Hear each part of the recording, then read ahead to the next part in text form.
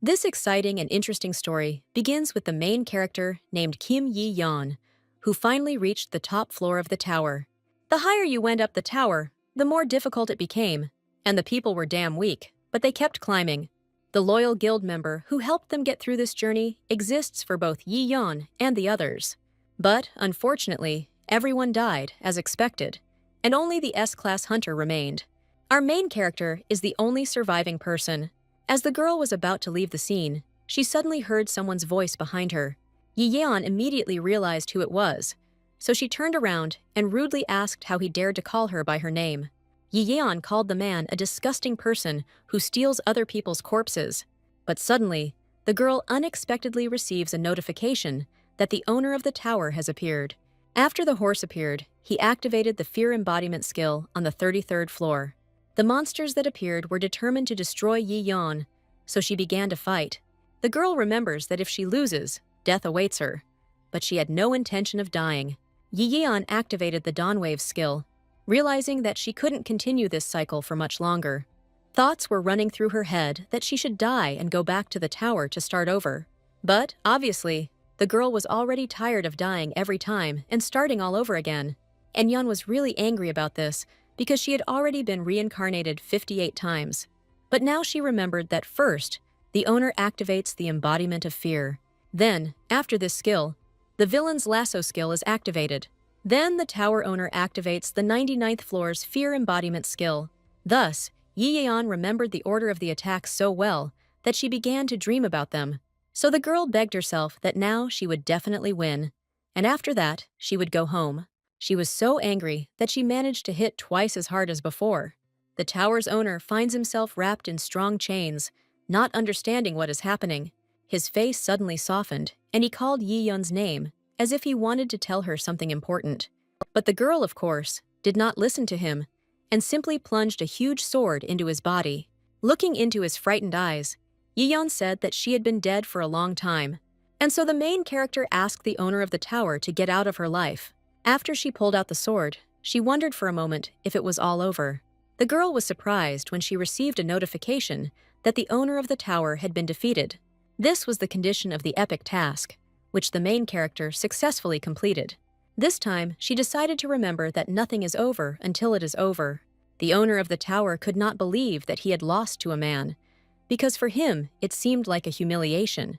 When he said that his great plan had been ruined, Yi-yeon replied that if the world state was so important, then he would definitely not die with honor. The owner suddenly fell silent, and the girl asked if this was really his plan. She asked why he was crying, explaining that they had been through everything together, and now it was time for them to say goodbye. The notice said that the Lord of Temptation forbids such speech, but, in the end, the main character asked to go home quickly, because her dog was waiting for her there. It was the Maltese lapdog Cerberus, who must have been waiting for her alone for a long time. The Queen of Waves and Healing reminded that when the curse was lifted, the dog would not remember that time, to which Yi-yeon said that this was what she was waiting for.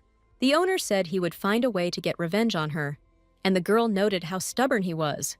The main character told him that he should try to take revenge on the unoriginal owner, and not on her. The owner approached her from behind and said that since she had destroyed his dream, he would destroy hers. But the girl brushed him off and said that he was already defeated, so he should stop talking this nonsense.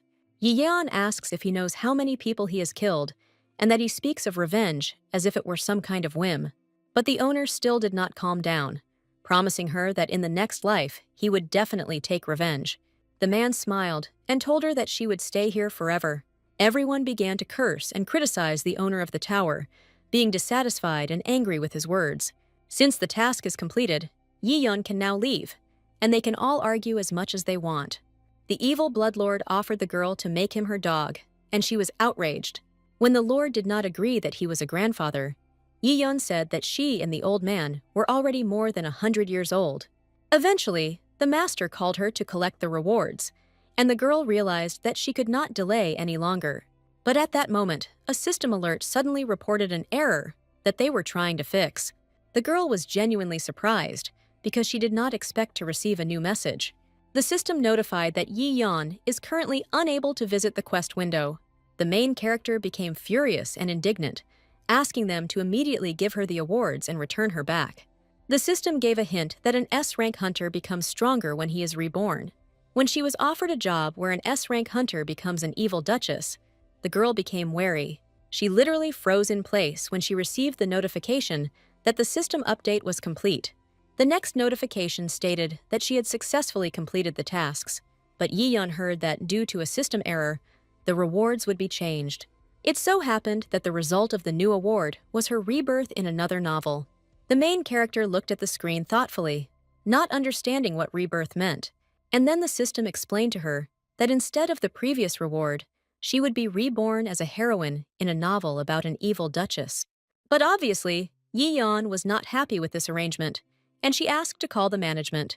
The girl was so upset and angry that she asked again to call the author, and then she hit the system with her big sledgehammer, unable to take it anymore.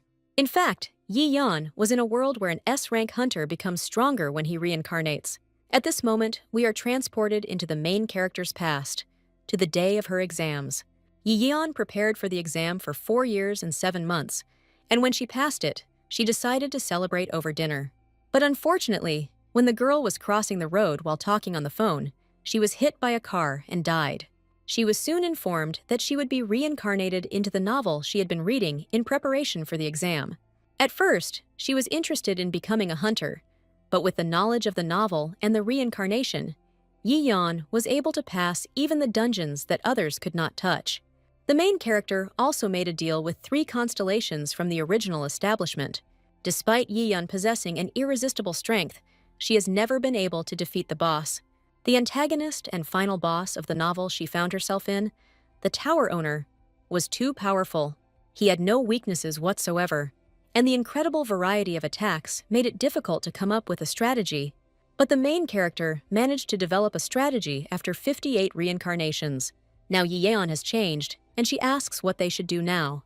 And while the girl was thinking about this, the Lord of Temptation was glad to be in a familiar world. Yi-yeon realizes that she was originally supposed to return to the original world, but she was angry that instead of giving her the rewards, she was sent to another novel. The girl had never read this novel before, and she also remembered the task window. Only with its help can one get a rough idea of what is happening. Apparently, the main character was reborn in the novel, and she hates romance. Yi-yeon felt that something was definitely wrong, as if there was no more strength left in her arms. In the system, she saw a patch to restore balance that she had never encountered before. The system has consistently shown only the highest level of accuracy, and everything seems to have been created so painstakingly, as if it was made especially for it. The system, which had previously been so well thought out, now began to experience failures. And Yeon realized that it turned out that this reincarnation was not planned. Then the main character thought that perhaps this was the work of the tower owner. This means that his last curse was so strong that it caused an error in the system. And Yeon decided that there was no point in sitting and thinking about imprisonment. She needed to start completing the task. She needed to escape from the dungeon. And then the girl would be able to get out of this body. She noticed how the evil ruler was inviting her to destroy everything around her, and that he was inspired. He said that his name cannot be spoken in this world, to which Yi-yeon asked what he knew about this world. The Lord said that this world was connected to his homeland, although the main character thought that it was an ordinary fantasy. Yi-yeon asked the master to check her and others' stats to see what had changed. The Lord said that the characteristics are worse than in the underworld, but better than in the past world. But the girl decided that it was okay, because she had hardly used anything in her past life anyway. In general, the main character's abilities have become a little worse than they were. She tore off the bars in 1 or 2 moments, thinking that she should sort out the standards of this world. And when she realized how easy everything was, she thought that she didn't have to worry at all. The greatest warrior of the Ramdish Empire is the cold-blooded Duke Marziz. He is the only duke of the empire renowned for his swordsmanship. The Marsis family has raised many students, but now faces imminent collapse. The only saint in the empire, and the crown prince's fiancé, Leon Karis, has disappeared on the outskirts of the duchy. The prime suspect turned out to be the empire's worst villain, abandoned by her family, Renée Marsis. When Ante Marsis, the heir, was told that there was a stranger in the dungeon, he ordered preparations for battle. Kirill Martzes, the duke's second son, said the fighter could prove to be quite challenging. And then Auntie ordered that they would begin the attack on the count of 3. But before they could even move, someone's voice was heard from under the shadow of the basement. Auntie got angry, and Kirill, his eyes wide in surprise, tried to understand who was there. As it turned out, Renee came out of the dungeon, surprised by the large number of people, but wished everyone good morning.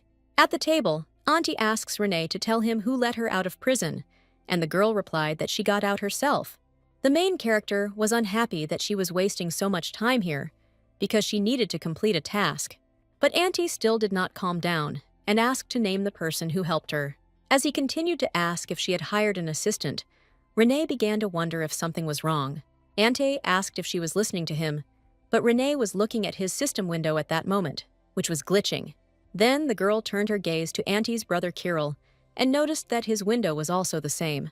But even though the system's windows were buggy, her relationship with them was rock bottom. Suddenly, Renee received a notification that she had completed the escape mission, and an additional mission appeared. The task said that she should improve her relationship with Auntie and Kirill, and improve her reputation.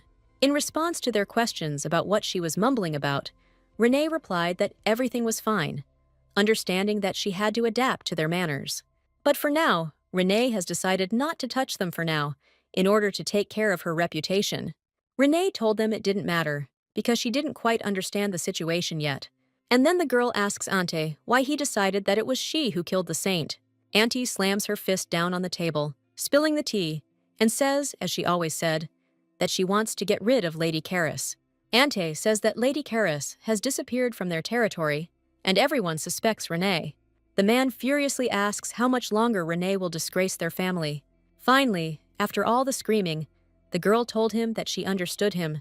When she asks where the body and evidence are, Auntie says that she hid it herself. Kirill corrects him and says that there is actually no direct evidence. And then Auntie said with a heavy sigh that envy of Karis was also a motive. He asks if it wasn't her, then who could have killed such an innocent person? He tells Renee that if she confesses, the Duke may forgive her, at least until the court hearing. But Renee wondered why they were talking about the Crown Prince and not the Emperor. Kirill said that the Crown Prince was personally considering the matter, and then Renee asked why he would travel such a distance. But in response, Kirill asked if she really still thought that His Highness liked her. Auntie explains that His Highness has been engaged to Lady Karis for 3 years, and Kirill asks if Renee is tired of unrequited love. And then Renee realized that the heroine of this novel fell in love with the Crown Prince, so she tried to kill his bride several times. And apparently, this time Renee succeeded. But it seemed so obvious to her. The quest description states that Renee was accused, meaning she was not guilty. The system has neither creation nor feelings, but it never lies, because the content of the stories does not contain a lie. But, one way or another, the truth may actually be hidden. Then, Renee wondered who could really have killed Lady Karis. Renee says she now has an idea of what's going on, and asks her to listen.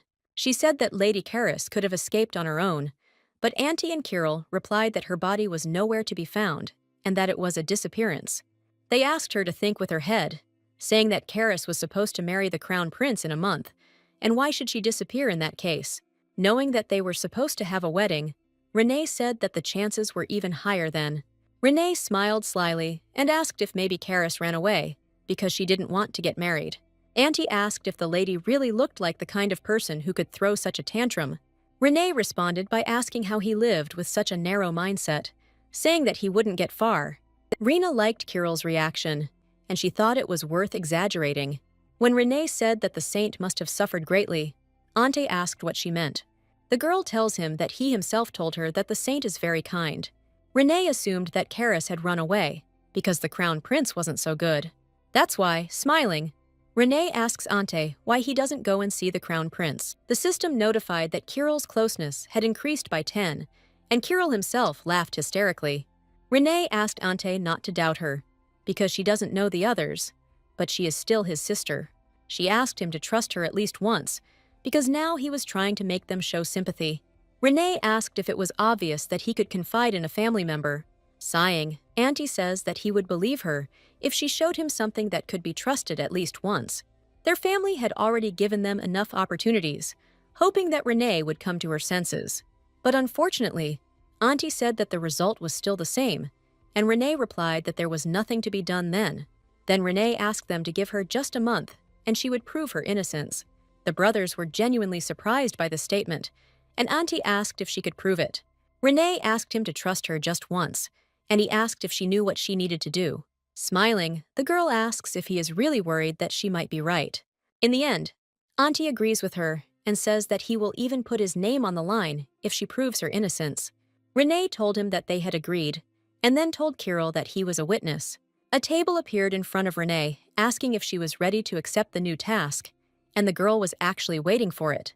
After reading the conditions of the task, the main character was surprised that her relationship with Kirill had already improved. But still, she didn't understand at all why they wouldn't improve with Ante. Renee understands that even if her innocence is proven, the relationship will not improve. This is what made her wonder what kind of hidden settings Ante had. The girl extends her hand to her brother and asks him to take care of her this month. Ante did not understand her words and said that it would be wise to prepare for defeat now. He still didn't believe her, and Renee understood how much he suspected her. But they shook hands anyway, as if they had made a pact, and Renee thanked him for his concern. Kirill, watching them, awkwardly scratched the back of his head and thought that something had changed. Ante told Kirill that he had not planned to shake hands, but he could not avoid this handshake. As an excellent swordsman, Ante can distinguish the hand of an ordinary person who doesn't even know how to wield a sword. And when he shook Renee's hand, he felt no skill, no kindness, nothing. But a second ago, Ante unconsciously reached for his sword, not understanding why he did it. Some time passes, and when Renee is left alone, she wonders what she should do now. She realized that she didn't have enough information, and even if she should start somewhere, she didn't know where to start.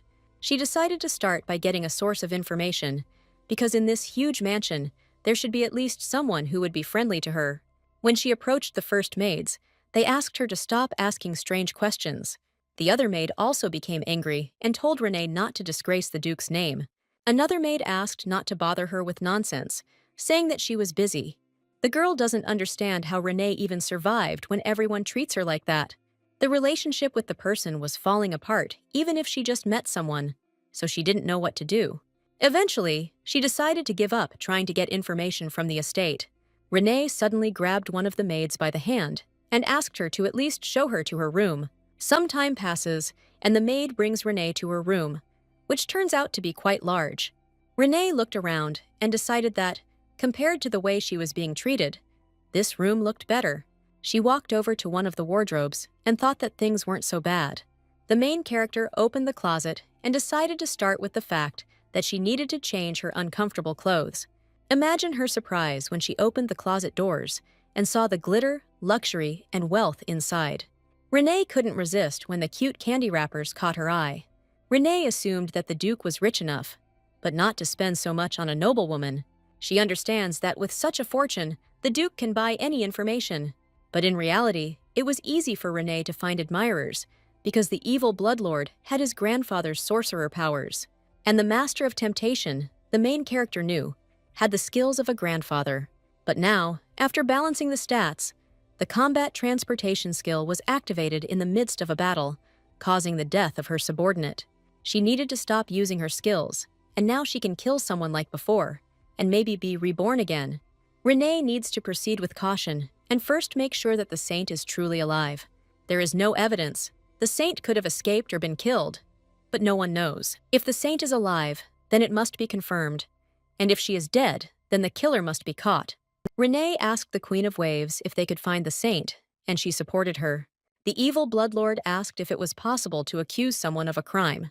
Renee thought that there seemed to be someone here who was connected to the sacred, so the old tempter might be caught. The girl leaves the room, realizing that she won't get any information here, even with money. When the Wave Queen expressed her concern, Renee thought that she, an S-rank hunter, was no longer afraid of anything after the tower. The evil overlord suggested going to the place where the saint disappeared, and Renee thought it was a good idea. Renee understands that she can't give up, because in this world, even nonsense can be useful. When she came to Auntie's office, he asked if she had really come to get a report on what had happened. Renee replied that if he didn't want their family to be stigmatized, then yes. The man sighed heavily, thinking that she was threatening him, but still agreed to give her report. But he set one condition, that there would be security guards next to Renee the whole time. Ante looked around and stopped his gaze on one man, whom he appointed as a guard. Renee said that they would still be watching her and reporting everything, so wouldn't it be easier for them to send their closest assistant?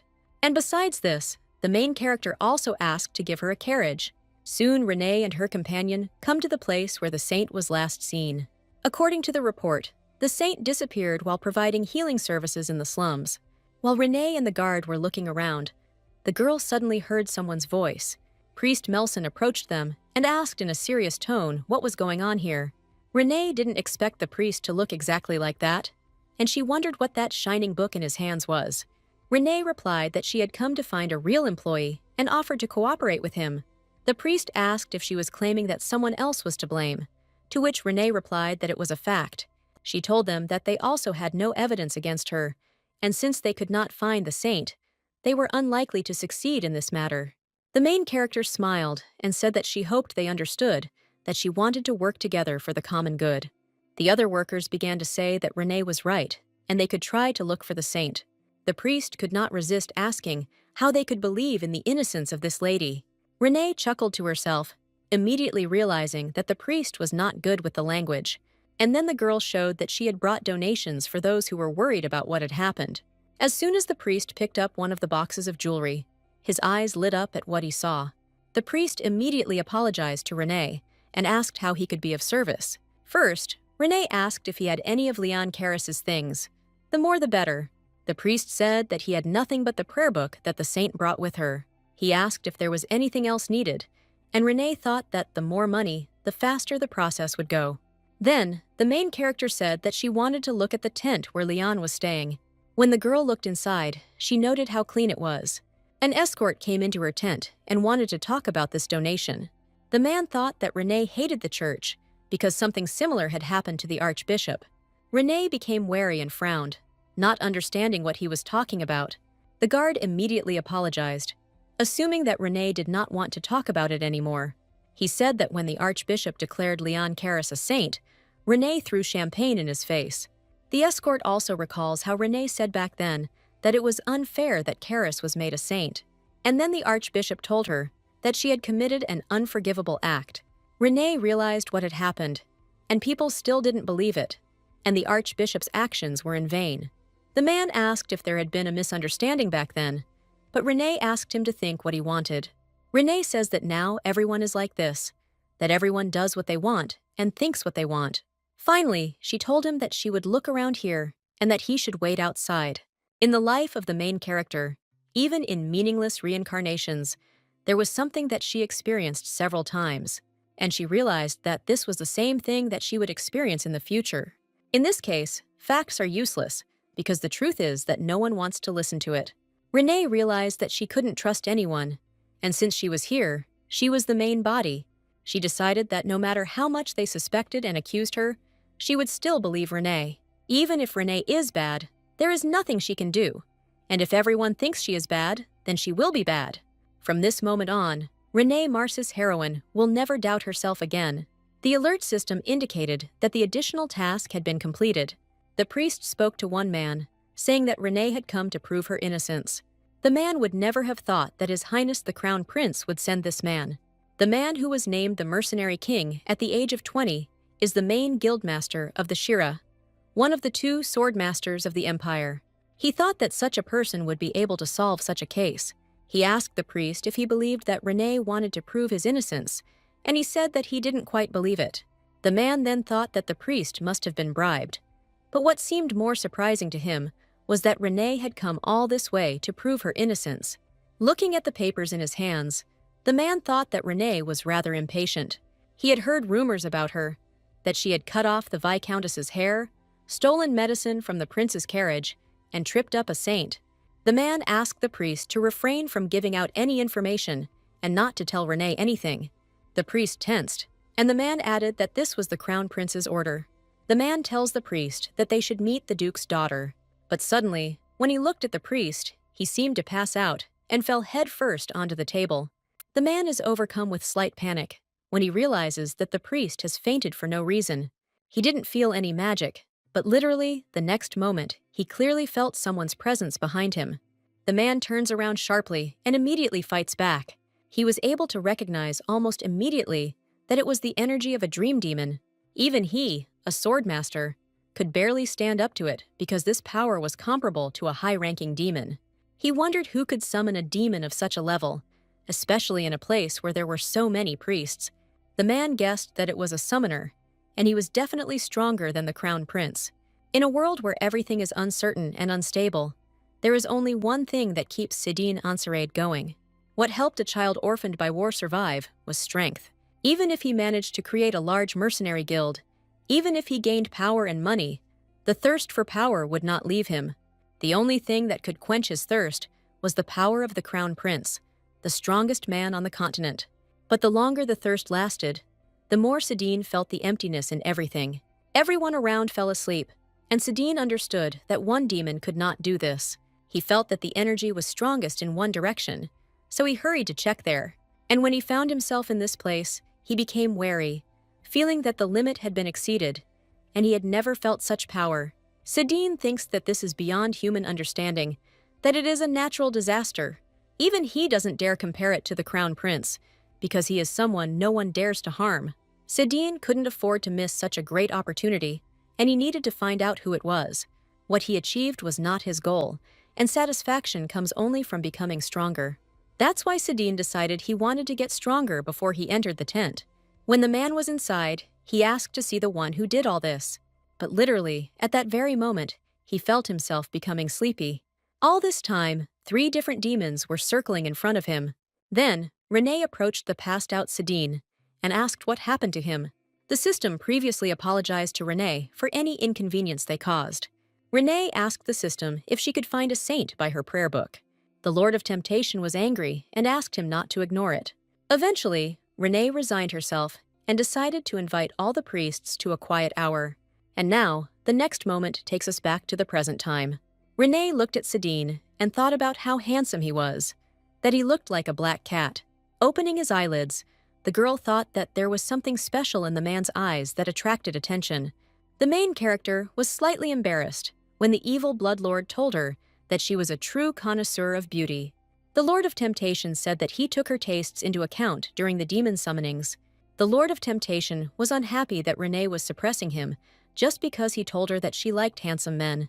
Renee covered her ears with her hands because it was so loud, and she asked the master to stop.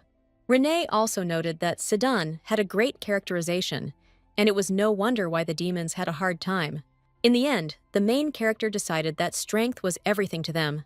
But suddenly, the Lord of Temptation suggested that she kill Sidine right now. But the girl refused and asked to leave him alive because she liked him. And all because Sidine turned out to be the first person whose attitude towards Renee was not negative. The girl noted that Sidine is not only cute and sweet, but also obedient. Judged by his attitude towards her, he is not one of those people who judge others based on other people's words. Judging from his titles, he has a lot of information, and since he is a sword master, there is no need to worry about him. And in the end, the main character decided that Sidine would now be hers. Looking at his face, Renee said that she wanted to tame him because he was like the perfect pet. The Bloodlord was angry, but Renee told him that he could do whatever he wanted, and then asked the tempter if he had come up with anything. The Overlord gives her the report of the dream demons, and Renee noticed that, for the most part, there was nothing special. Renee knew there was a witness, but they were just going to hide him and keep quiet. What made her even more angry was that these were orders from the Crown Prince and this guy. The girl accidentally hit the guy on the nose, causing him to blush. The Lord of Blood, the Queen of Waves and Healing, and the Lord of Temptation began to talk a lot. Eventually, Renee got fed up and simply decided to block them. She left only the Water Sister because she needs her help with the treatment. Renee decided to correct her mistake and then scold each of them separately. She looked her future companion in the eyes for the last time and left the room. In his sleep, Sidine hears someone calling him and asking him to wake up. He heard someone telling him that from that day on, he would be his master. While Sidine was sleeping, the Water Sister healed his nose, which Renee had accidentally hit. When the man woke up, he immediately felt that his nose hurt. After this, he remembers his energy and tries to remember where it went. At that moment, while Sidine was slowly coming to his senses, he heard a female voice. Turning around, the man saw that he was in the same room with the daughter of Duke Marsis. Renee noticed that he seemed to know her, so she asked if they had met before. Then, Sidine tells her that he has never seen her before, but Renee, of course, does not believe him.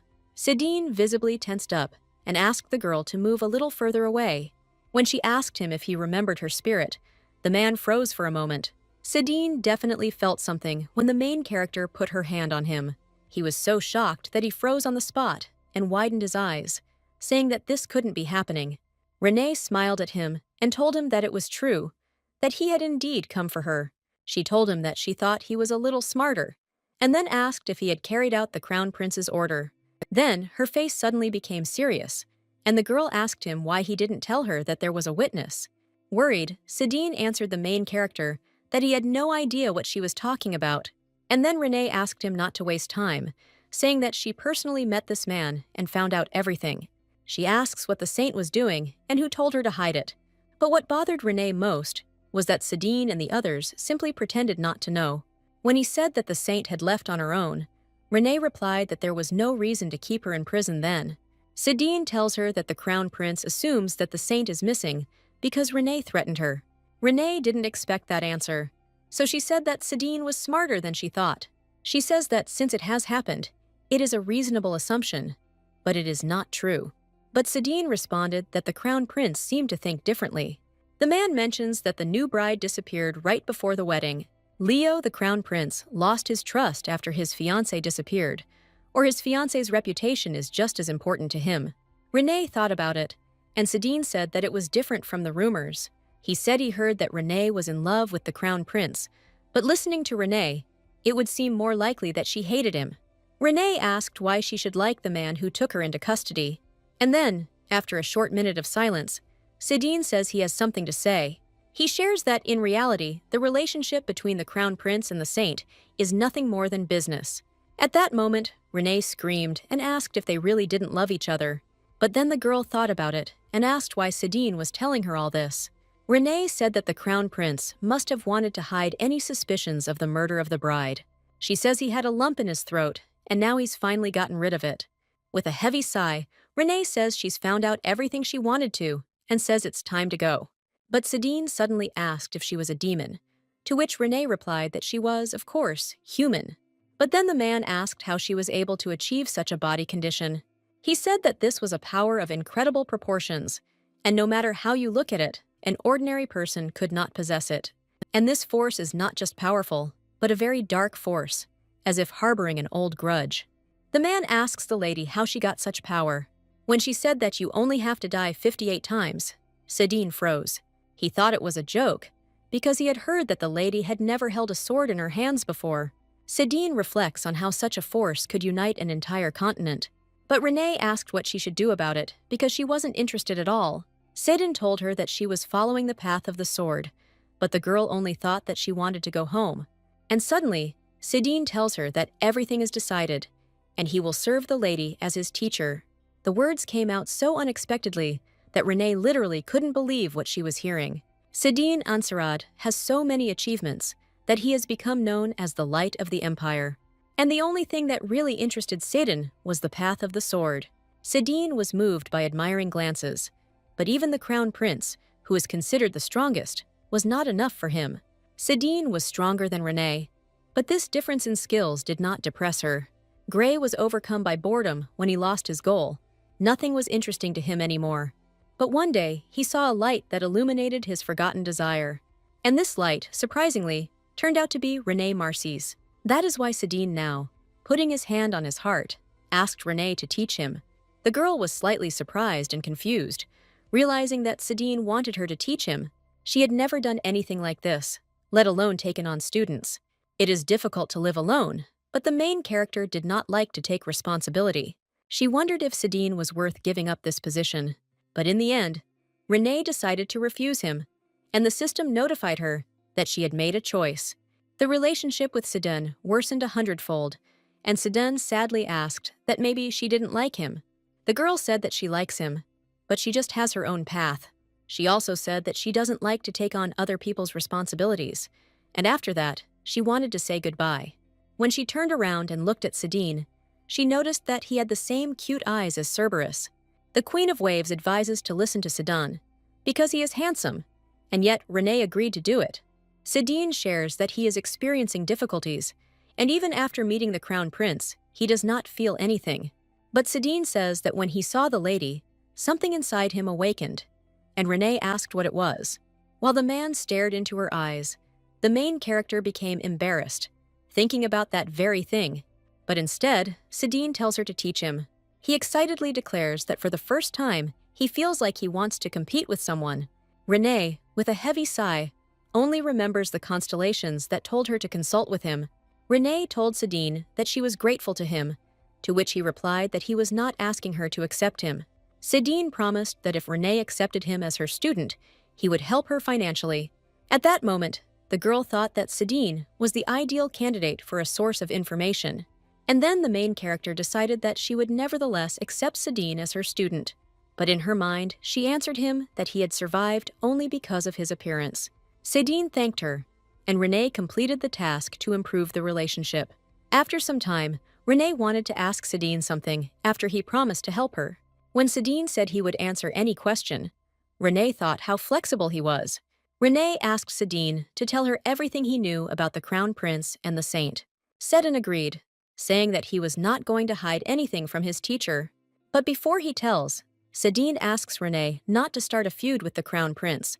He said that the Crown Prince had political power, and Renee asked if he was worried about her. Sidine responds that the Crown Prince should not be underestimated. In the end, Renee agreed with him and simply asked him to answer her question. Sidine told her that the Saint, Leon Karis, had received the favor of Beloit and was considered an incarnation of God. Due to her strength and character, Leon is loved by everyone in the Empire, and after his engagement to her, the Crown Prince received great support. Every effort was also made to preserve the engagement, and the Crown Prince was not averse to bloodshed. However, the Saint disappeared, and in addition, a witness testified that he saw the Saint on the day of her disappearance. Renee said that no matter how much she thought about the story, one thought would never leave her. She remembers that the last witness serves a saint who was struggling with something. On the day when the priest came to the saint, she was muttering something in her sleep. He was surprised that the saint was talking in her sleep and tried to tell her that everything was fine. But then the saint said that she needed to flee, and if she did not do so, she would be in danger. And after this, the saint disappeared while the priest was sleeping, and then he reported this to the Crown Prince. Renee wondered what could have been so dangerous that night that the saint had fled. Sidine says that if the bride ran away before the wedding, saying that it was dangerous, then all suspicions will fall on the groom.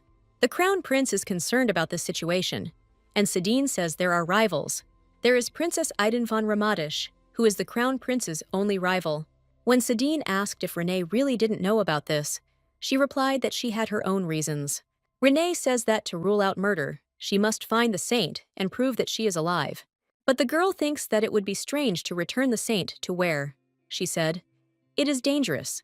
Renee asked Sidine not to look at her like that because she was not as pretty as he thought. He doesn't know how much the rumors could be so false, but he will go right now and fix everything.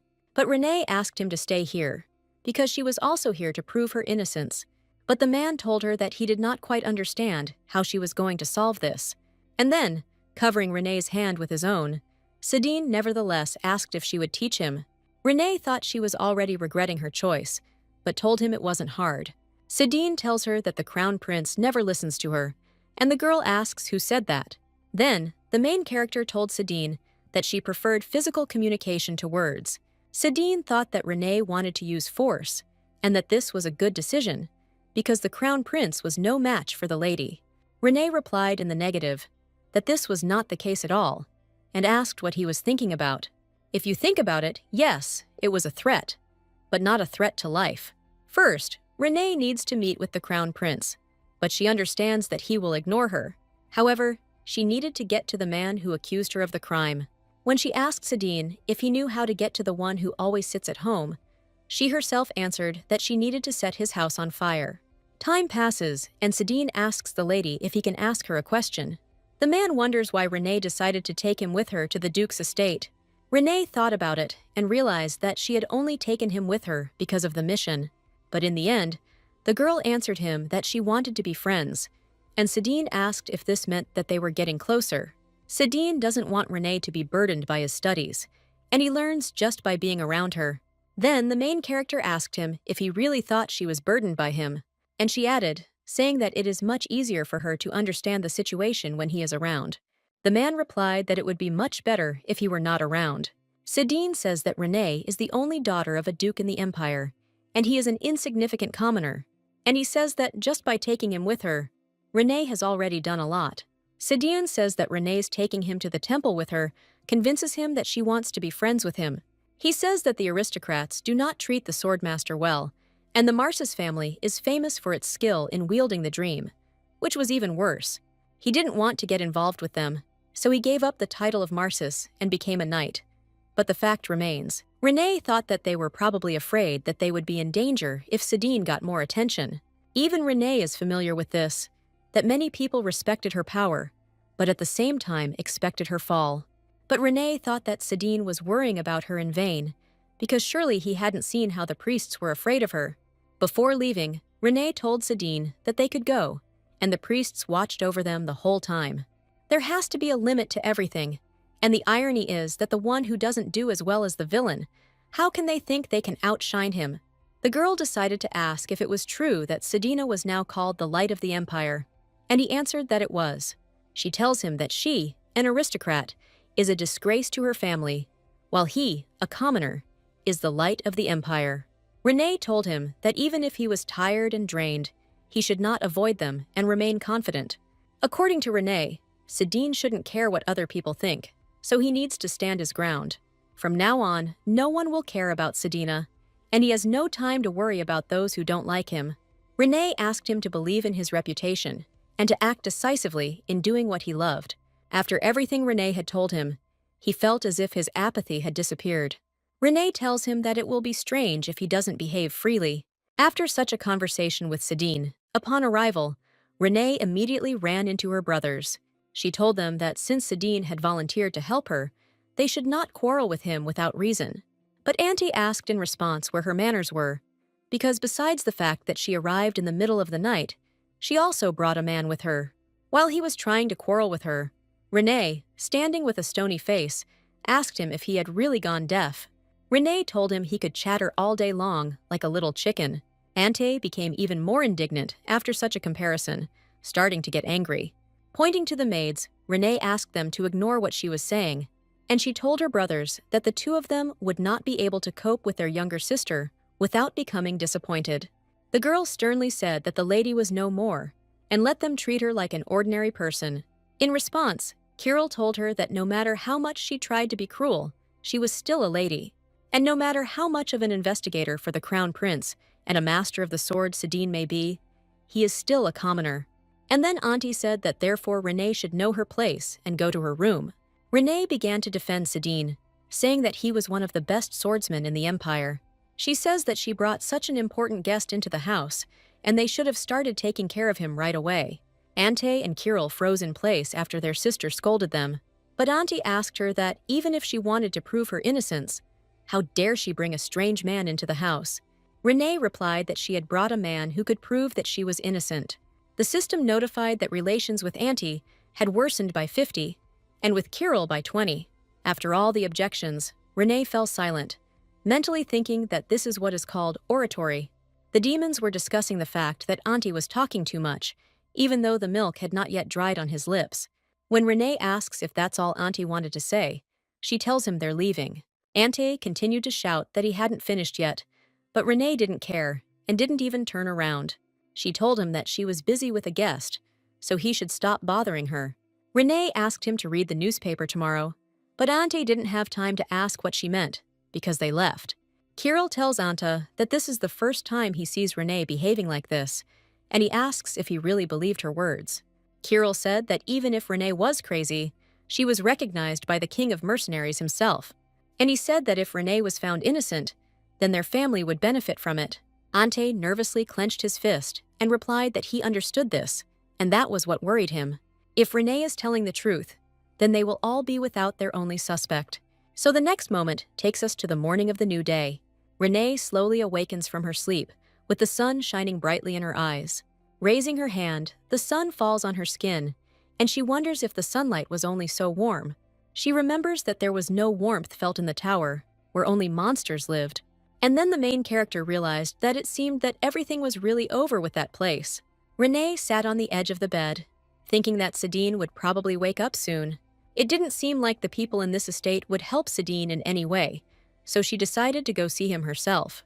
While she was lost in thought, she heard someone knocking on the door, which was the first time she had ever heard it. In the tower, any knock meant that thousands of enemies were already running, and it was necessary to use the skill of heightened senses.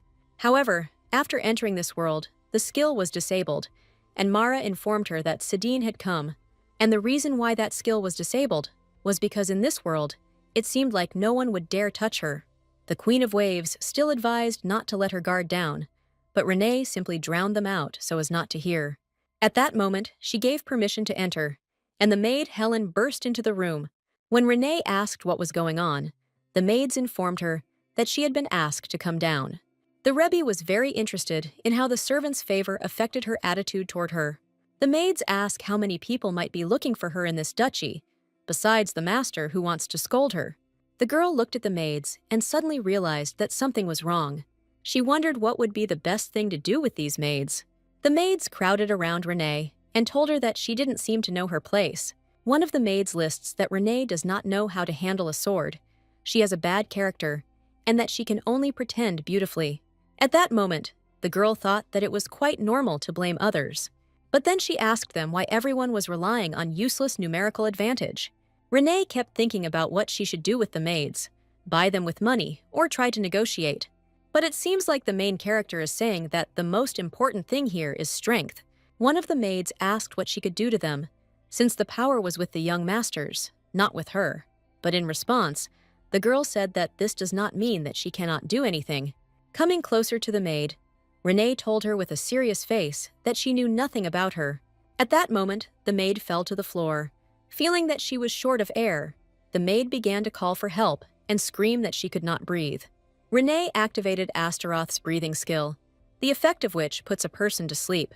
The maid crying on the floor began to slowly pass out, and the other maids screamed that she was dead. Renee reassured them that she was not dead, but simply sleeping, but the maids were still in a panic. One of the maids knelt down in front of Renee and began to say that she was wrong and asked him not to kill her. Yesterday, Renee talked to Sadine as if everything was fine, but in reality, she was acting that way because they had both experienced neglect. Renee asked the maids why they were so stupid, to which the evil master replied that they were all like that.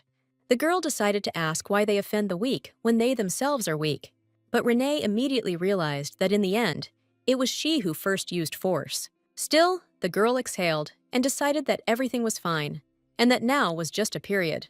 Renee smiled and told the maids that thanks to them, she had no time to be upset. Renee asked where she should go, and one of the maids told her to go straight to the dining room.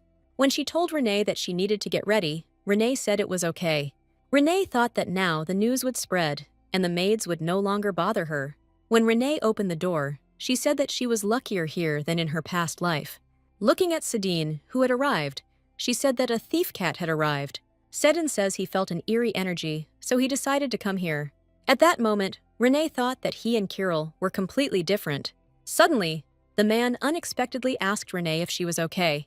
She asked back why she should be wrong, asking if Sadine would also accuse her of cruelty, but he asked why he would do that. The main character told him that everyone she met here told her that it was her fault, and then Sadine asks her if he can really do this to her. Realizing that this is indeed the case, Renee tells him that she is okay.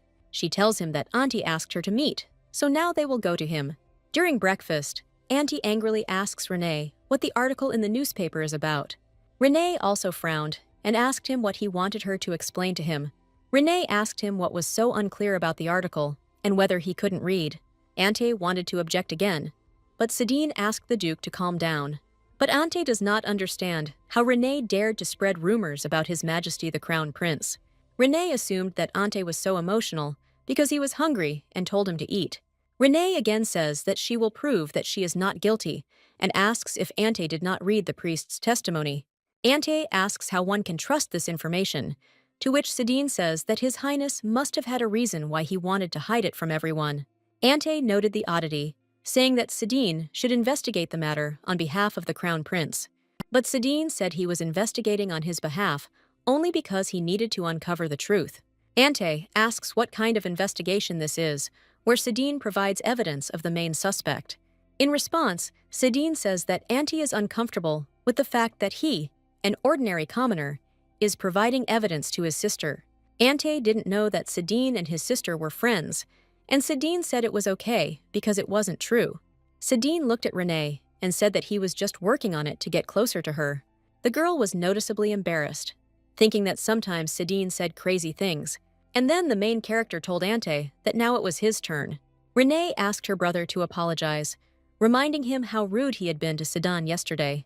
She reminds that Sidine is His Highness's investigator, and the fact that he is a commoner does not change anything. And then Ante, bowing his head down, says that he was wrong when he was rude yesterday, but Sidine told him that he should apologize not to him, but to someone else.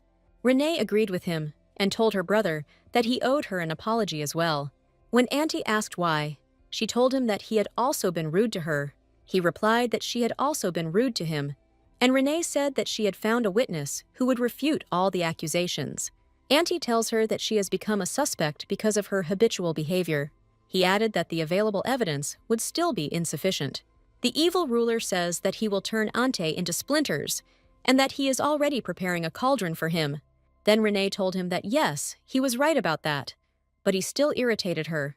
Renee was already seething with anger, and Sidine, who was sitting next to her, somehow tried to calm her down. Since they had finished breakfast, the topic was closed, and Renee said that it was time to prepare for the reception of a special guest. She said that someone would be coming here soon, and the Queen of the Waves said that the guest was already on his way. Ante decided to ask who she invited, to which Renee replied that he himself decided to come. In other words, Renee says it's an uninvited guest, and Ante asks her what she means. At this moment, the butler runs into the room and says that he urgently needs to say something. He runs up to Ante and says something in his ear, conveying information. Ante was so shocked by what he heard that he suddenly jumped up from his seat and threw his chair aside. The man opened the door in a rage and asked Renee what she had done. Renee just spread them with her hands, and Sidine asked if he was the only guest. The girl confirmed his words and told him that this guest was familiar to him. An evil overlord wonders why there are so many handsome men in this world. The master said that it seemed that Sidine now had a rival, but Renee said that was not true. But in the end, the girl and Sidine come out onto the alley in the garden, and she sees that guest. This guest turned out to be the Crown Prince of the Empire, Ishir von Ramdish, who was previously loved by the real Renee. Renee greeted the Crown Prince and said that it was an honor to meet him. From the very first meeting, the main character felt that the system would connect them in the most inconvenient way, but she noticed that their relationship had deteriorated.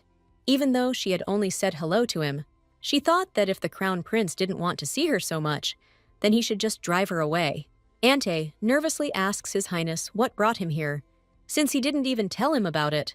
The Crown Prince suddenly grabbed Renee by the face and told her that she wasn't even trying to pretend that she had changed. The man leaned closer to her face and quietly asked her who she was. Sidine, watching all this, could hardly restrain himself from helping Renee. Suddenly, the girl unexpectedly waved away the Crown Prince's hand and asked him not to touch her without his permission. The Crown Prince asked them not to provoke each other and said that if she had something to say, then let her say it and leave. Renee had heard that Ishir was the strongest in the empire, but he still couldn't compare to her.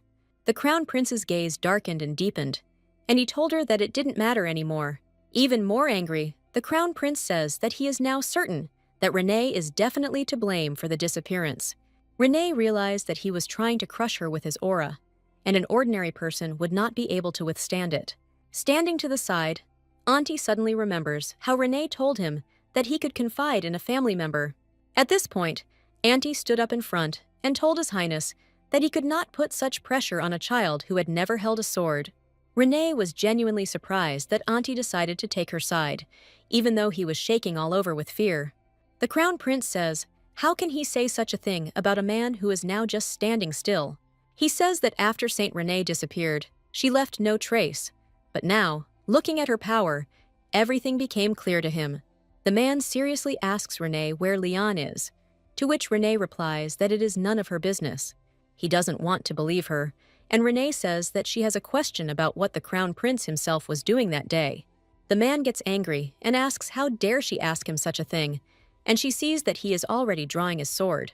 Renee chuckled and asked if the greatest master in the world was really afraid of a simple girl. This was the last straw for the crown prince, and he was about to attack Renee, but Sidon stood up for her. The crown prince growls and asks Sidon to get out of the way, growing even angrier. Sidon replied that he would not leave because he believed that Lady Renee was not guilty. When the crown prince asked if he was in league with her, Sidon replied that he was not in league with anyone. Ishir says that no one in the empire hates Leon as much as Renee, and that Leon has disappeared from this territory. Sidon asked if Renee would do something like that when she could do something more effective with her abilities. He tells the crown prince that if he really wants to find the saint, they must unite.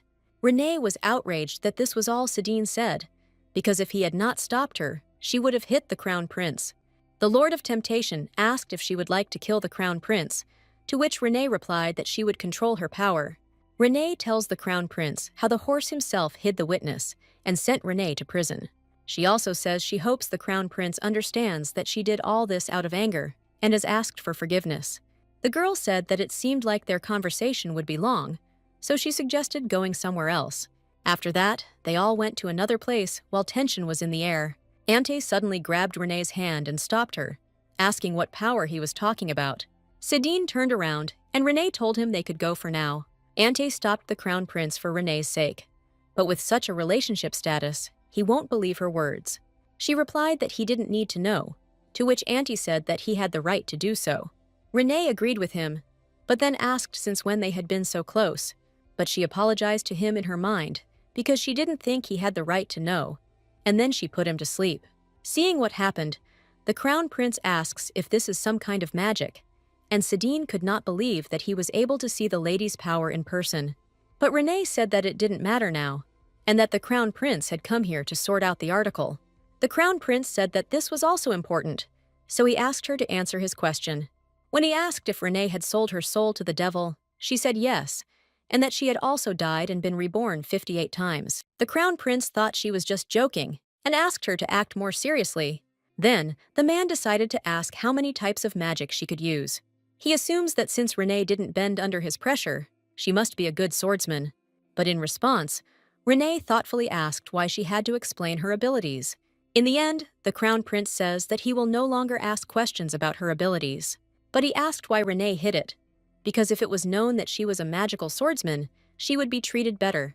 And then the girl wondered if he was saying this to hint that she was being treated this way because she was weak.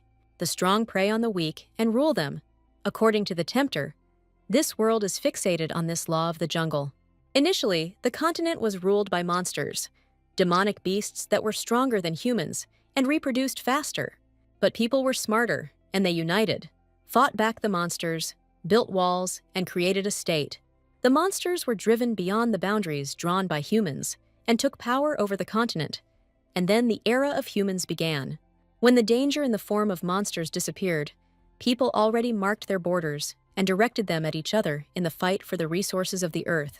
The Ramdish Empire grew, following the law of the strongest, that monsters must be destroyed and people must be fought. Renee knows that this empire is known as a world where rivalry reigns, a family driven mad by power, and a crown prince who is more interested in his own face than his bride. And the fact that the lady of the family was called a disgrace because of her weakness, such is the strangeness of this world. Renee said that it was true. If she had spoken about her power, she would have been given the place of the heir of Mercies. She says that she could become the creator of a new kind of aristocrats, and people would start taking her more seriously. But nevertheless, the main character says that she is not at all interested in what His Highness said. She saw no point in becoming the heir to the family line, because it would bring even more problems. The main character never needed either power or fame. She also added that she doesn't care at all how people treat her based on her strength. Renee recalls how they ignored her, belittled her, not considering her as a human being. But as soon as Renee showed her abilities, everyone immediately began to take her more seriously. The girl said that people here speak as if they don't know anything about this world yet. Renee says she feels regret in the Crown Prince's words. But what if she had told him everything? She then asked if the Crown Prince would have become engaged to her if Renee had told him about her abilities earlier. The Crown Prince became angry, slamming his hands on the table, and Renee guessed that this seemed to be true. The Crown Prince turned to Sidine, but the girl asked him not to touch him and not to accuse him of anything. The main character reminds the Crown Prince that, first of all, Sidine did not swear allegiance to him. Renee didn't care what kind of relationship the Crown Prince and the Saint had, because she needed to prove her innocence. The girl thought that she wanted to go home to see Cerberus as soon as possible. But suddenly, Renee heard Sidine asking if they couldn't hurry up then. Renee stood up and asked the two of them to focus, saying that it didn't matter whether she was strong or not. Then, the main character asked the Crown Prince to declare that she did not commit a crime, and then she would cancel the article. The easiest way to get yourself off the hook for murder is to use someone who has more respect than Renee.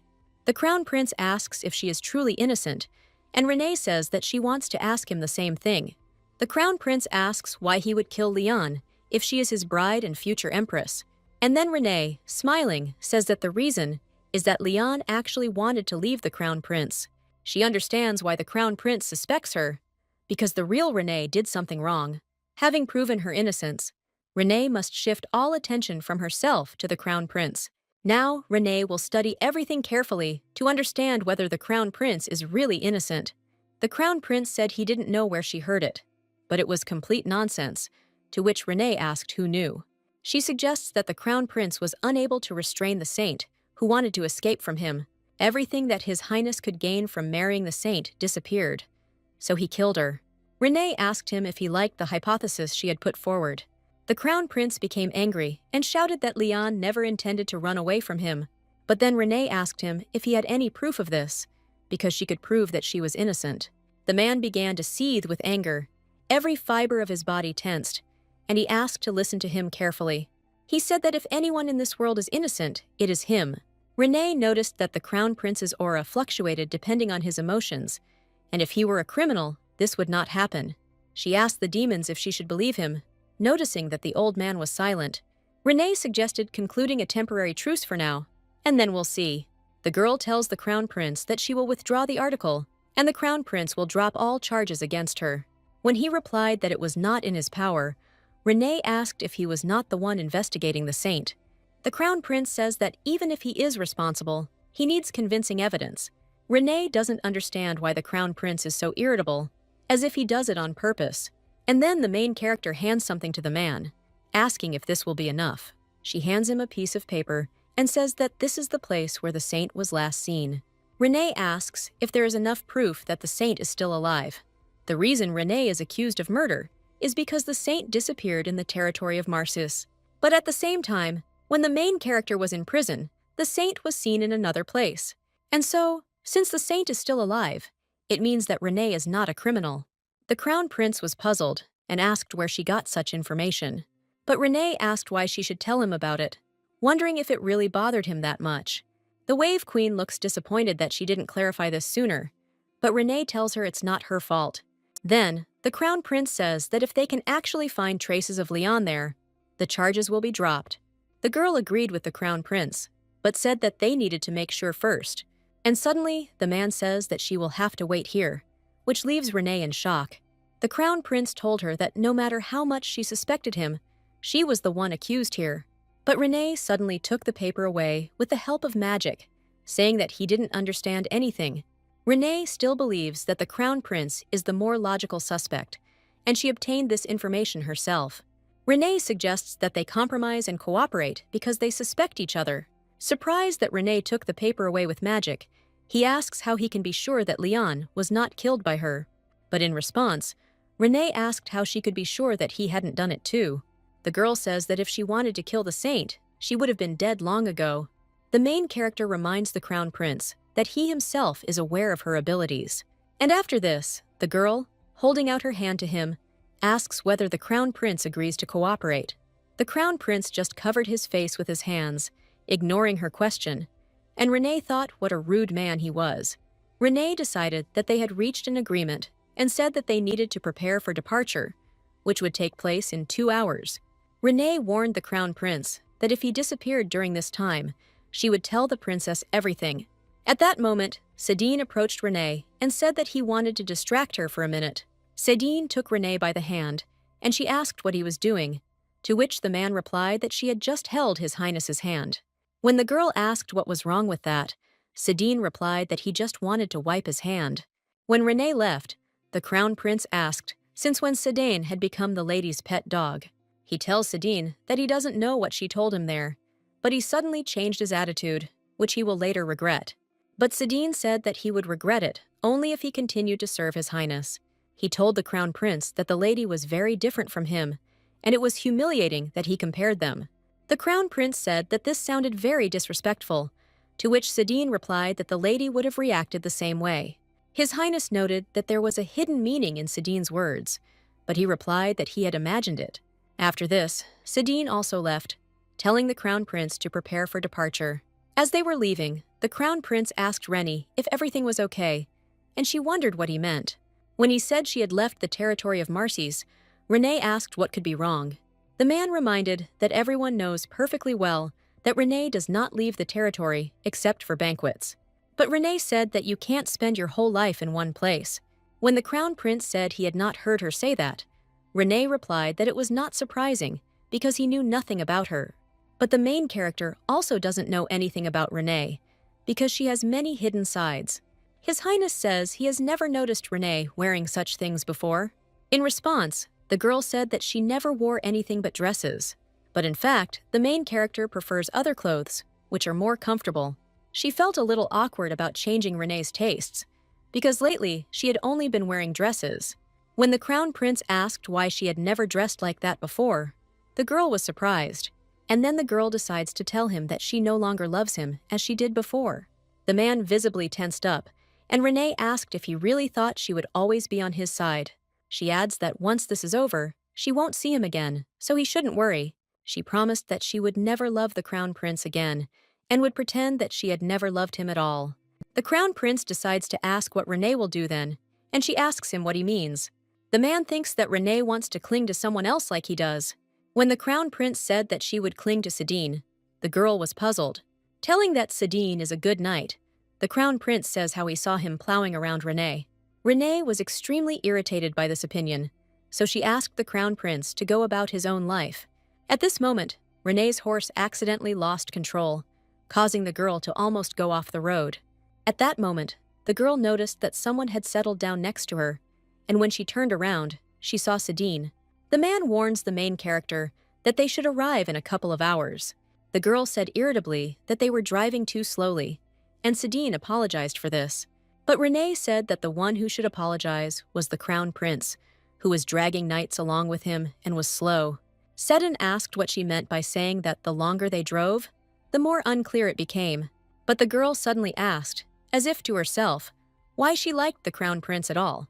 She reflects that she should definitely avoid such people now. Sedine suddenly declared that if Renee only gave him the order, he would immediately get rid of His Highness. But Renee replied with a heavy sigh that if she had wanted to, she would have removed it herself long ago. But she asked if it was okay to say that, since it sounded like a conspiracy, and Sedine said that he served her, not the crown prince. In the end, Renee told him to just keep it in mind and drove off ahead. When Sedine asked if she was okay, Renee told him that he seemed more agitated than usual. But then she herself said that perhaps she was just imagining things, and answered Sedine that she was fine. Renee activated her blessing skill, and her horse galloped forward. In fact, Sedine was right that Renee was worried, but she just didn't show it. The main task has already appeared a long time ago, and soon the special task will be completed. She remembers how she carried out a special task that would allow her to return to the original world. And the only task that can send the main character back is an epic task. Maybe the genre is different now, or you need to complete a preliminary task first. Just in case, Renee tries harder. But no matter how much the girl complains, the system still does not respond to her. The Wave Queen suggested that there was currently an error in the system that would be corrected after the task was completed. The demons offered her various advice, but Renee said she would refrain from them, thinking that it would only make the situation worse. The evil master advised her to think less and not worry, and Renee understands that he is right. But, one way or another, The girl just couldn't stop thinking about it. Raising her gaze to the sky, the main character wondered if she could get stuck here forever. The note that Renee had had a message about where the saint had been seen, and it was a simple, ordinary place. One of the knights informs His Highness that he has caught the one who took the saint. Renee realized that if it weren't for the prince's men swarming everywhere, they could find the saint. Now the girl realized that all this was just a waste of time. The captured man grunts and introduces himself to His Highness as Derek. The crown prince told him that if he did not want his name on the tombstone, he had better tell the truth. The man admits that the saint did indeed stay with them, but if they hadn't shown him the leaflet, he would never have realized that she was a saint. When the crown prince asked why Leon had come to him, he said that he had invited her to stay the night. The man didn't have time to say anything after that, because Renee asked him to take them to his house. When the man asked her, puzzled, what she meant, Renee wondered what was so surprising about that. The girl explained to him that they, in any case, first needed to check everything. And when the man pointed in the direction to go, Renee was surprised, asking if this was really his house. The heroine was genuinely surprised that a saint came and went to this luxurious place. The Lord of Temptation said that it was quite nice here, and the evil lord offered to take this estate for himself. Renee realized that the demons were talking nonsense once again, so she didn't listen to them. Renee asked Sadine if he smelled anything strange. The man was worried that it was him smelling, but the girl said that he still smelled like lavender. She told him that there was a suspicious smell coming from the house. And after that, the main character took off, running in the direction from which the smell was coming. As she ran through the corridors, with the crown prince and Sadine following her, the smell became clearer and clearer. The girl ran around to different places, trying to figure out where the place was, from where she could smell the smell. And eventually, the smell leads her to a place where there was a large door. When the girl approached the door, Sadine asked what she found there. The crown prince asked her to act arbitrarily, and Renee asked her to come here because there was something here. As they got closer, each of their expressions changed because there was a corpse inside the room. Soon, knights were posted around this room, guarding this area. While the crown prince was examining the corpse, the captured man said that it was not him and that he did not know about it. Sadine noticed that smoke was still coming from the ashes, as if it had happened not so long ago. Renee, after thinking about it, came to the conclusion that the corpse had been burning while they were wandering around the village. And then the girl realized that if Ishir had not brought the knights, and if Renee had acted alone, she would have been able to save this man. The demons say that the task could have become even more confusing, but in any case, it is not Renee's fault. Renee doesn't know what will happen with the mission, but it still costs a human life. When Sadine asked if it could be the corpse of a saint, Renee replied that it was not yet known, but that sacred powers emanated from the corpse. There are not many people in the world who possess sacred power, and if a person possessed a powerful sacred power, it remains with him even after death. The main character could not believe that they were watching the terrible sight of a burning man. Not much time had passed since the man had burned, and Renee rode on, accompanied by two companions. This is only proof that the saint was alive until recently. The crown prince whispers and asks why Leon was killed and what she did wrong. The ring in his hands was the same one he had given her, but Sadine asked if he was sure about it, and then he said that he couldn't be mistaken because he had ordered it himself. This ring has a powerful spell placed on it that cannot be broken by normal means. The special mission was completed, but unfortunately, a person died.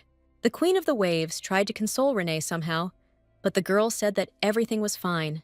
The main character has seen people burn many times, because she herself loved to burn them in fire.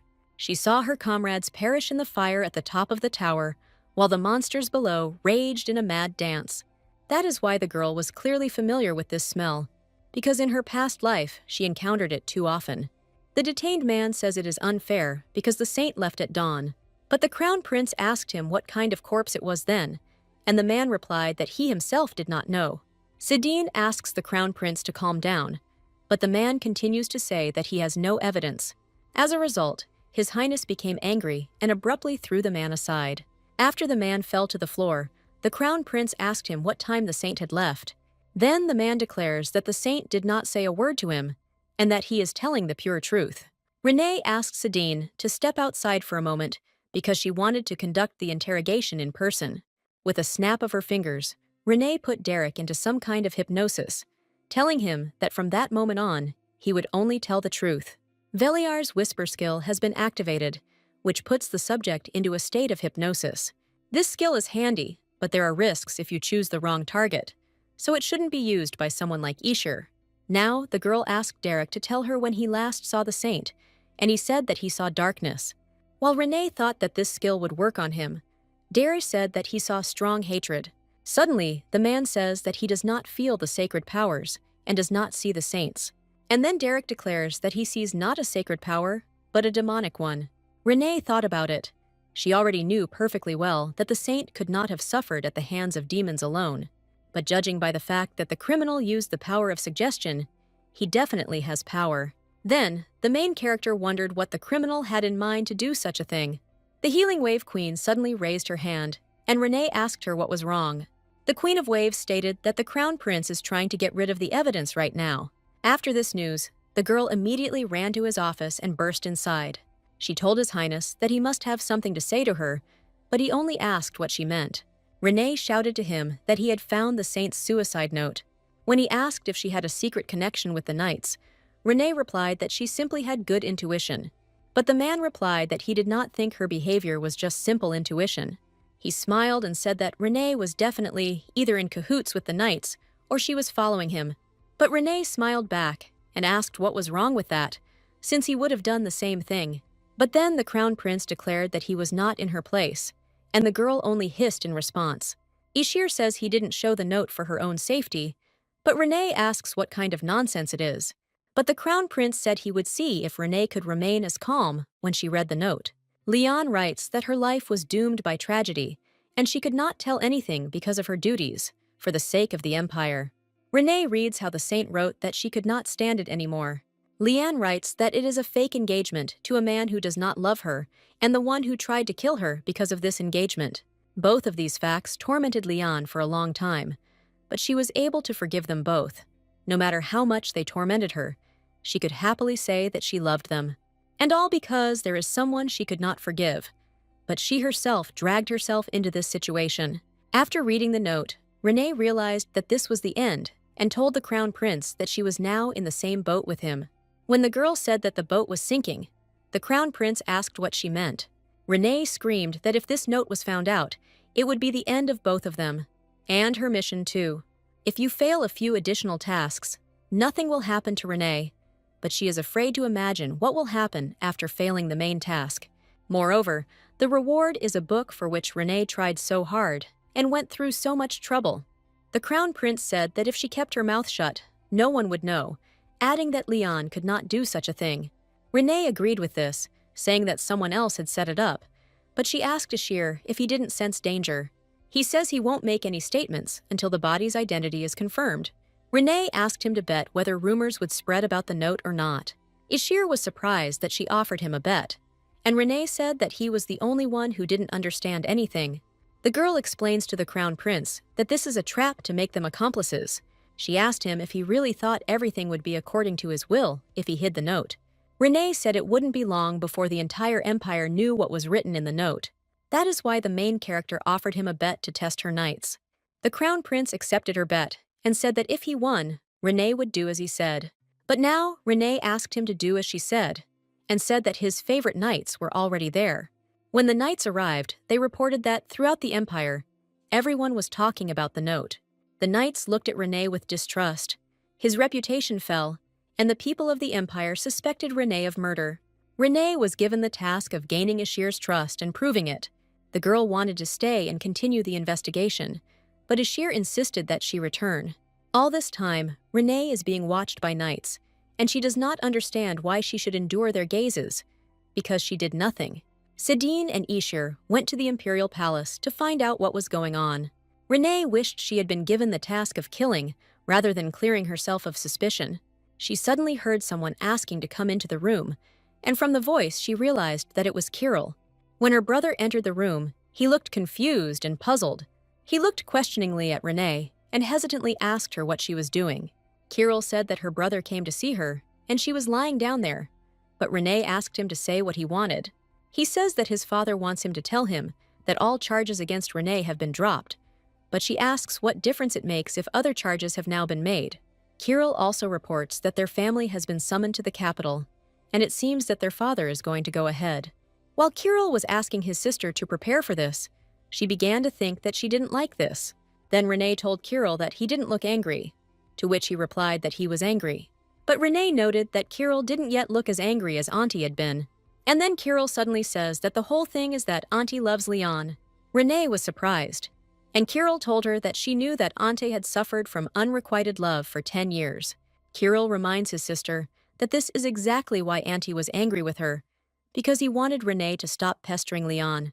And now the main character understood what was going on, although it still seemed to her that Auntie was exaggerating.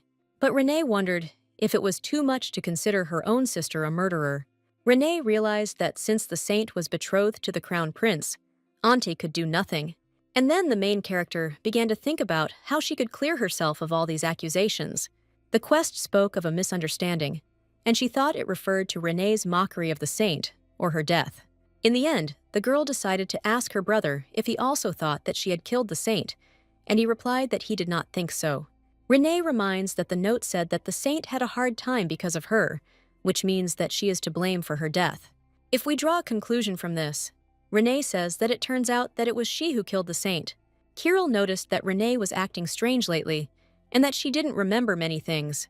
He said she might have matured, but her passion had definitely diminished. Renee said that it was natural, since the person was gone, to which Kirill replied that that was also strange. He mentions that Renee never said anything about wanting to kill the saint, and then the girl thought, asking her brother what he was talking about.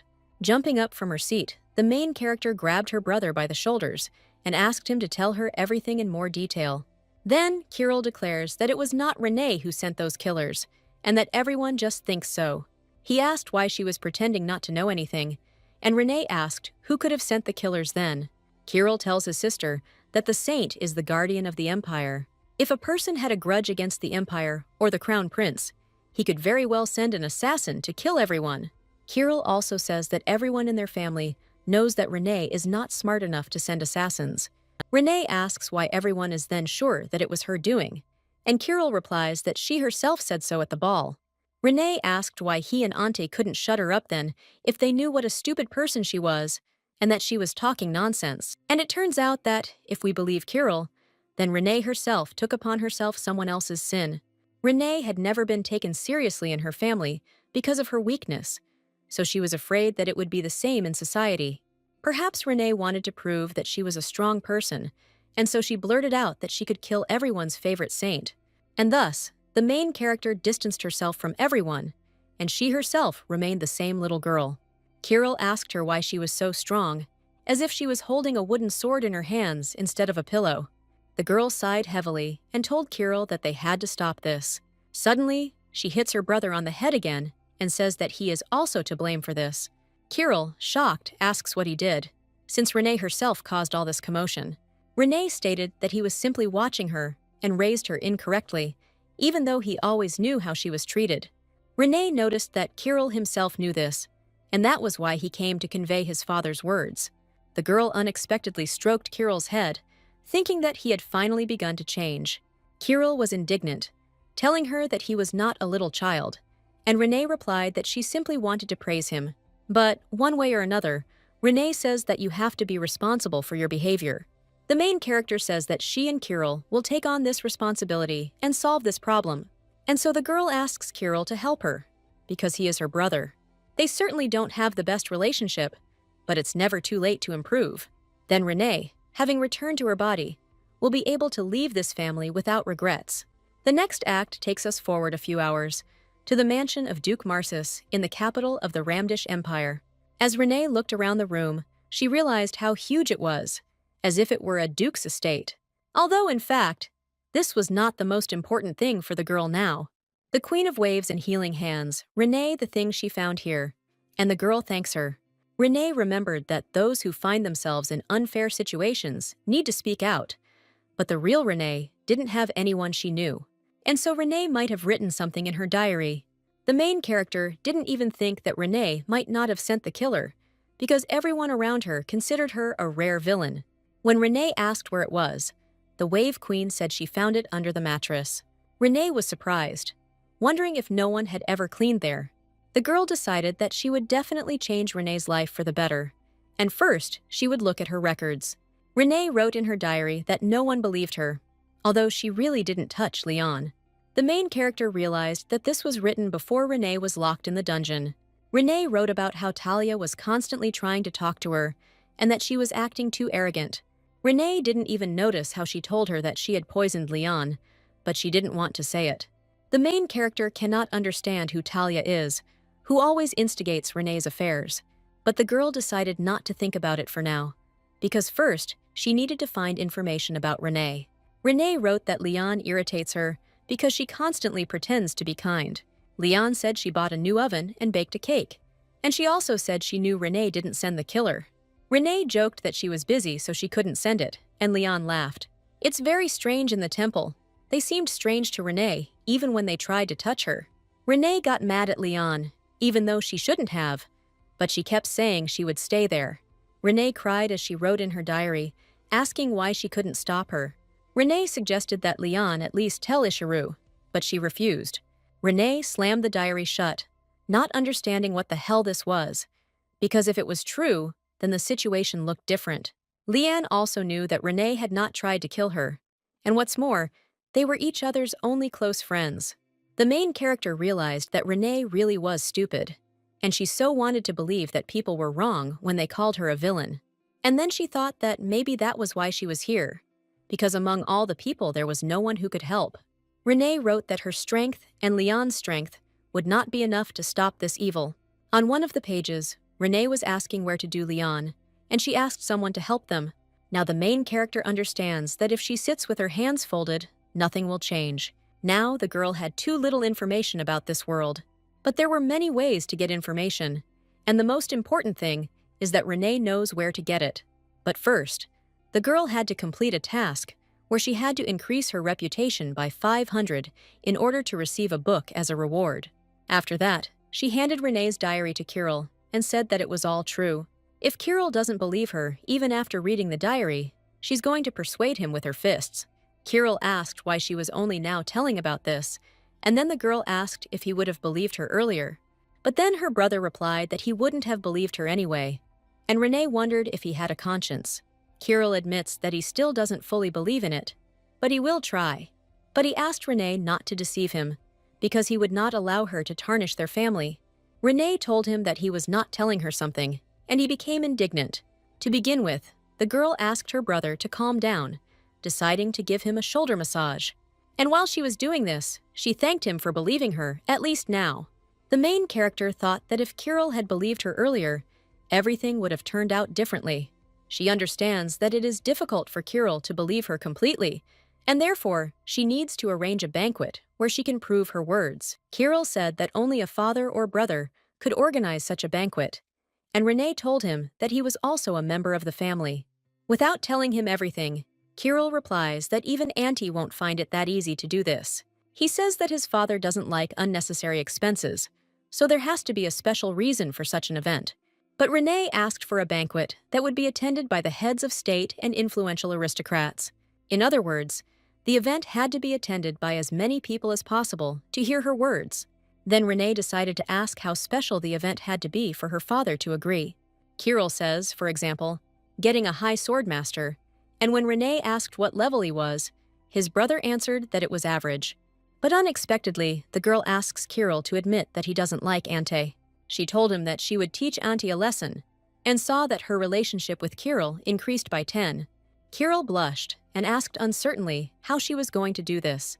The main character stood up and said that there was one way. Kirill felt a chill run down his spine, as if he had met the demon himself. Renee looks at him and says that if they teach Auntie a lesson, Kirill will be able to reach the highest level of swordmaster. Some time passes, and the next moment takes us to the banquet, which did take place. Some of the guests were arguing about something, until one of the women interrupted them, asking them to look at the dancing people. When they looked closer, they saw that it was the Crown Prince and Lady Marzitz dancing. The guests began to whisper that this was funny, and they seemed not to know what rumors were circulating in the capital. Others said that they might actually feel like they were the stars of the ball. To be precise, This banquet is held in honor of Mr. Marcise's achievements.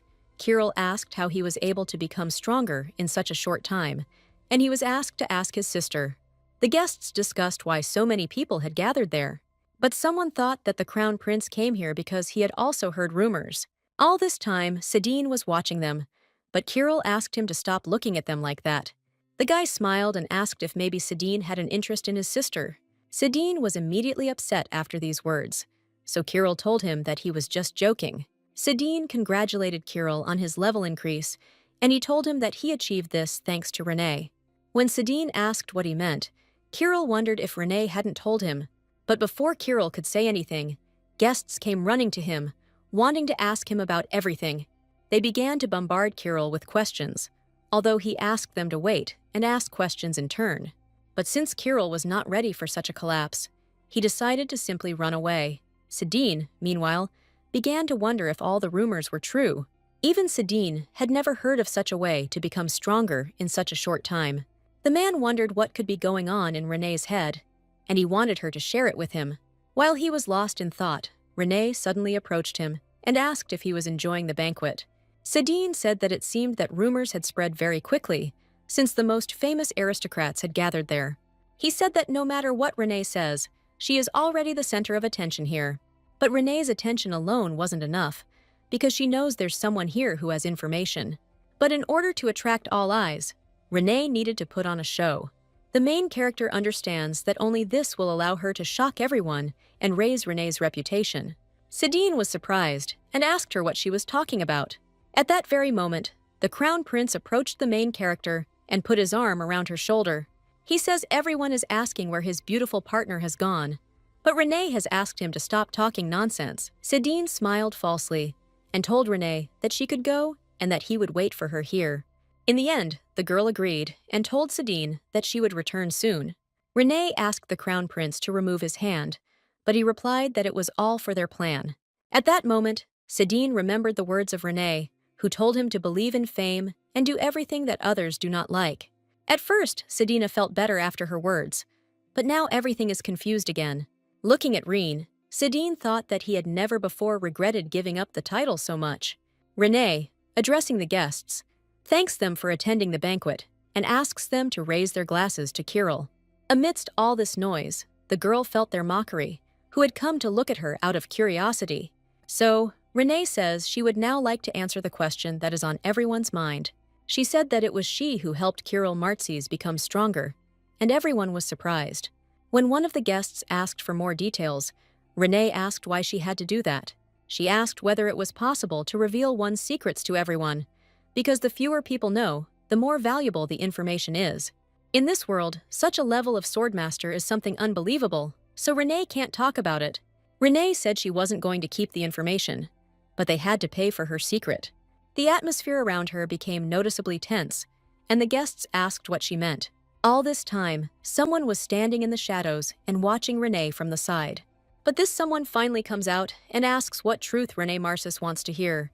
Renee looks at her and realizes that she's caught, the only person she needed. It turned out to be the same Thalia, who asks whether the concept of truth is too abstract. Renee didn't think that Talia would decide to come out of the shadows and show herself. The girl remembers how Sedin came up to her and asked her to show him something. Thalia Kipros is the one who made Renee a villain. Talia said that she didn't see any desire on Renee's part to share her secret. Renee asks if Talia is now trying to tarnish their family's reputation. Talia chuckled and said it was surprising that Renee would suddenly care about the family's reputation. Until now, the real Renee only suffered insults and humiliation. But now Renee is not like that. Renee says that what Talia says makes sense to her, but that truth can become a lie depending on who is listening. However, the girl is not going to change her mind, because it is not interesting to share her secret. At that moment, while Talia was listening to her, she began to think that something was wrong here. One of the guests asked what truth matters, and Renee replied that the one she liked. Talia wonders if Renee Marcis was ever like this before. Then Renee said that she didn't like what Talia said, so they should put in a little effort. The guests began to whisper that Renee was not called the disgrace of the Marcis family. Some people suggest that Renee is lying again, because she mocked the saint, bringing her to death. The crown prince asked everyone to calm down, because all the guests' statements seemed very rude to him. Talia apologizes to him because she didn't mean to hurt him, but she asks if the crown prince himself didn't suspect Renee.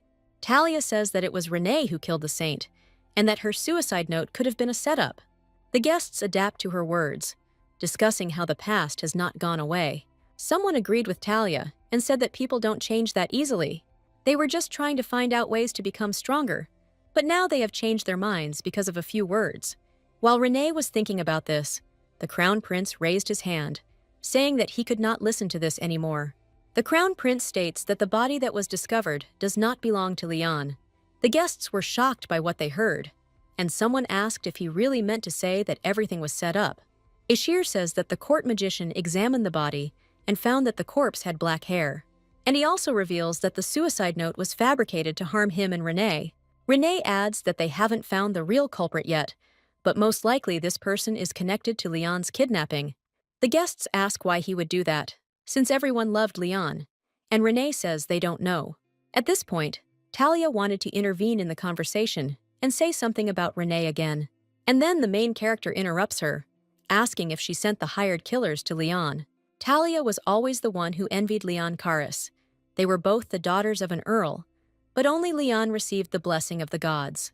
Among her peers, Thalia was famous for her rare magical abilities. She had everything, so it is not surprising that she was always the subject of interest to those around her. But all these advantages disappeared with the advent of the saint. Thalia hated Leon, who had more outstanding qualities, and her modest nature was perceived as arrogance. In Talia's eyes, the saint's behavior was empty and unnecessary, and the people did nothing but praise Leon for every little thing. Soon the engagement of the crown prince and the saint was announced, and then everything inside Tully simply turned upside down with anger. Talia was literally ready to do something against Leon, but she understood her position very well. Talia knew perfectly well what would happen to her if she laid a finger on Leon. And then Talia accidentally heard rumors about Renee Marsis, that she was allegedly mocking the saint. To Talia, Renee was the perfect villain and perfection, but something was against it. In reality, Talia was just a coward pretending to be strong. Talia was furious that Renee, some stupid girl, was pretending to be an important person. At that moment, a murderer and a monster appeared, and there was a gift that was laced with poison. Talia decided that she would make fun of Leon, and at the same time deal with Renee. That is, kill two birds with one stone. Already now, in the present tense, Talia asks what kind of stupid statement this is, since there is no evidence. But Renee told her that there was evidence, just not from her, but from other people. Renee asked Tali if she remembered the price of her secret to gain the highest level of Swordmaster. This delight, felt at the resistance of an opponent whom Talia underestimated, is dedicated to her. It seemed as if Talia was on the verge of exploding with anger. But Renee doesn't understand why Talia is looking at her like she's some kind of pervert. The crown prince notes how bravely Renee attacks her opponent and that she has changed. When the crown prince first decided to help Renee, he didn't even think that she would do such a good job. A few days ago, Renee asked him to do whatever she said, and then she would make him emperor. Then the crown prince told her that he understood that she had become much wiser. But how could he trust her? Renee, snatching his sword from his pocket, said that he himself lost the argument. The main character swung her sword, deciding to strike with all her might. But in the end, she didn't have enough power, and the crown prince asked who she was, and Renee asked him not to be surprised and to answer the question. He said that he could get rid of the accusation himself, and that Renee was still not a reliable person for him. But the crown prince says that since he lost the argument, there is nothing to be done, and moreover, Renee has become a different person. Then, His Highness told the girl that this time he would believe her. The crown prince learned of this in a letter from Leon, which she hid in a safe and which she was going to send to Renee. The main character wondered how valuable the letter was if Leon hid it in the safe. When the crown prince said that Leon had always tried to protect Renee, she asked how he could still doubt her. The crown prince responded that Renee should have shown herself more clearly, not killed Leon. Renee also decided not to trust the crown prince, since he was also suspected of murder. Looking at his attitude towards herself, Renee began to doubt even more, so he must prove that he can be trusted. Renee herself knows that she said something stupid, so she wanted the crown prince to make his face simpler. The girl simply asked the crown prince to give her something as proof.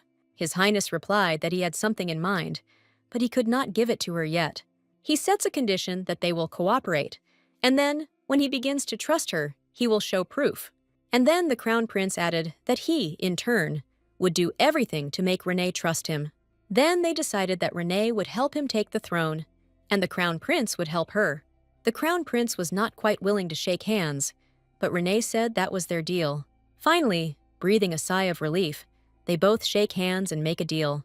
It seemed that the truth was too difficult for Talia, so Renee decided to offer her easier terms. She asked Thalia to bring evidence of the attempted murder of the saint, and it could be anyone else. This must be compelling evidence, and Renee will not forgive lying in order to find out a secret. She thought that if people started to suspect each other, then eventually someone would definitely confess. Talia said that she didn't understand what she was talking about, that Renee herself allegedly admitted that she sent the killer. Now the main character understood what Talia was really up to. Realizing that there was no other way out, Renee decided to activate the Asmodeus mask skill, which allows her to change her appearance. The girl suddenly started crying, and she told Talia that it was all because she had threatened her. To say that Talia was shocked by what she saw would be an understatement. She nervously asks how she, the daughter of a duke, can threaten a lady. Renee says that this is possible because Talia knows all of Renee's weaknesses. Talia was so shocked that she could hardly speak, and she asked what she had done. Then the Archduke enters the conversation and says that Thalia used his engagement as an excuse. And besides this, the man adds that she blackmailed Renee because he loves her. The people around froze from what they heard. Silence fell, and Talia's eyes widened. Renee was surprised that the crown prince was quite good at pretending. Last night, the crown prince said he would help Renee clear her of guilt. But why should he confess his love to her? Renee asked in a rage that he really thought she liked it.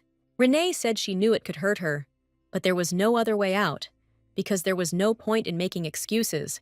For aristocrats, for whom strength is the highest virtue, the method of earning the highest level of swordmaster will be more effective. Therefore, it is worth finding a different approach to people who are worried about the disappearance of the saint. For example, finding a new villain.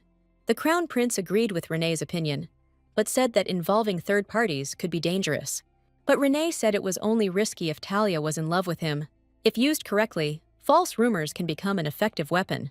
The crown prince asked if it meant they were going to play a couple in love, although she herself was disgusted by this. Renee said that was true, but it would be better than doing nothing at all. Talia began to say that everything was not so, because as far as she knew, only Renee was in love with the crown prince. His Highness said that he had not previously recognized true love, and then his choice seemed right to him. The crown prince says he realized his feelings after he found himself with another woman. He says that now no one can shake his heart, because now it belongs only to Renee. With her choice, Renee was trying to maintain the trust of Leon, who was engaged to him. The crown prince says that he is the only one who did not remain faithful. It is all his fault. Renee thought that if he had been born in the past, he would have become a good actor. To be honest, the script was shoddy, but people believed in his amazing performance. All this time, the crown prince has been hiding his feelings for the sake of the empire, but he has no intention of doing so here. He said he couldn't stand to see his beloved being accused any longer, and Renee thought she had run out of lines she had recorded. The crown prince tells Renee that he knows now is not the right time, and the girl tensed. The man says he can't wait any longer, and the main character is frightened by his gaze. Renee tried to tell him to shut up because it wasn't in their script. Irish puts a ring on her finger and asks if she will agree to give him another chance. Excited and tense, Renee couldn't refuse him in this situation, so she agreed. And so the next action takes us into the coming night of that day. Renee sat outside drinking after everything that had happened, wondering what was wrong with this man. The demons said that they were not against such a relationship and that everything suited them. But Renee hoped to learn something from the book, because that was what it was all intended for. At this moment, Sedin unexpectedly approaches the bench and asks if he can sit down next to him. Renee hoped the conversation wouldn't drag on too long because she wasn't in the mood right now, and Sedin said he just wanted to ask something. The knight sits down carefully next to him, and Renee asks him what the question is. Sedin admits that it was he who found out what atrocities Talia was committing, and if Renee had reported this to society, she would not have had to ask the crown prince for help. After this, Sedin asks if he can find out why Renee made such a decision. Since Sedan was needed by Renee, she accepted him as a student, but she didn't think he would ask about it. She asked him if people would really believe it if she made it public. And she said that the most important thing here is Sedin's abilities, not hers. It would be better for Renee to resolve this situation herself than to sit and wait for Sedin to do everything for her. She asked him not to be upset, because the evidence Sedin found would also be useful. For starters, Renee is his teacher, so she has to handle her own affairs. Sedin, slightly embarrassed, asks if that is why she took such a step with the prince. Renee asked if he was talking about his relationship with Ishir, and Sedin noted that they were already calling each other by name. Renee said that it was so, and Sedan reminded her how she had told him that she would not love someone like the crown prince. She herself did not know that Ishir would make a confession, and they agreed to tell everyone that they simply felt sympathy for each other. The girl says it would look weird if they did it impulsively. Sedin fell silent, and then said that he would get used to it, and the girl asked what exactly. Sighing, the knight says that he must now get used to being around Renee. In fact, Sedin wanted Renee to use it every time she needed help. He no longer wants to experience the helplessness he felt at the banquet. Sedin wondered if Renee would be able to trust him if he became the person that was right for Renee. The next act takes us to the prince's palace, where Sedin asks the crown prince to give him the title of Marquis. Sedin says that this is the position that was originally assigned to him. He tells the crown prince that if he cannot give him a title, he will ask for one from another empire. The crown prince said that he could not give the swordmaster to another, so he would give the title to Sedin. But since Sedin had previously refused this, he now has to complete one task. The crown prince was informed that some movement had been noticed on the northern borders. Sedin knows that the number of monsters is growing every day, and there are even more of them on the outskirts. Since the people from the temple are very cowardly, the crown prince wants Sedin to go with them and take a look. Then Sedin asks if the crown prince will give him a title when he completes the task, and he answers yes. In the end, Sedin said that he would go when everything was ready. Before Sedin leaves, the crown prince asks him if Renee is so important to him that he decided to take the title again. The knight asks what answer he wishes to hear, and the crown prince says an honest one. And at that moment, Sedin really wondered what Lady Renee meant to him. He is not even sure that he dares to talk about the significance of this man. Sedin replies that he doesn't know, but he is sure that Renee means more to him than to the crown prince. When Sedin left, the crown prince thought that he was becoming as impudent as Renee herself. But at that moment, when the office was plunged into silence, Irish himself wondered what Renee meant to him. After some time, the system sends Renee a new task, which was already in the second chapter. She realized that she could complete all the tasks only by agreeing to a romantic relationship with her lover. The demons began to talk and joke about the girl, but she got angry and asked them to shut up. Renee asked the evil ruler who would want to marry a man who was several years younger than her. The assignment was for Renee to protect Ishir, as if he was made the main character of a novel. While the demons were discussing something, Renee decided to block them so that they wouldn't chatter too much. The girl decided to take a rest, because she had been doing all these tasks without a break. Almost everything written in the first chapter she either already knew or experienced herself. In reality, Leon and Ishir were not truly in love with each other, and Leon and Renee were friends. But there was also something unexpected, namely that Leon and Renee are both the main characters of this novel. And the second surprise was that our main character appeared in Renee's body. In the past world there was no I, because the main character lived in her own world. And that's why the girl doesn't understand why her character appeared in this world. But there was one more thing that had been bothering Renee for a very long time. It was Sedin, who appeared almost at the very beginning of the novel, and whom she considers one of the main characters. His name didn't appear in the book, and Renee couldn't understand how that was possible with such a handsome appearance. But she wondered if Sedin might have appeared in the novel later, even though he was never mentioned anywhere. Then, the girl wondered if she would be able to find the question when she read the second chapter. While she was thinking, Sedin knocked on the door and asked if he could come in.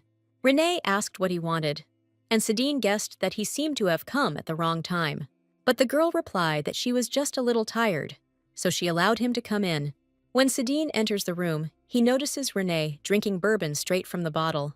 In the end, the knight says that he came to tell her about the Cypress clan. The main character was surprised that the verdict came out faster than she thought. But Sidine corrected her and said that there was no trial because people from the temple intervened. Renee asked why this happened, and Sidine replied that it was because Talia tried to kill the saint. Renee was outraged that they left Leon alone at a dangerous moment, and now they themselves are interfering. Sidine says that it turns out that this was a request from the saint herself. Renee thought that if Leon had wanted it, the criminal would have been sent to prison, but they were friends.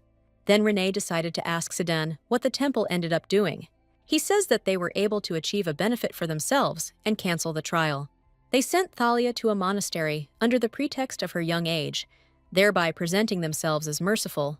They told everyone that they kept the assassination attempt on the saint a secret at the request of the saint herself, and also demonstrated their power to everyone.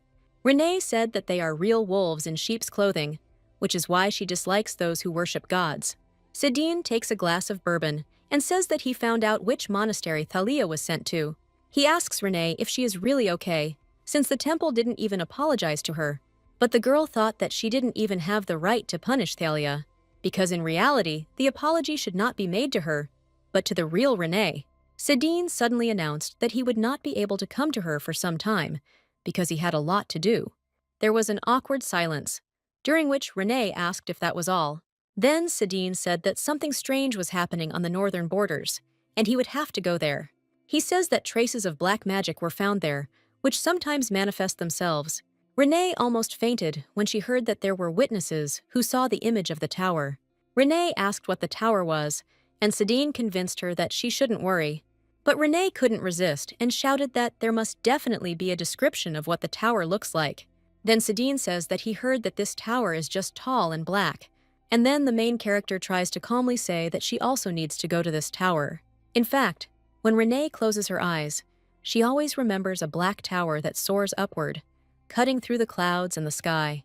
She also remembers monsters hunting people and people running away like crazy. But the most terrible thing that the main character can remember is the victims of the tower. These victims were good people who offered their own bodies to save the lives of others. While Renee was lost in thought, Sidine asked her if everything was okay. Renee told him it was okay, thinking how cute he was for getting so worked up even when he didn't know what was on her mind. Now Renee and Sidine have arrived at the northern border, where the tower was spotted. The Wave Queen advised not to strain herself, but Renee wondered how she could not strain herself. The Crown Prince was with them all this time, and he was unhappy that Renee stroked Sidine's head, and she asked why he was starting to argue. The Crown Prince said that they could both disappear, and Sidine replied that that would be strange. Suddenly, the Queen of the Waves notifies that she has found traces of the tower, and Renee is surprised that it happened so quickly. She immediately started forward, moving further away, before those in the yard had time to shout to her. As Renee ran, she felt energy, albeit not a little, but something was wrong. Renee senses more than just one type of energy. At first, it was the type she sensed in the tower. Sidine told her that the further they went in that direction, the more he felt dangerous energy. The Crown Prince began to question Sidine again, because the latter accidentally touched Renee. The girl got tired of this, so she screamed sharply and asked them to get out of the way. Sidine noted that judging by the presence of divine power here, the people of the temple arrived here first. The main character didn't even notice this, because her perception of divine power was completely dulled. Then the girl wondered what she should do, because it was obvious that those people were hostile. But it seemed even more obvious to her that she should not take Sidine and the Crown Prince with her. She told them about the temple delegation in the other direction, so that they would keep them busy, and she had something to deal with. The Crown Prince began to complain that it was dangerous, but Renee told him that it was her business. Sidine said that it was important to him, because the lady's business was also his business, but the girl refused. Renee explained that if they went with her, they would get on her nerves. The girl asked them to wait a little and told them that she would find them herself later. After this, Renee sat on the polar bear and moved a decent distance away from them. She activated the trap skill, which spreads magic like a dense net to pursue targets within range. Renee remembers that initially it was done with the help of a large number of people, but since the main character has a spirit, she had no problems with this. After that, Renee closed her eyes and concentrated, starting to look for what she needed. She noticed people who had divine powers and who were wary of them. felt an evil energy, Renee went in one direction and then stopped. She looked straight ahead and saw that she was not imagining what was standing in front of her. The founder of the evil blood sect says the tower feels more dangerous and alien than before. The system asked Renee if she wanted to check the quest, and she wondered why it asked that every time. The additional quest stated that Renee needed to clear the third floor of the tower. The demons began to talk among themselves, and the girl noticed that they were already agitated. The constellations are all-powerful gods who are superior to humans and have special names. To publicize their existence, they lend their power to a contractor, or they watch and support the contractor as he achieves what he wants. Anonymous Constellation A says that his body was imprisoned 5,000 years ago and can be summoned. Anonymous Constellation B says that she is also worried about Renee, and there is someone here who can hurt her. Anonymous Constellation C did not take part in the interview. How to draw up a to-do list. It says here that the constellations can personally descend from the heavens, and this will naturally drive them crazy. Renee didn't know what to do, because if they wanted to do it so much, then she had to let them. Judging by the fact that there are no monsters around the tower, Renee should break through the passage inside. She swung her fist sharply and hit the wall of the tower with all her might. The girl runs inside and shouts to the constellations to finish this quickly. But Renee immediately stops when he notices that the inside of the tower is empty. Looking around, the main character noticed a strange slab. In the tower of her past life, she did not see a floor made only of tiles. It was a system notification that was shown to her at the very beginning when she found herself in this world. Renee was shocked because this system had not directly interfered for several hundred years. It notified her through the tower.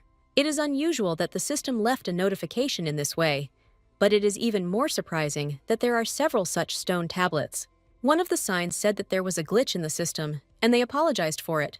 Another one said that the user should destroy this error. The thoroughly evil blood suggested that Renee needed to be patient a little longer, and read some more. The system asked her to enjoy another version of the tower in a new genre, and they promised that there would be no errors. The sign thanked Renee for her trust and wished her a speedy passage.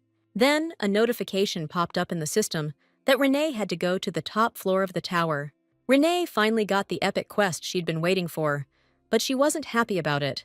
She didn't want to believe that there wouldn't be any more mistakes, because how could she trust someone who didn't even say how many floors there were in this tower? The Queen of Waves suggested that the girl first check what test was on the first floor. The constellations are connected to the main character, and they will gain freedom when she returns home. Renee thought that since the system guys told her they would help, perhaps the difficulty of the task was reduced. In the end, she decided that she would have to beat up a couple of monsters after all. The condition for passing the first floor was to select 3 male candidates for the main role and write their names on the table. Renee decided that now they would see what she could not get through. But in the end, Renee was deceived and she came back. Renee left the tower as soon as she saw the notification, because she couldn't even describe one candidate, let alone 3. The moment the main character returned, Sadine and the Crown Prince simultaneously called her. The men approached the girl and began to bombard her with questions, concerned about her condition. Renee was already scared to death of everything, and now these two were putting additional pressure on her. Renee wasn't sure she could choose the Crown Prince and Sadine as candidates for the tower mission. While Sadine and Ishir bombarded her with questions about where she had been and what had happened, the girl didn't even listen to them. Sadine asked Renee not to disappear like that again, and next time to tell him where she was. When the main character sat down, she said that it was time to take stock. Renee asked the Crown Prince why he was clinging to her, and he asked her if she really thought he liked it. But then the girl also turned to Sadine and told him that she did not like excessive care. Sadine apologized to her if she was suddenly uncomfortable, but Renee replied that she was not so weak as to receive protection from others. She suddenly saw that Ishir's sympathy level had increased, although she didn't understand why suddenly. Then Sadine decided to ask whether she didn't like the anxiety or he himself.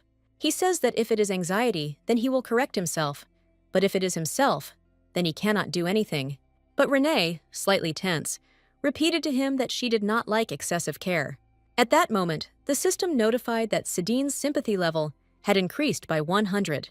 Sadine was glad that it was not about him, but simply about excessive attention. At that moment, the girl thought that she had previously thought that Sadine looked like a puppy. But now the main character sees this man as a real fox. The crown prince decides to ask Renee where she went. Renee replied that it had nothing to do with him, so he shouldn't worry. And then the main character asked Sidine if he would leave her and the crown prince for a second.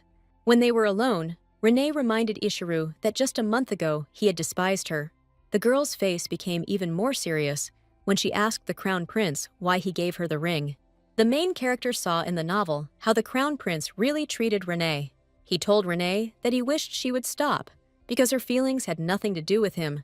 Renee reminded Ishiru that he had been cold towards her, but now he had suddenly become interested.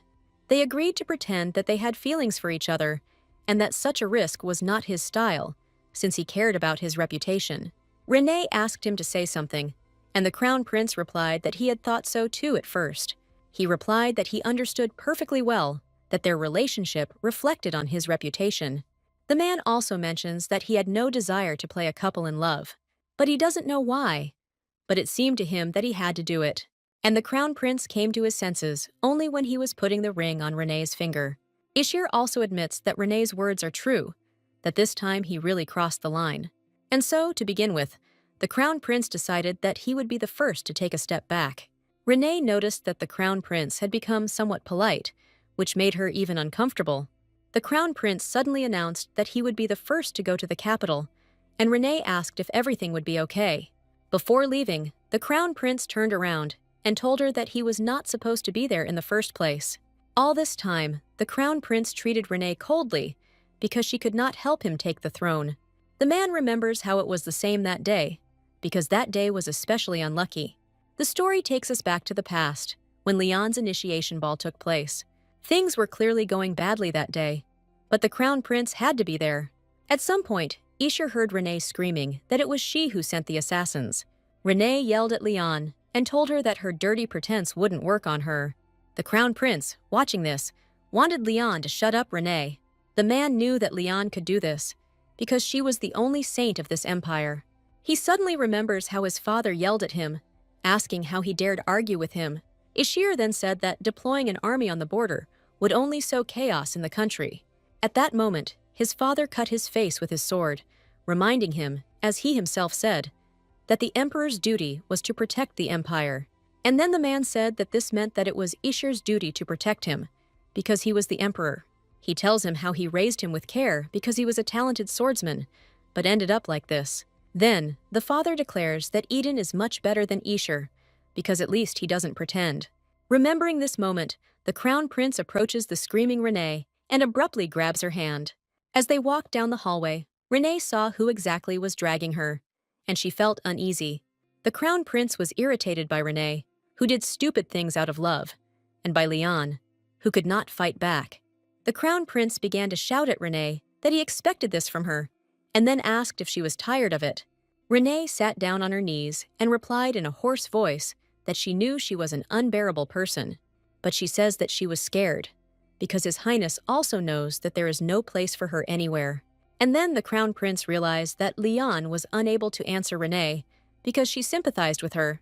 He remembers that Leon sympathized with him in the same way, and then the crown prince thought how similar Renee was to him.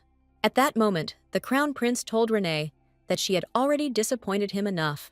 If she was pretending to be grateful, then she shouldn't have dropped the mask, and if it breaks so easily, then she shouldn't have pretended to be so strong. Ishiro was overcome with disgust, because in her broken soul, he saw his future. That is why he does not want to see Lady Marsis, telling her that he will not do anything to her. In the present tense, when Renee was already resting in bed, Sidine said that he also wanted to call him. When the girl asked what exactly, Sidine replied that he wanted to say her name. Leaning on her hand, the main character looked at the knight and said that he could do it. She told him he could do whatever he wanted, and then she remembered something. She remembered the moment when Sidine heard her already calling the crown prince by name. And while the main character was thinking, Sidine tensed up and asked what was going on. Renee tells him how Sidine himself told her that he would get used to her character, so she needs to make one thing clear. She recalls how she initially refused to become his teacher, because in reality, she has a hard time establishing relationships with people. But despite this, she accepted Sidine because she liked him. Renee is afraid of people because you can get attached to them, And that's one of the things her life has taught her. People can die at any moment, or their paths will diverge, and if you get used to them, it will only get worse. But in the end, the main character always became attached to those who were nearby. She became attached to those who came close, even if she pushed them away, to those who stayed close despite everything. But in the end, all these people left the main character and died. Therefore, the girl concluded that if you let someone deep into your heart, you will only get suffering. It will be difficult to shake off these thoughts even after returning to your homeworld. Renee says that when a person gets close to another, he begins to change his decisions. Since she had experienced this many times before, she just wanted to remain herself. Stroking Sadine on the head, the girl asked him if he understood what she was talking about, and Sadine replied that he understood her and would follow her, no matter what kind of person she was. The knight said that he was her most diligent student, and his level of sympathy suddenly increased by 100. Renee smiled and agreed that Sadine was indeed a good student. But the girl did not understand at all why Sadine followed her so obediently, although they had not known each other for very long. Renee likes that he hangs around somewhere without any particular reason, and although he sometimes acts out, he comes back to her. But, one way or another, the main character was still more accustomed to being alone. Renee wanted to continue to be in the relationship she was in with Sadine now. Renee didn't want Sadine to make her remember feelings she had long forgotten. Looking at the system, Renee wondered if she chose a love relationship, a coherent text would appear. That is why the girl chose the teacher-student relationship, keeping it in the system. The Lord of Temptation asked if she would regret it, to which Renee merely replied that she would see. The Lord of Temptation wants to give some advice, and Renee reminds him how many times she died because of this. Perhaps it is impossible to be reborn in this world, and there may only be one chance, although this is unusual. Renee decided to make Sadine the first character, and Ashira the second, but she didn't know who to make the third. The Lord of Temptation raised his hand and said there was a good way, and Renee was puzzled. After that, the demons began to argue, and Renee sighed heavily, asking him to say what he wanted. Clearing his throat, the Lord of Temptation makes a brilliant proposal that he would become her candidate for the role of the third character. Renee looked at the chart warily and saw that the first floor test had been passed. The demons were worried about Renee, but she told them that she was fine and there was no turning back. That's why the main character ordered them all to go watch the next task. The second floor task states that the main character's sympathy level must exceed 100. Because of these conditions of the task, Renee became furious, not understanding why exactly this was so. She thought that, overall, this task was easy, and she would just choose one candidate at random. The demons suddenly tried to stop Renee, which made her even more angry, asking what was wrong. One of the demons asked her to remember her past relationships, and Renee said that they never happened. Then, the girl thought that the demons were behaving this way only because she was not dating anyone. The main character was at the peak of anger, and she asked the demons if they thought it was too much. Renee told them that she just didn't want a relationship, thinking they were going too far. She can't even trust herself, so she needs to be smart. To begin with, Renee decided to return to the capital to meet with Sadine and the Crown Prince and check everything there.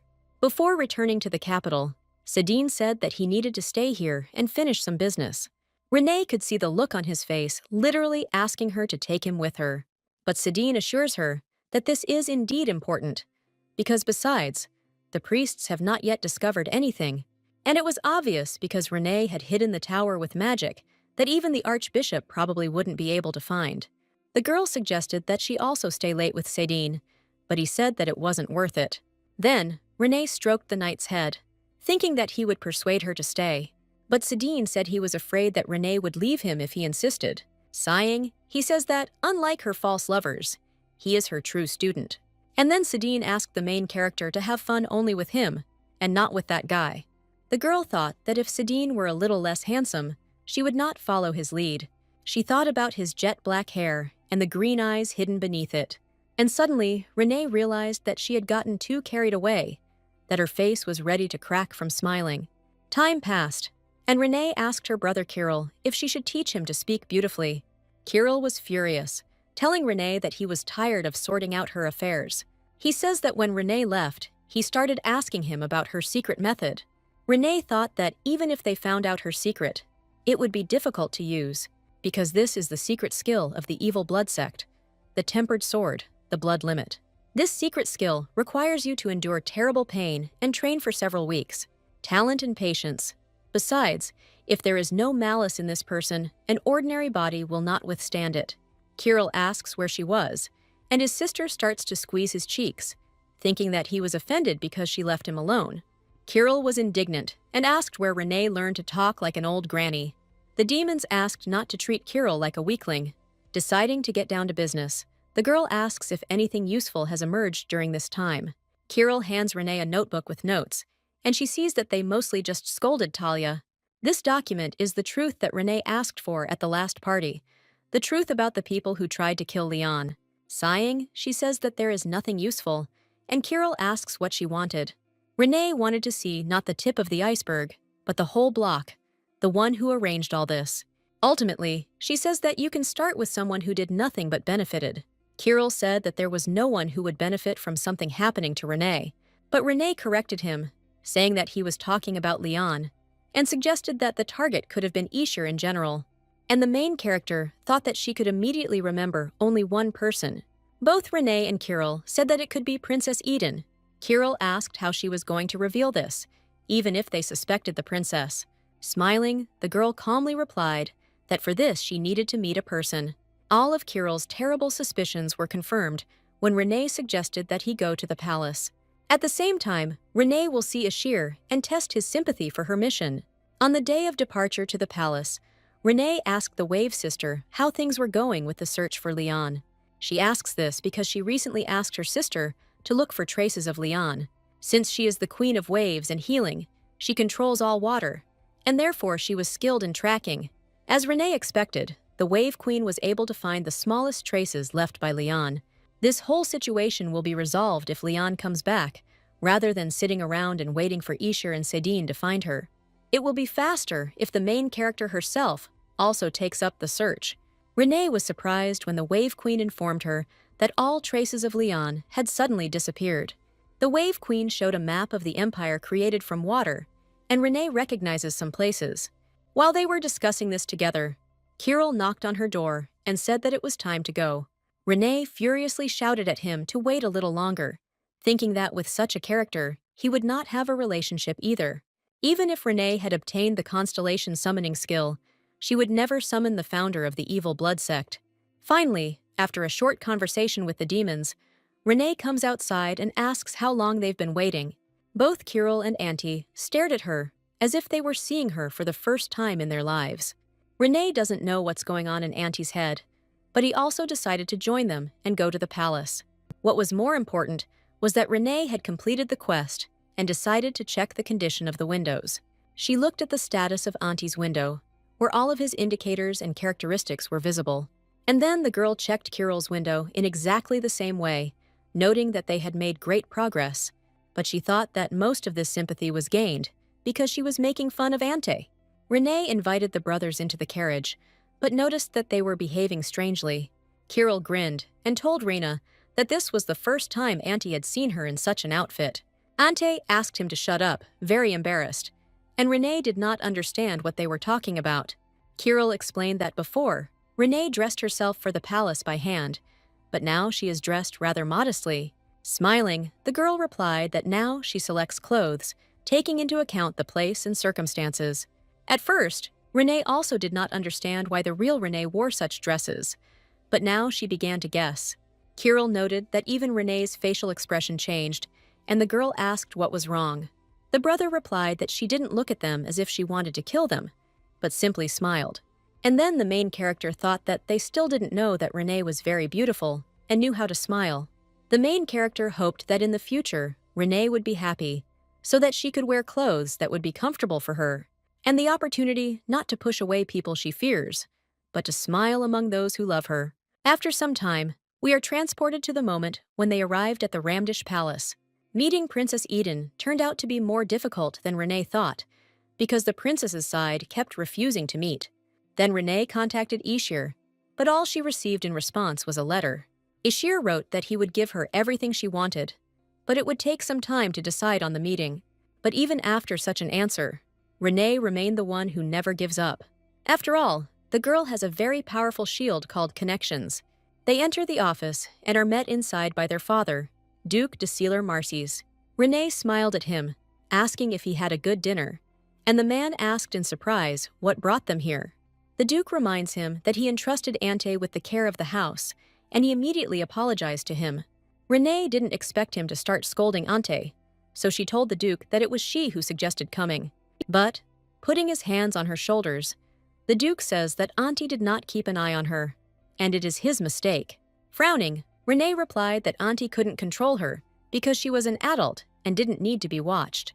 The Duke agreed with her, but said that she herself knew that she needed someone to look after her. Looking back at her worried brothers, Renee now understood everything. The problem turned out to be not in the upbringing of the children, but in the fact that the teacher was not very good. The Duke offers Renee some tea, but she asks him to get straight to the point. Smiling, the Duke says he wants to know the reason why she came at such a chaotic time. And then Renee asks what he's going to do about his lack of political instincts. The girl asks him if he heard that she and the Crown Prince are now lovers. Then she asked why her father was so slow-witted, since she had somehow kept their family together. She tells how a conspiracy was hatched against the ducal house, and the family did not help to drop the charges. In this situation, Renee says that she dropped the charges against herself and made peace with the Crown Prince. She not only put out the fire, but also created an entire lake on it, and she doesn't understand why her father still considers her a headache. Renee asked if all this was because she didn't consult her father and did everything herself. Before the Duke could answer, Renee said that she hoped he would understand her, because she was the Duke's favorite daughter. Forcing a smile on his face, the father says that it was a mistake for them not to believe her. Renee also smiles falsely, thinking to herself what a slippery type this man is. Father asked me to inform him about such global decisions next time. Then Renee said that she would keep this in mind, and the brothers looked at her in horror, not understanding what she had in mind. Now that Renee knows that her father is the source of all the troubles in the family, she will have to take action. Renee was already tired of listening to her father's chatter. She wanted to meet the princess as soon as possible. And suddenly, the man declares that, although he hadn't said it before, he is proud of Renee. Due to various rumors in society, he was worried about his beloved daughter, whose face was worthy of attention. He tells Renee that, if you look at it that way, she did an excellent job in her role. Father calls Renee much better than those who could not become a swordmaster, even with the support of the family. And then the girl, smiling, says that this is strange, because the father himself is not a master of the ball. But, she says, those who hear him will think that he became a swordmaster at the age of 3. When the man said that he shouldn't be compared to her, Renee asked why. He talks about how during the war he took on the care of his family, and then talks about how untalented his sons are. But Renee says that, as far as she knows, in those days, people, on the contrary, achieved greatness. Renee had a newfound respect for her father, since he had achieved such heights, and said that she really didn't know how to hold a sword. Time flew by too quickly. Renee hadn't seen her father for a long time, and she would like to spend more evenings with him. And then the girl finally asks if her father could arrange an audience for her with the princess. She says she just wanted to stop by because a lot has happened lately. And now the main character understood how all the Duke's residences could mock Renee. Renee couldn't even breathe easy in this residence, and it was all her father's fault. Before leaving, Renee said that she hoped that her father would rest well and sleep peacefully. The next act takes us to the Silver Eagle Palace, the residence of Princess Aiden.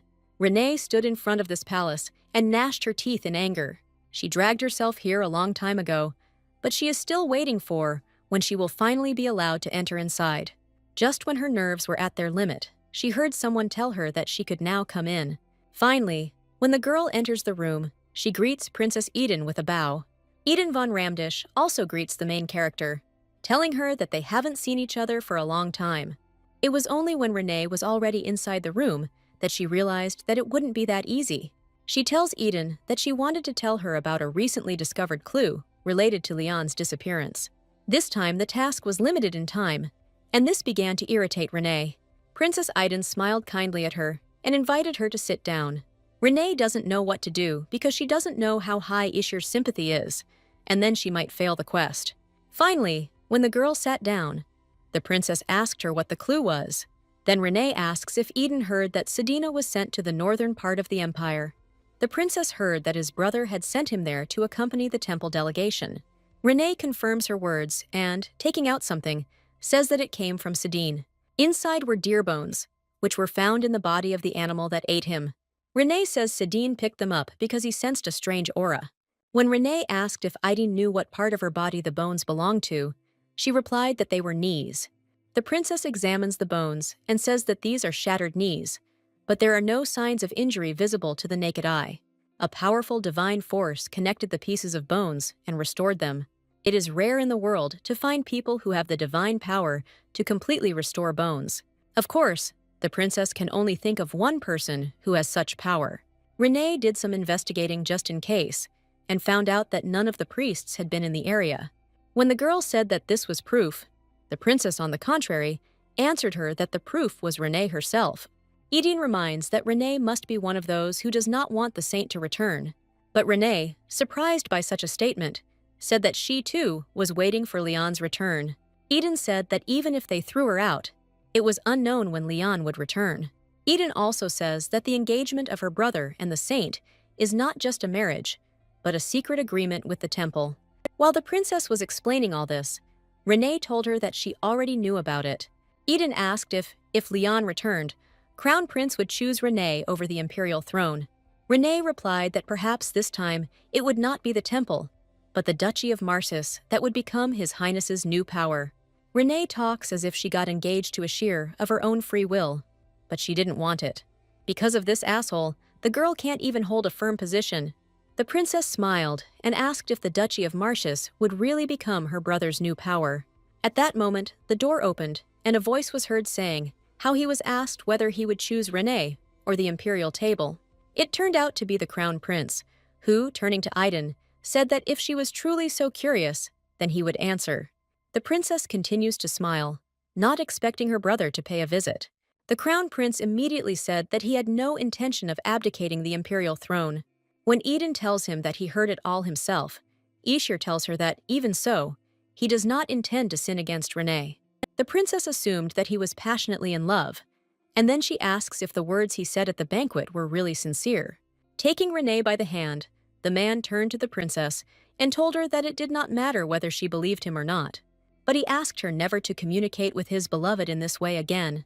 After this, the crown prince apologized to his sister, and he and Renee left the palace. Renee told him that no one could see them now, and he could let go of his hand. After she brushed him off, Ishir asked her to keep her nose in the air. Then the girl, stunned by such a request, asked him why exactly he was angry. The crown prince suggested that the lady seemed to be mistaken about something at the moment. He asks why Renee met with Idine, and she says she just wanted to find out something. And after that, Ishir asks if she really thinks she is worth anything, since he got a little closer to her. The demons began to whisper that they would like to see Sidun now, and Renee realized that they were angry. Boldly looking up at the crown prince, the girl declares that he is doing this because he is afraid. He knows that Renee could leak all the information to the princess right now, which would reflect badly on his reputation. The crown prince knows that Renee has changed, but he tells her that it is not her duty to oppose the princess. He told her that all she had to do was fill Leon's empty seat while she was gone. When the emperor began to say that Renee should not interfere in the family's political affairs, the girl interrupted him. She asks him if Leon came back, would he throw her out, and if he considered her a mere replacement. The main character thought that the crown prince should at least respect Renee a little. Looking down, the crown prince said he didn't want to lie to her. At that moment, Renee realized that all this time she had been loving a man who did not love her. The main character cannot believe that Renee dreamed of eternal happiness with such a scoundrel. The girl's gaze darkened. She came closer to the crown prince and asked why she should remain on the sidelines for his sake. She tells him that she also has honor, feelings, and reason, but he apparently has neither. Even if Renee is hindering the crown prince's bright future, he has no right to treat her like this. Renee decided to leave, but the crown prince followed her, making excuses that this was not what he had in mind. Renee asked him not to worry because, unfortunately, she needed the relationship now, and she was not going to break it off. She concluded that they would simply remain in the relationship they were in now. When the demons ask Renee if she is very angry, The girl answers that she seems to have become bad at judging people. The main character does not understand why Renee likes such a person, and why for a moment she hoped for him. The Lord of Temptation offers to destroy the Crown Prince, but Renee says he has no right to speak. Renee is tired of meetings where she doesn't get answers, and it looks like she's thrown out another option for the evening. Suddenly, the princess catches up with the girl and says that she would like to apologize for what happened recently. Renee responded that she didn't have to do that, and that she should accept her apology herself. The princess regretted doubting her relationship with her brother, saying that she should not have said all that. And so Princess Aiden says she wants to make amends, asking if they can continue the conversation. Renee replies that she has said everything she wanted to. But since the princess has not yet said everything, she declares that Renee was deceived by her brother. And Eden says that if Renee stays in her palace, she will personally show her the evidence. The system announced that if Renee accepted the princess's offer, she would become her ally. Because of Ishir, Renee was unable to talk to the princess properly. The Lord of Temptation asks Renee to at least once look at Ishir's sympathy, and the girl thought that the mistake could have already been corrected. When she saw that the system was still being updated, she realized that she would have to make choices based only on her feelings. Finally, a confused Renee told the princess that she needed a minute to think. The princess has already heard about this, but tells Renee that she has changed a lot, saying that if Renee were the same, she would have refused immediately. And the main character realized that if the real Renee were here, she wouldn't even listen to the princess's proposal for the sake of Ishir. The princess tells her that no matter what her brother promised her, it was all empty words. But Renee, unexpectedly for the princess, moves away from her and tells her that she refuses. The table reports that Eden's sympathy has dropped by 280.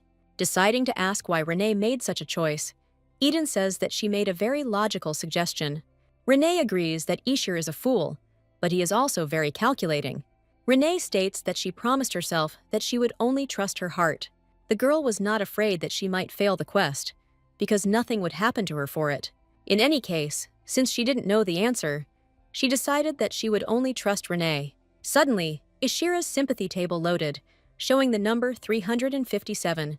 So the next action takes us to the Marsis estate, a few days later. Renee spent several days in deep thought, because between Eden and Ishir, she chose Sedin.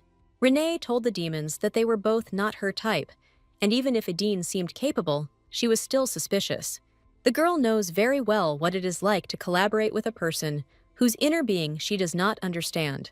Besides, the main character is going to leave this place anyway. The stories of S-Class hunter Kim Yi-young and current Renee begin differently. In her past life, it all started when her original body and soul ended up in a novel together. But now everything was different in that although the soul remained with Kim Yi-yeon, the body belonged to Reina. The transmigration, in which the body and soul are connected, means that one day the time will come for Renee to leave this body. And therefore, since the main character has borrowed someone else's body, she cannot behave as she pleases. She thought that suddenly someone would be found who could also move into her real body. She remembers her personal life, that she passed her exams with difficulty, and it will be bad if the person who moved into her body does something. That's why she always feels guilty towards Renee, because if a warrior had possessed her, she would have been able to complete all the quests. It's understandable that the environment will change, but she needs to respect Renee's feelings. Upon the return of the real Renee, she will again have to fight with Ishir.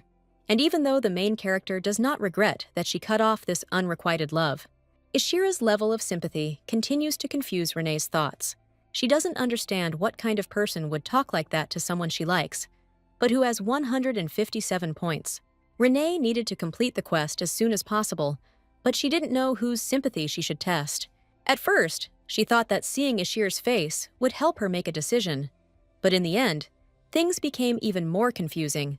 But in the end, the girl decided to leave everything as it was, and that she needed to think about something else.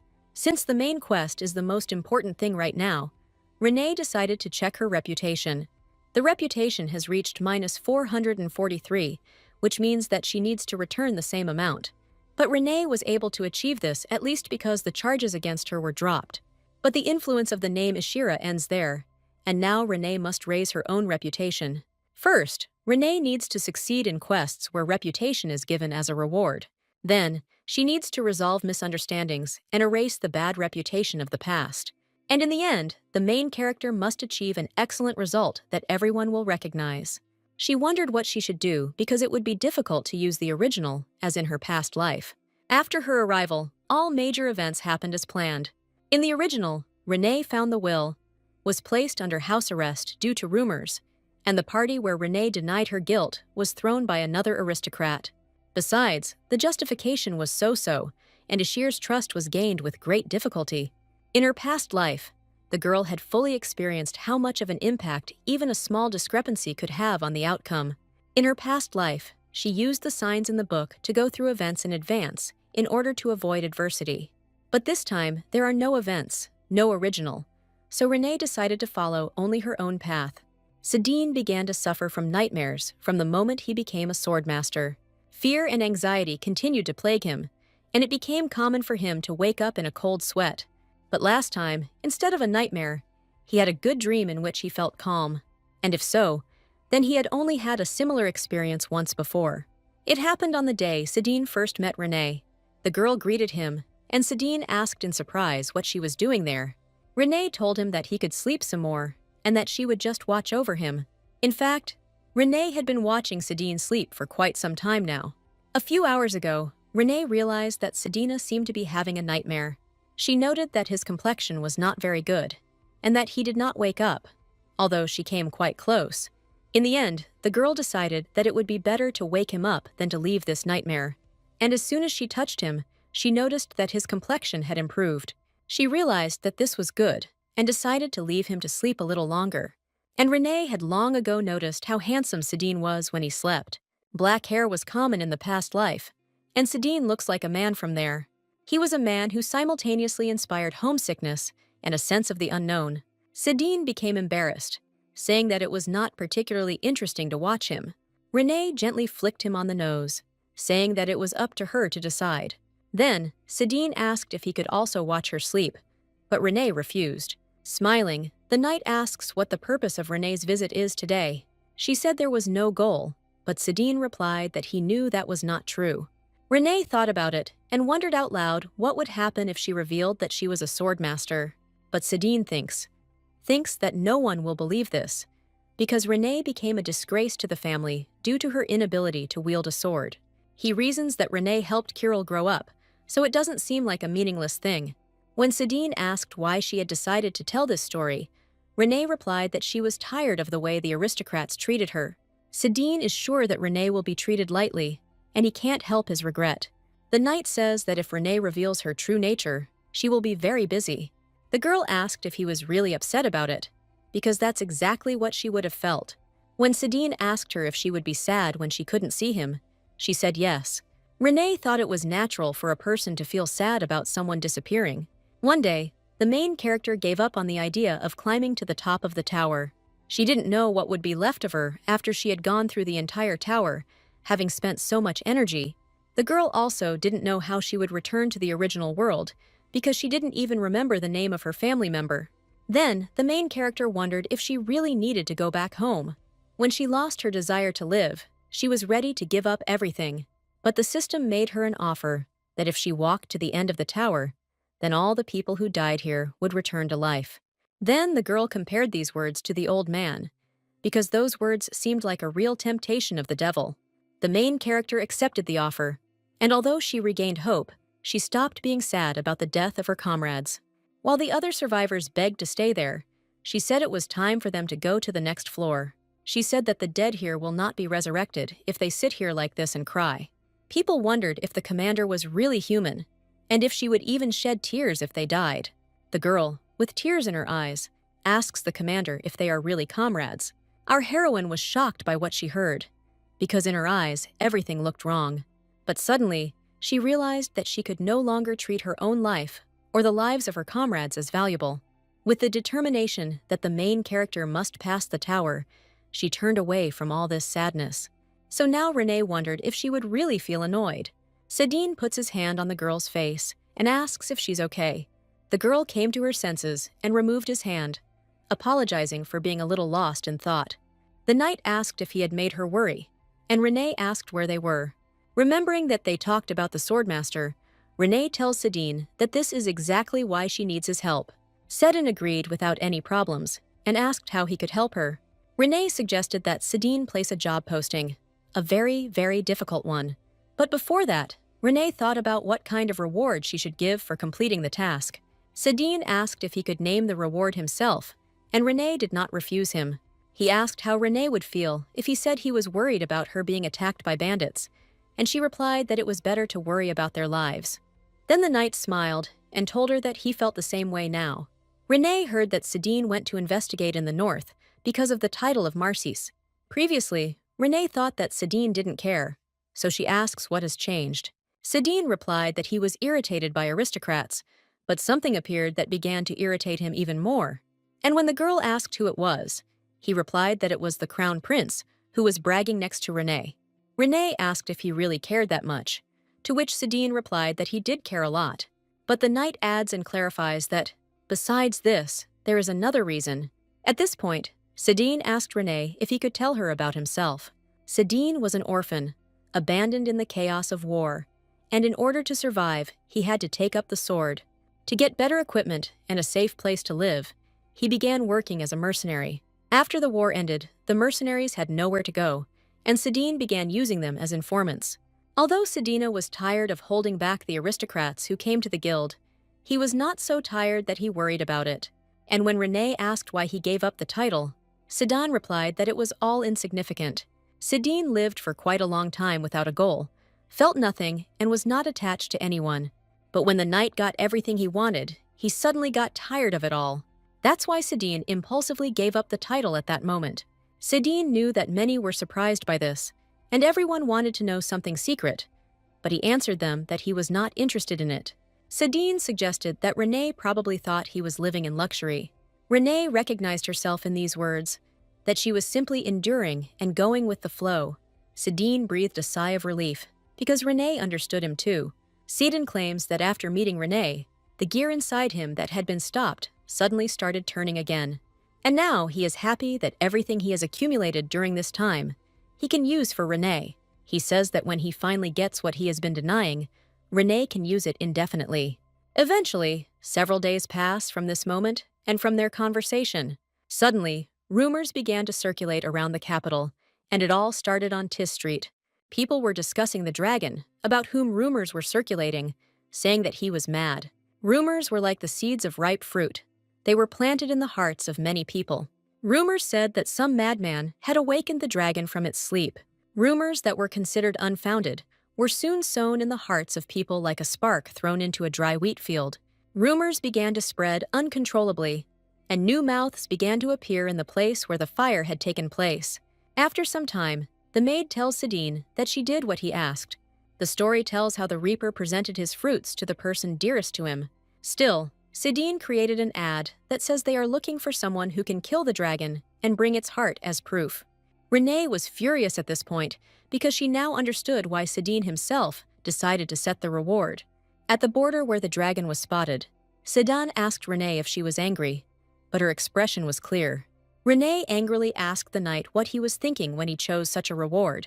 Sedin said that no one but Renee could complete this quest anyway. But Renee replied that it was even worse, because she did not use people as slaves. A couple of days ago, Sedin said that they had received a lot of funding, but the final expedition team included 3 people. He explained that at least one swordmaster was needed to fight Hallen. One of these people will be, surprisingly, Crown Prince Ishur. And the last person, as a smiling Sedin declared, will be his teacher. And when asked what kind of person the teacher is, Sedin replied that she is someone who is 1 level higher than a swordmaster.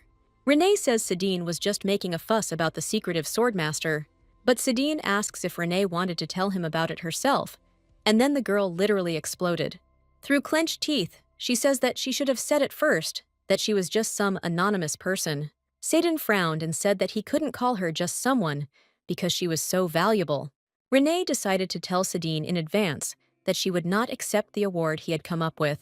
But, to her surprise, Sedin easily agreed with her and asked her to do as she wanted. Since Sedin had been kind to Renee so far, she decided to refrain from arguing, so she told him to ask her next time. Sedin thought that Renee would refuse if he asked, but he thought that this method could achieve its goals.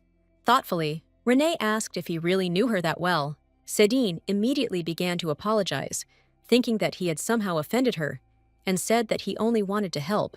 Eventually, Renee decided to let the situation slide and asked Sedin to be careful in the future. Sedin promised not to do that again, because everything that Renee doesn't like, he doesn't like either. The girl was puzzled by the fact that Sedin was so kind to her, because she did not understand why. One of the demons asked Renee to stop being so open about not having a relationship. When Renee asked Sedin if he made himself a reward to help her too, he replied that things were a little different here. He states that he wanted to tell everyone that he was with Renee. Deciding to change the subject, Renee asks about the quest, and Sedin says that her reputation is at stake. She asked thoughtfully if they had started with too big a quest. Sedin's expression immediately changed when he said that Ishir would join them later. Renee says he'll only show up when they're done, and Sedin adds that it's just his style. When she said she didn't understand how she liked Ishir, Sedin replied that it wasn't like that anymore, so it was okay.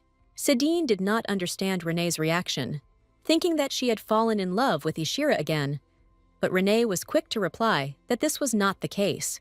The main character didn't want to get involved in all this because she doesn't know Renee's true feelings. At that moment, while she was thinking, Ishir gently took her hand, saying that he had both shame and conscience. Coming closer to the girl, the knight quietly asks Renee why not him. Renee looks into his eyes and realizes that he has a talent for looking at others in such a way that it can even make them cry. Renee is literally weak before this look. She has no immunity against such a sincere look.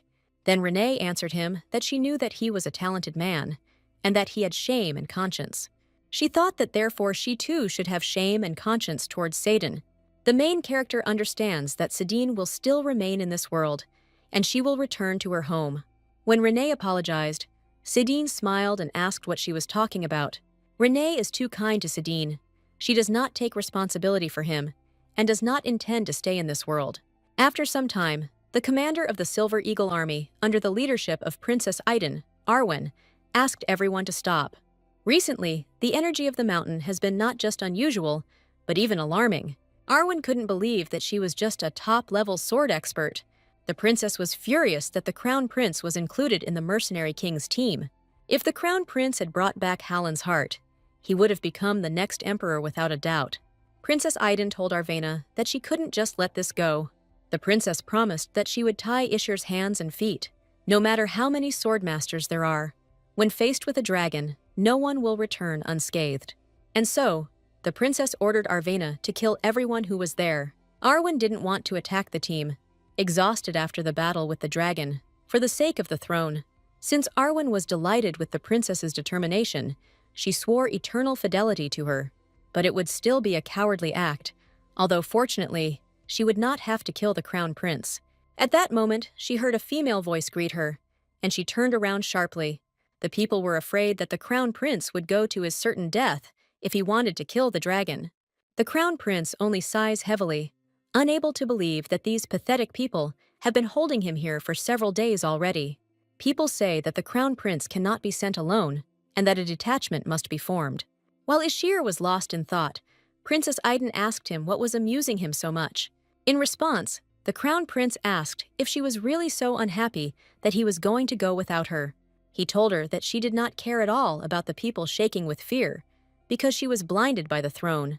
The Crown Prince mentioned that he knew that the captain of the Silver Eagle Knights had been missing for some time, and then he asked whether he himself should say what the absence of such an influential person meant. The princess replied to him that the question of the captain's location was an abuse of the Crown Prince's authority. But then Ishir asked if it wasn't an abuse of power when Eden decided where he should be. The princess told him that she had not yet expressed her opinion, and he asked her to do so. Princess Aiden declares that the Crown Prince must go there for the sake of the empire.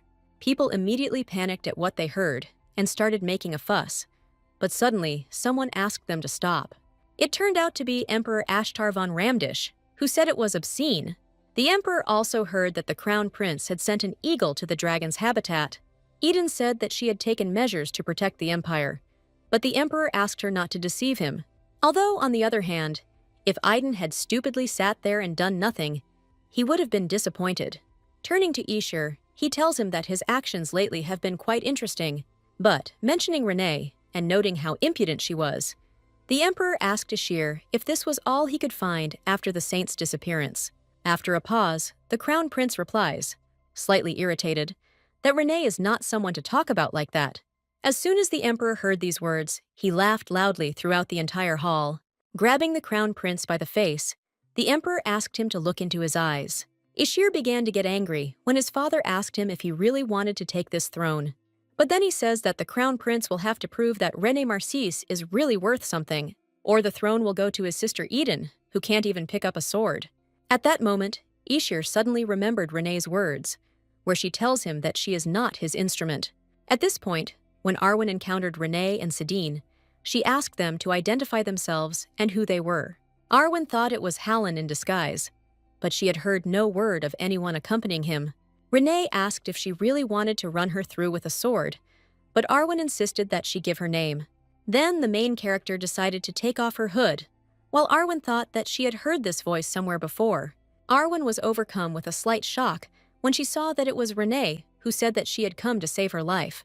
René asked her to put away her sword since she recognized her, to which Arwen replied that in this area it was difficult to tell whether a person was real or not. Turning to Satan, René told him that she liked Arwen because she was smart. René asked Arwen if she didn't know that she was shortening her life right now. Suddenly, the Queen of Waves and Healing reported that she noticed a brightly burning fire energy. René came to see who had so stupidly attracted Hallen's attention, and it was the knightly squad of Iden, who were not even capable of attacking a dragon. The girl told Arwen that she simply did not understand that this fierce dragon had gone mad. René thought that Arwen already knew this, but simply couldn't back down because of Iden's orders.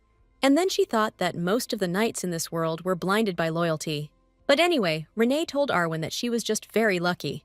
And all because before meeting the dragon, as René claims, she met her. René activates the saber strength skill, which causes the sword to not break or repair itself when damaged, as long as there is water near it. The sword was so shiny that René couldn't use it in front of other people, so she activated the blood cult skill. The evil founder of the bloody cult is pleased, and says that his martial art suits Rena the most. The main character didn't expect that this world also had such technology. Sidine was delighted, but Arwen was shocked, realizing that the girl was using magic. Arwen remembers being told that René was an ordinary person in her family. As a result, the main character decided to first greet the lizard, who kindly came to visit her. Flames appeared all around. Everything was engulfed in a fire that René hadn't smelled for a long time. At that moment, the dragon gave his voice, saying that he had smelled the scent of his kinsman. He talks angrily about how he was chasing a rat, but found something more interesting. A system notification states that René has encountered a constellation called Glimpse of the Past, and due to the indirect encounter, her reward has been reduced. She hears the dragon calling her a foreigner, banished from all worlds. And then, speaking about Sedina, he calls him a boy who simultaneously exists and does not. René understood what the dragon said about her, but she didn't realize that he was talking about Sedina. But then it dawned on her when she remembered wondering why Sedina wasn't in the novel. Then the girl, turning to the lizard, asks him what she knows. When the dragon began to attack René, she immediately activated the chains that prevented the dragon from moving. The girl asked him irritably why he started attacking before she had finished speaking. The dragon replied that it was necessary to maintain the world balance. He tells René that she is not of this world, to which she replies that this is nonsense and starts attacking back.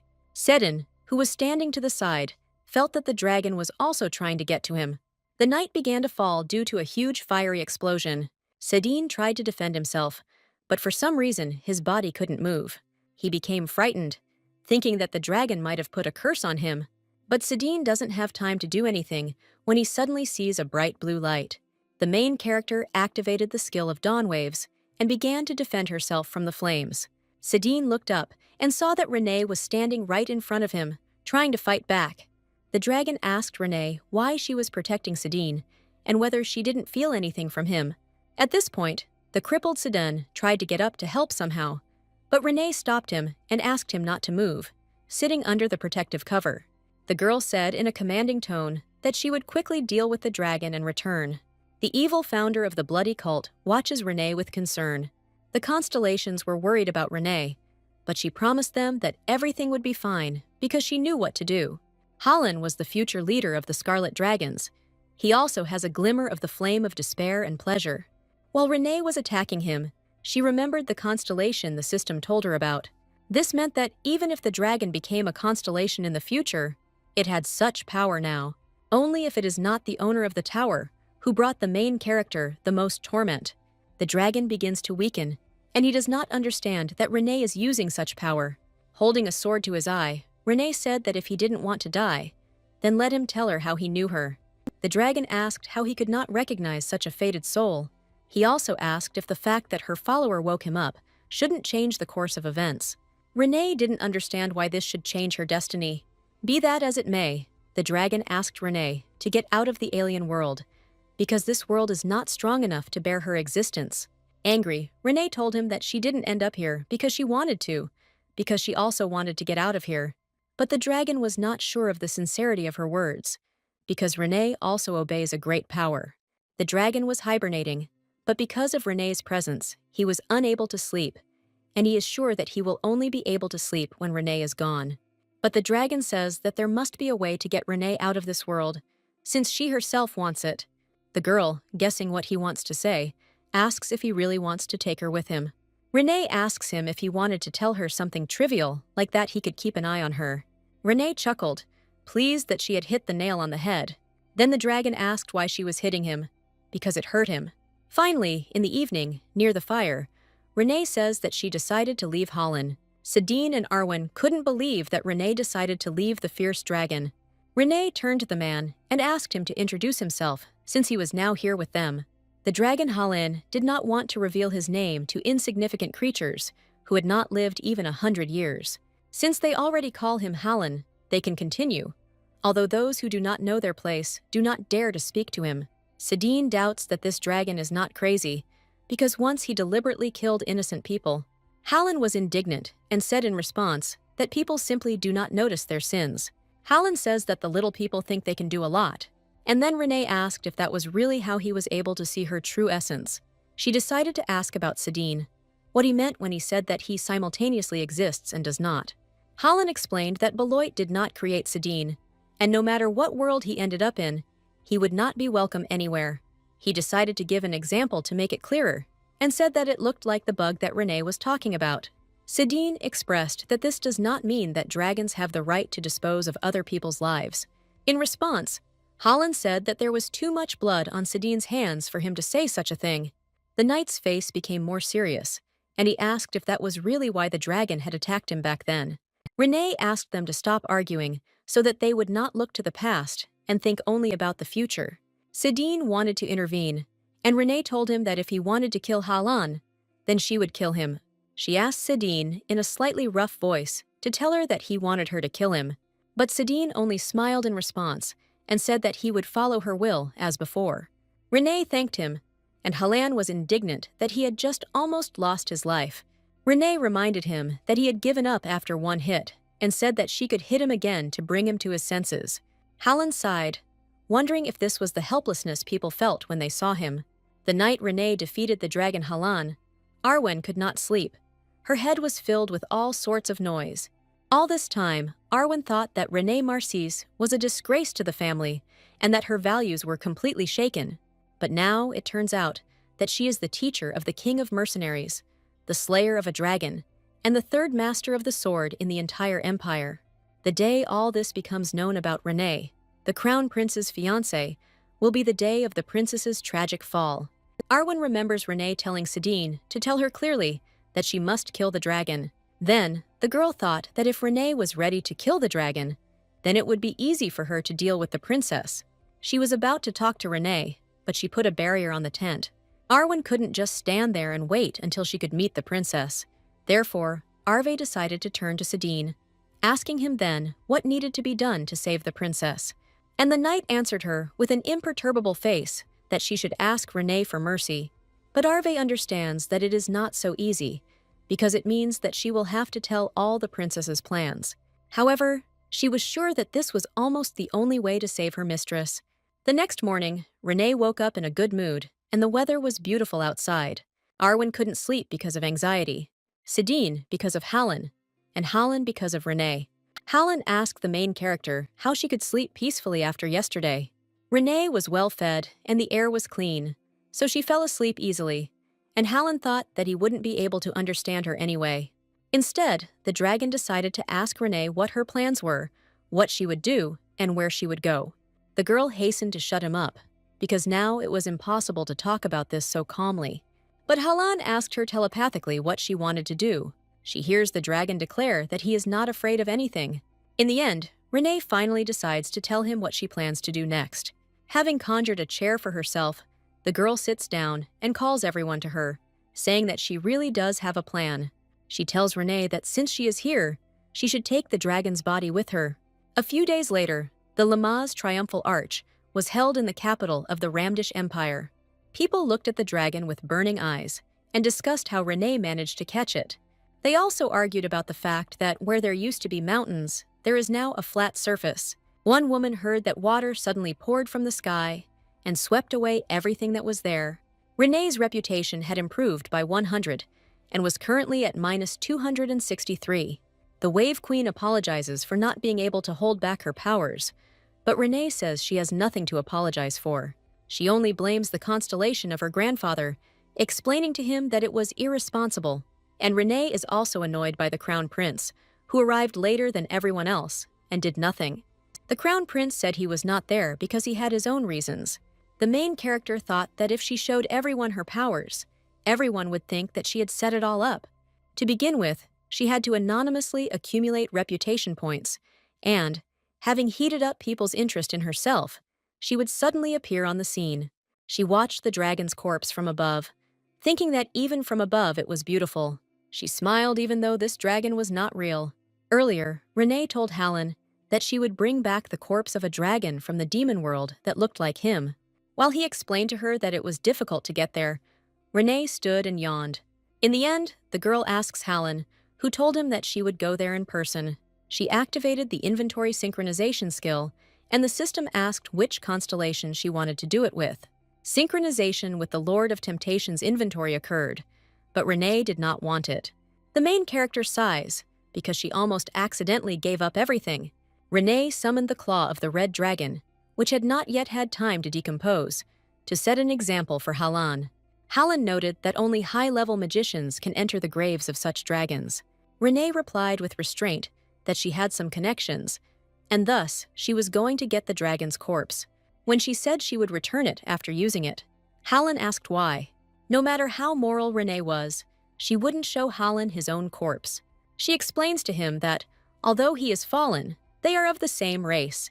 Hallen speculates that some red dragon must be his relative. But Renee told him that when it was all over, she would give the dragon's corpse to Hallen and let him bury it himself. Since Renee doesn't really need this corpse anymore, it would be better if it was kept by the dragon. Hallen smiled and thanked Renee, and the girl realized that it would be a nice gift for him. Anti-Marcis lived a perfect life without a single dark spot. He was born into a noble family of the Empire and was highly regarded for his appearance. If we talk about shortcomings, it was his sister, who was neither particularly intelligent nor skilled in wielding a sword. She was the complete opposite of Ante, so Duke Marsis raised her as a puppet who knew nothing. Even when the girl said that she wanted to study, nothing changed. Her father advised her to focus on her appearance, go to the store and buy herself a new dress. But young Ante, who had no idea about anything, envied Renee from childhood. While he had to work, Renee could rest, eat sweets, and wear beautiful clothes. It seemed to Ante that Renee received more love than he, who put in so much effort. But when he told Renee that he was her brother and had the right to know everything, she asked him how long they had been so close. Soon a ball was held to celebrate the victory over the dragon, which Ante also attended. The man was thinking about how tired he was, and then he suddenly heard someone ask how the Crown Prince could fall in love with a villainess. Ante overheard someone discussing how the Crown Prince had terrible taste, but there was nothing to be done. And then they started discussing Sidine, how he constantly follows Renee around like a little tail. Two girls discuss how Renee seems to have managed to make two men fall in love with her at once. Ante starts to get angry when he hears girls saying bad things about his sister. He suddenly burst onto the balcony and asked the girls to stop this conversation. He said he didn't want to eavesdrop on their conversation, but it concerned his family. When they stated that they did not want to insult the Marcy's family, Auntie became even more indignant. He asked if they doubted their relationship, and the girls said that this was absolutely not the case. Auntie says that Renee doesn't deserve to be discussed by some Viscount's daughter. He also mentions that yes, Renee sometimes acts weird and silly, but despite his young age and stupidity, Auntie says that Renee does not deserve to be treated like that. He warned the girls that if they continued to discuss Renee, they would never come back here again. Renee had been watching them the whole time, and even though Auntie called her stupid, she was pleased that he stood up for her. But as soon as Auntie said that it was all for the sake of the Marcius family, and not for Renee, she took her words back. Kirill noticed Renee and asked when she arrived because she was late. Renee replied that her dress was too heavy, which was why she was late. When Kirill asked where she had been all this time, the girl wondered if he had really been worried. Indignant, Kirill cried out that if she disappeared, he would have to deal with the consequences. Kirill asks again where she was, assuming she went to raid. In an attempt to bring Renee back to reality, Kirill reminds her that she is still human and that she is not the master of the Master Sword. Renee suddenly says that she doesn't see Ashira and Sidine, and Kirill asks her not to avoid answering. Her brother showed her where her lover was, and that he was simply not visible because of the crowd. He also said that all these people are waiting to see if they will get anything from the dragon. Then, Auntie came up to them, and Renee noticed that his relationship with him was still low on the system chart. Auntie asked Renee where she had been, and his face looked serious. He reminded her that because of her behavior, strange rumors were being spread about her. Renee told him that he himself knew that it was not true, and Auntie realized that she had heard these rumors too. When she replied that she had overheard it, Auntie asked what kind of idiot couldn't shut his mouth. Auntie warns her to be careful, because when she disappears, rumors start. Reminding her that she is now the prince's girlfriend, Auntie asks if he really needs to explain what impact this has. Kirill wanted to stand up for Renee, but she stopped him and told her brother to be more careful. They were both surprised, and Renee thought that if she hadn't seen that scene, she wouldn't have said that. She smiled when she realized that they were both genuinely surprised. Seeing Auntie's clumsy attempts to defend Renee, she remembered her family in the present tense. One day, her brother pulled the blanket off her and asked Yi Yeon to stop lounging and go have breakfast. Her brother was not as spoiled as Auntie, but not as sweet as Kirill.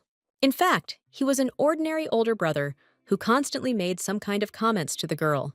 The main character did not remember him for a very long time, and now she even misses him. When Auntie asked what was wrong with her, Renee replied that it was impossible to please him because she wanted to talk to him nicely. Renee didn't want to talk to him anymore, so she said she would go about her business.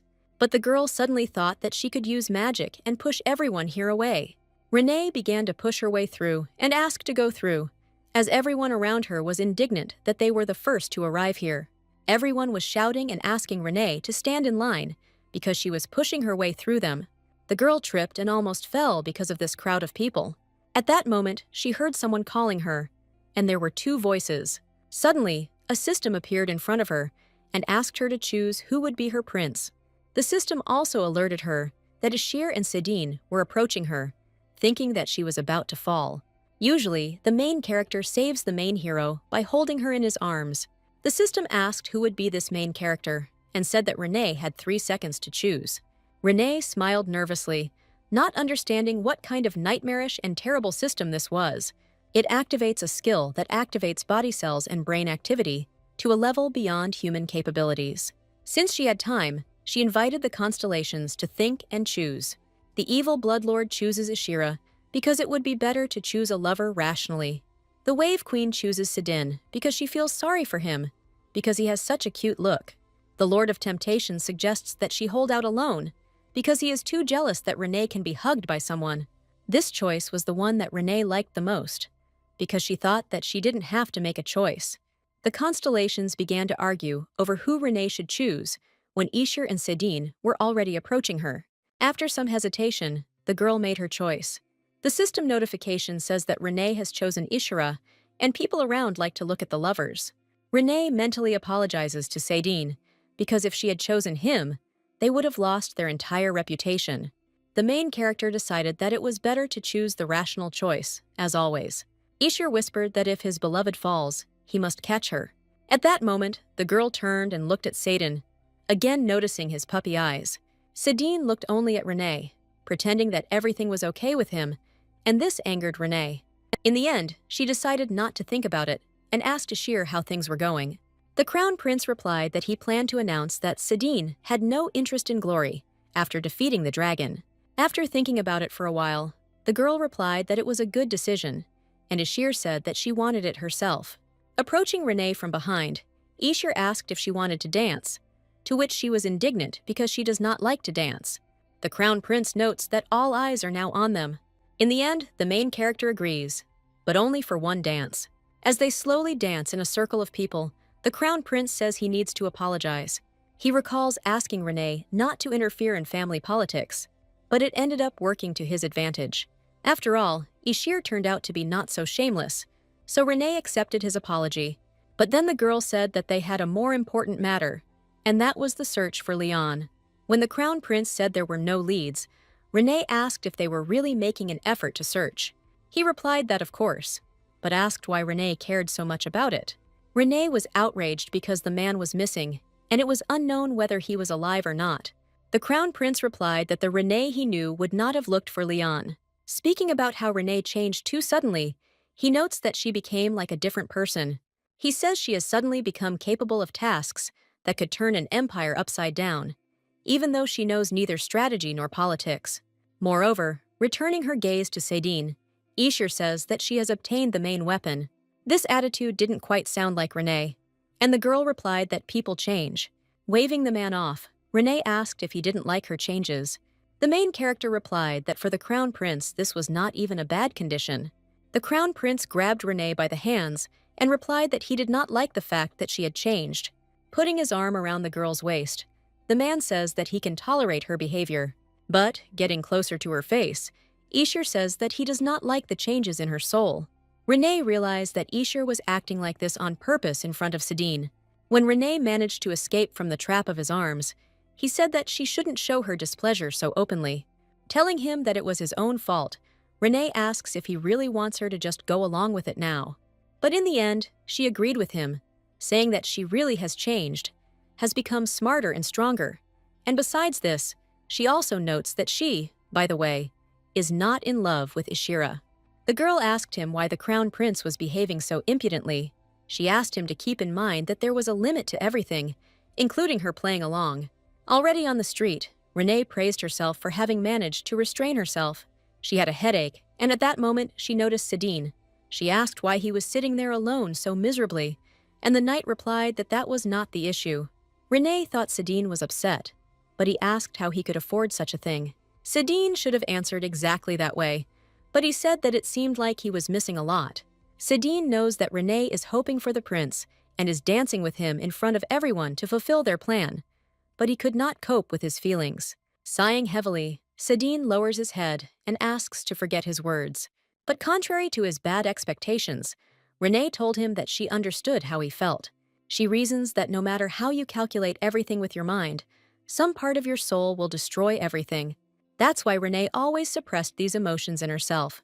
But everything in this world requires her to be emotional. Knowing that it's a risk, Renee thinks that sometimes you have to go with your feelings to find the right answer. If she thought rationally, the chances of success would be higher if she tested Renee's feelings for Ishiru. But she wonders why she allowed Sadin to stay next to her, why she is so concerned about his expression. This stupid curiosity made a fool out of Renee, and in the end, she chose Sadina. The worried knight asks the girl if she is okay. The system sent a notification that Renee's level of sympathy for Sadin had been determined. The conditions for completing the task stated that the level of sympathy had to exceed 100.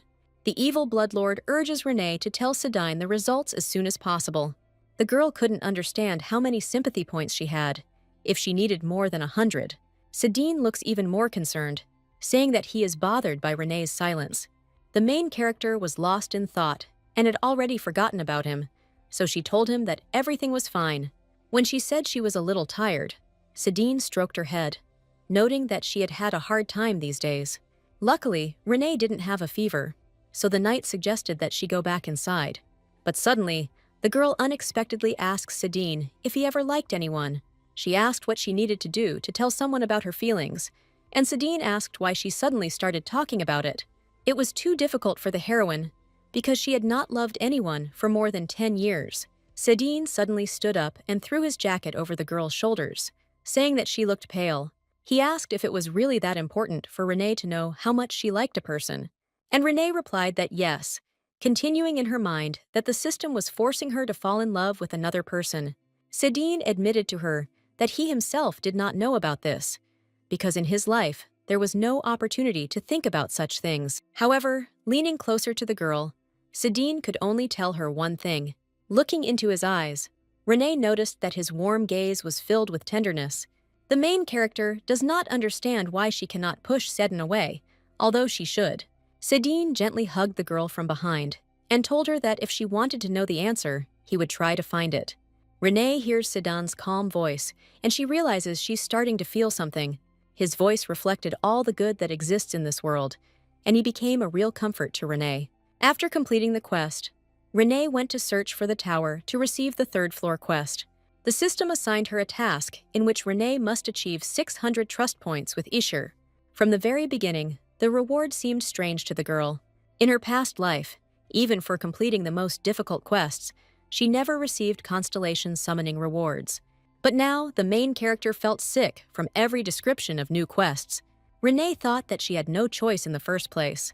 The Lord of Temptation offered her to choose who to send, but Renee asked him to stop tempting her. Renee couldn't imagine how she could increase her relationship with Ishur to 600. She was outraged that she would have to fawn over Ishur for points. Her gaze suddenly fell on the butler and the maid, noticing that they were somehow busy. They looked like they were preparing for a feast, at which point the Queen of the Waves became worried. Renee asked the maid why they were so busy, and she replied that they were preparing for a reception in honor of the master's merits. When Renee asked what merits were being referred to, Renee said that she had not been told anything. The maid immediately began to apologize, but the girl answered her that she would not eat her. And then the maid quietly reports that the Crown Prince's detachment destroyed the dragon. The master of the sword turned out to be Ante, whom the Duke could not announce out loud, so he decided to throw a feast. The maid notes that Ante is too modest to tell the truth. There are also rumors that Sadine has been visiting the duchy too often lately. Sadine continues to remain silent, but, one way or another, he himself did not particularly deny it. At that moment, Renee wondered if this was all because of her.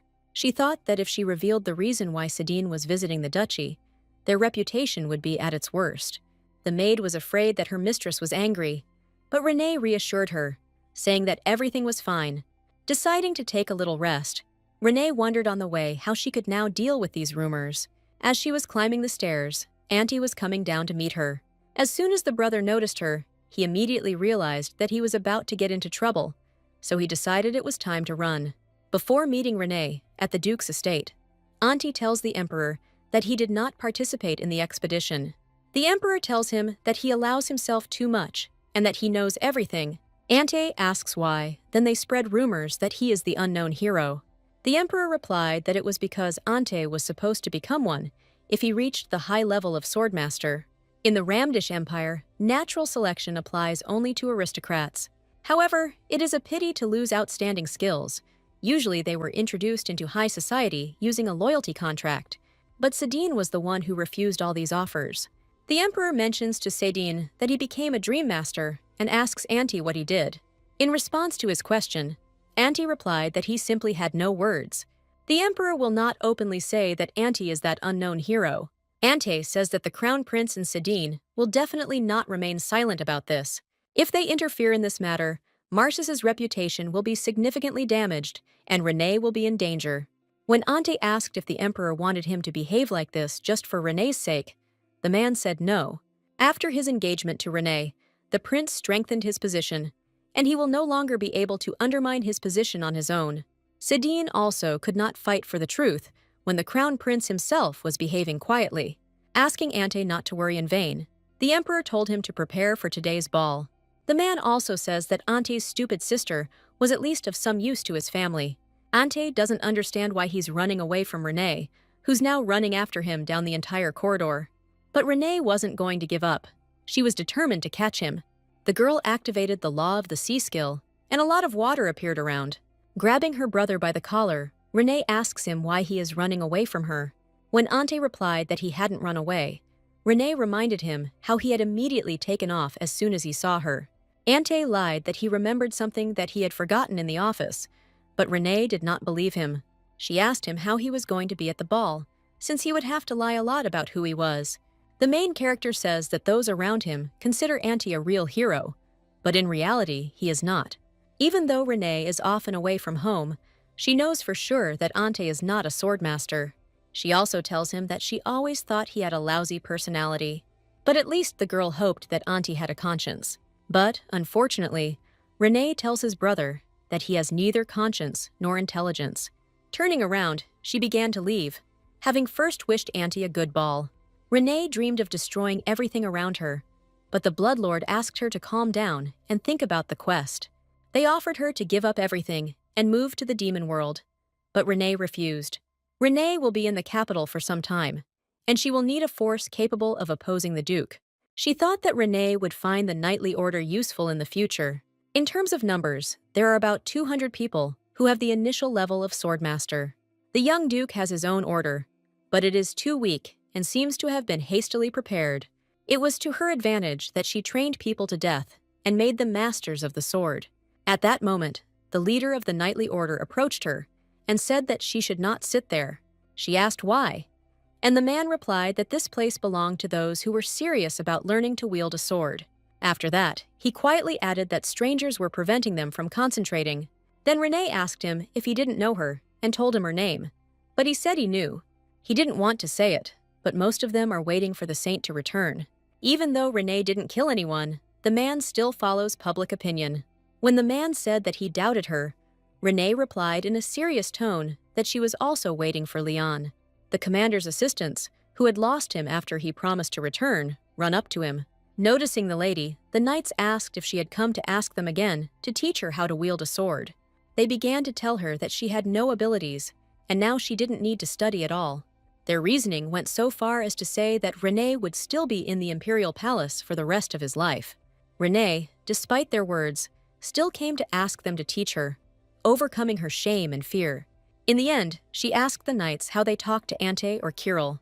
They didn't understand what she was talking about, and Renee asked if they were also humiliating them so openly. One of the knights said that they were both close to becoming a swordmaster, as they were on a completely different level. There are people everywhere who divide others into strong and weak, and in her past life, Renee tried to adapt to those they liked. The girl thought that they were all sure that she couldn't do anything, and then the main character told them that it seemed that rumors had not yet reached them about who exactly helped Anta and Kirill rise. She decided to tell them who they despised and show them how terrible the abilities of the one in Renee's body could be.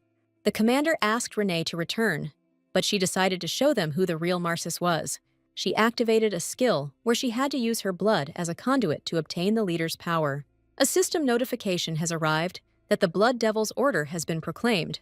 The evil founder of the blood cult jumped in joy as the skill activated. Renee takes out a large, long red sword. The Bloody Lord almost loses consciousness from joy. The main character asked her constellations to watch carefully and began the battle. The understanding and skill level of the caster differs. Renee's power grows. The knights crowded around suddenly smelled blood. They could not believe that this man was the disgrace of the Marsis family.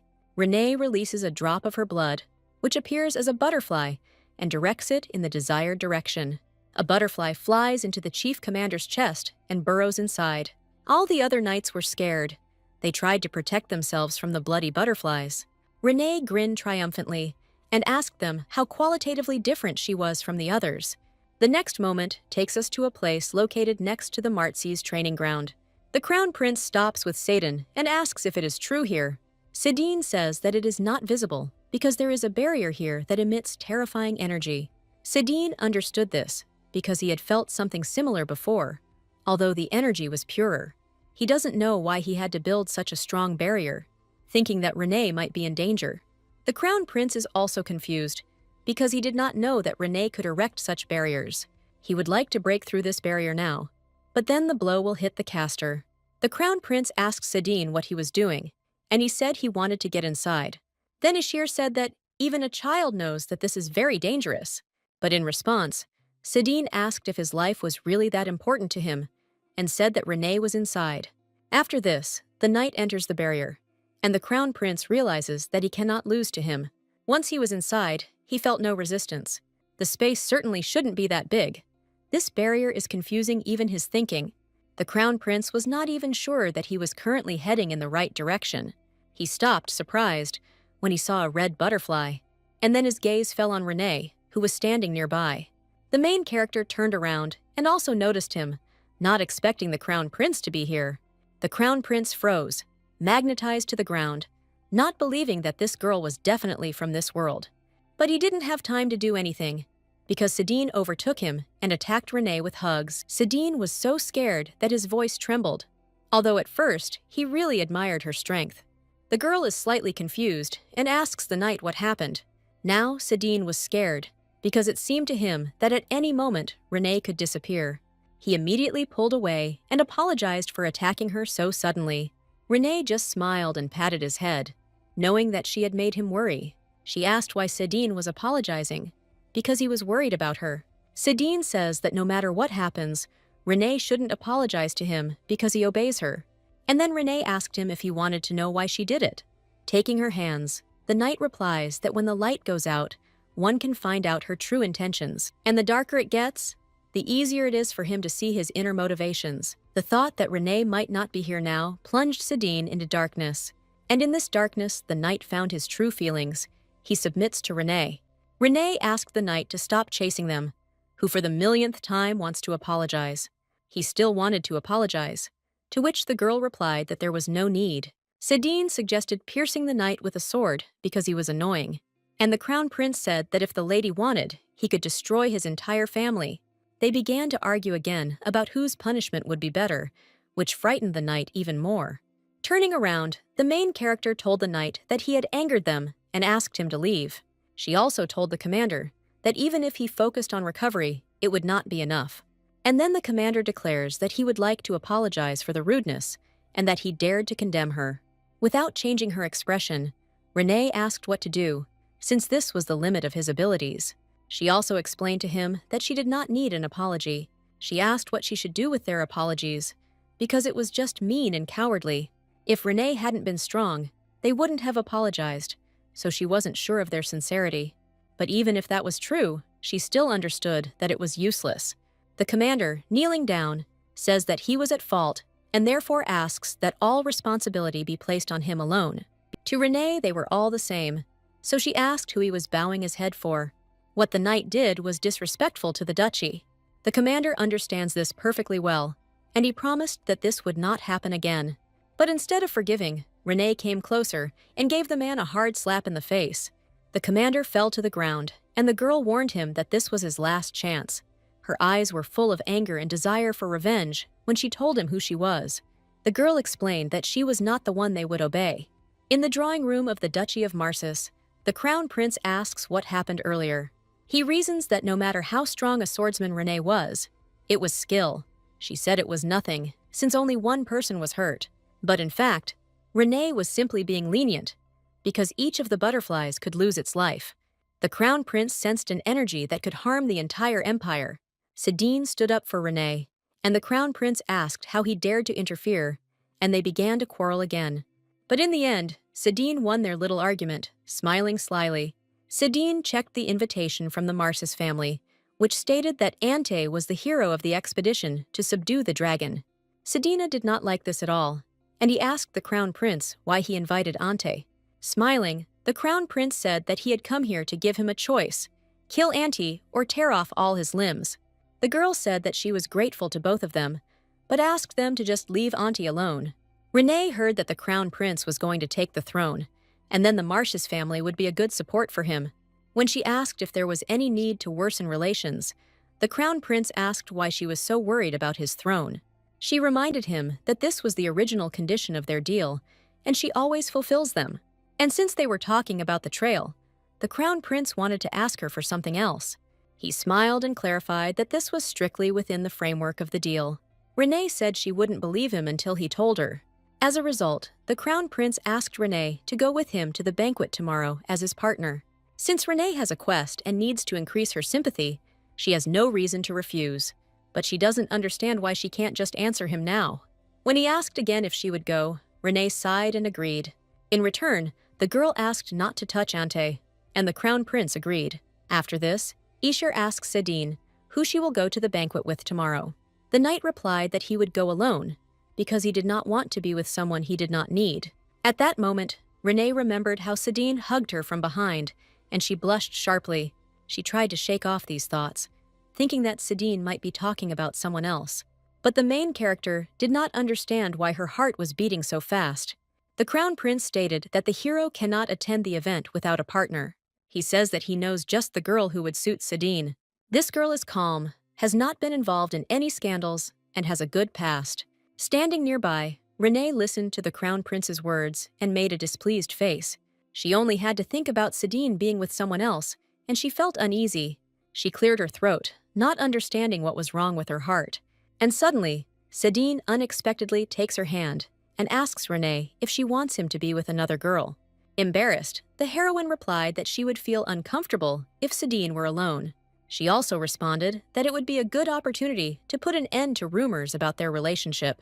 It will be possible to explain that he constantly comes to her house only because of friendship. Sedin didn't know that Renee took these rumors too seriously, and she said that it was not entirely true. The girl explained to him that everything still needed to be monitored. The crown prince agrees with her words, adding fuel to the fire that those above control those below. He was glad that Renee finally understood his words, but she was puzzled. Ishir asked not to turn a blind eye to how people harm her simply by being near her. The main character was indignant, asking why he was saying such things. The crown prince asks Sedin if he could at least help the lady, even as a swordmaster. And even now, Auntie has stolen the lady's merits because of rumors about Sedin. Renee's patience ran out, and she began to defend Sedin. She asked him if he really thought that, because he was the crown prince, he could talk like that. And then Ishir asks what will happen if rumors spread that the hero stole the crown prince's beloved. Ishir asked if Sedin could remain a hero after this, to which the knight replied that he never wanted to become one. The crown prince replied that if Sedin really cared about the lady, he should be more restrained. He wanted to say that Sedin shouldn't interfere with Renee, but the girl interrupted him. Renee's gaze became clouded and darkened, and she asked Ishir in a rude tone to stop talking to her student like that. The Queen of Waves and Healing was horrified that Renee called Sedin merely her student. Sedin gets up from his seat, saying that he is fine, and that he has taken up too much of their time. He headed for the exit, promising to see her at the party, and Renee didn't understand why he was leaving so suddenly. But before leaving, Sedin, grabbing the handle, said that he had forgotten something. The girl offered to at least walk him home, but he refused. He turned around and said that he no longer wanted to tarnish her reputation with his actions. The main character was shocked and told him that she never thought that way. Sedin claims that it was his mistake from the beginning because Renee was kind and allowed him to stay. But Sedin misunderstood her and thereby tarnished her reputation. Renee scratched the back of her head awkwardly and explained to him that things were a little different. When Sedin turned and looked at her, Renee didn't understand why he had that expression on his face. Before leaving, Sedin said goodbye to the main character, and then turned around and left silently. The Bloodlord asks why Renee cares so much about Sedina, if she will leave this world one day anyway. Renee came to her senses and realized that the most important thing now was the quest, and she needed to stay close to Ishir to raise his sympathy. But for some reason, the main character continued to think that she should follow Sedin. Ishir closed the door, and Renee asked him what his problem was. She doesn't understand why he so unfairly takes out his anger on Sedin and humiliates people regardless of their status. When the crown prince asked her if she wanted to go after Sedin, she realized that he was not listening to her at all. The girl answered him that naturally she should go. She wanted to say that it was because Sedin was her student, but the words stuck in her throat. Renee herself wondered if she really wanted to go after Sedin because he was her student, or if it was something more. In the end, she said that she had no reason to explain this to him, so she was leaving. But the crown prince stopped her, hugged her from behind, and asked her not to leave him. Thinking he's gone crazy, Renee says it has nothing to do with him. Frowning, she wondered why Ishir was doing this to her. When he tells her that he is her lover, she reminds him that he is fake and it is just their agreement. Ishir knows this, realizing that their relationship is not something to worry about. Renee notes that his behavior resembles anger and jealousy. He says he wants to worry about it, and Renee asks what kind of whim it is. The only thing Renee was sure of was that the Crown Prince was truly worried about the real Renee. The Crown Prince replied nervously that it would be better if it were a whim. Deciding to answer honestly, Ishir says that he himself does not understand what he feels for Renee now. He wanted to tell her, but he thought that she shouldn't know that. The man sighs heavily, asking out loud, "What does it matter what these feelings are?" His eyes darkened, and Ishir said he simply didn't want Renee to go after Sadine. When the Crown Prince sees a girl smiling at another man, he wants to wring his neck. He couldn't accept the fact that her smile and kind look were being received by someone else. Just the suggestion of Sadina makes Ishir want to kill him. The Crown Prince suddenly grabbed the main character by the shoulders, saying that he would do what he wanted. Renee can't understand what's happening to him and why he's acting this way. At that moment, the girl unexpectedly received an urgent system notification. The system reports that a sudden change in the feelings of the novel's protagonist has been noticed, and due to an error, a check is being carried out. The main character realized that the system had started to get lost again, just like the time she had to return to her world. The current conditions of the task were to hear the oath of love. Otherwise, in case of failure, she would go to her world. In the end, Renee couldn't hold Sadine back, and it wasn't like she was worried about him, since she was in a more difficult situation. She didn't know what a real oath of love was, and she believed only in numbers and statistics. The girl could not understand that this is the kind of world where even relationships require preparation. Now Renee can't open the status window, not only for the main characters, but for the others as well. And so, since she can't test the level of sympathy, she doesn't trust anyone anymore. She suffered from terrible mistrust in her past life. But just because she wasn't betrayed in her past life, doesn't mean she won't be betrayed in this one. Especially the tower owner from his past life, because of whom his trust in people worsened. And even if it wasn't the owner's fault, there were many different reasons for the betrayal. Because the girl moved through time each time, she made different choices, and the lives of the people around her also changed. Since the main character did not know who would betray her, she decided not to trust anyone. She could only trust the status window, but now she can't even find out the sympathy level. Not only is Ishir now behaving strangely, but the relationship with Sadine has become awkward. The Wave Queen asked her to try trusting people, and she asked how. When the constellation replied that she could try to see sincerity in their eyes, Renee thought that this was roughly how she could guess their feelings. But she dismissed this opinion and said that the look can be faked as much as you like. Yes, perhaps sincerity does exist, but for Renee, there is no sincerity that remains unchanged. All this is fleeting, and it disappears with just a blink of an eye. She was glad that the vow was one of true love and not eternal. Renee thought that she could just live like that and not complete the quest, since she had no particular reason to return. The heroine has long forgotten the faces and voices of her family, and when she returns, she will be a simple office worker. But, as her grandfather told her, she could just be a lady because being a noblewoman is not bad either. Renee decided to forget about love, so that it would just live here and die. And then there won't be these annoying games and exhausting quests. When Renee fell asleep, the system began to sulk because it became sad. The Bloodlord is frightened by the system's interference and tries to wake up Renee. And while the constellation tried to intervene, the system blocked and disabled the Bloodlord. The Wave Queen feels fear because of this as the Bloodlord closes his eyes and remains silent. The next morning, when Renee woke up, she didn't understand why Grandpa was blocked again. She remembers not blocking it, so she thought it was the system's doing. She decided to ask the Queen of the Waves, but she remained silent. Then she asked another constellation, and he was also silent. Renee is indignant about what happened, because usually these constellations never close their mouths. Even the chat history seemed strange to her, where there were only records of their conversations before she fell asleep. She saw the sign that the system had been updated and thought about it. When the system told Renee that she couldn't come to her senses, the girl was outraged. She read that from now on, conditions and penalties for failure will be added to new quests. After reading its assignment, the system wished Renee to enjoy this world. Renee broke out in a cold sweat, not understanding what had happened to the system.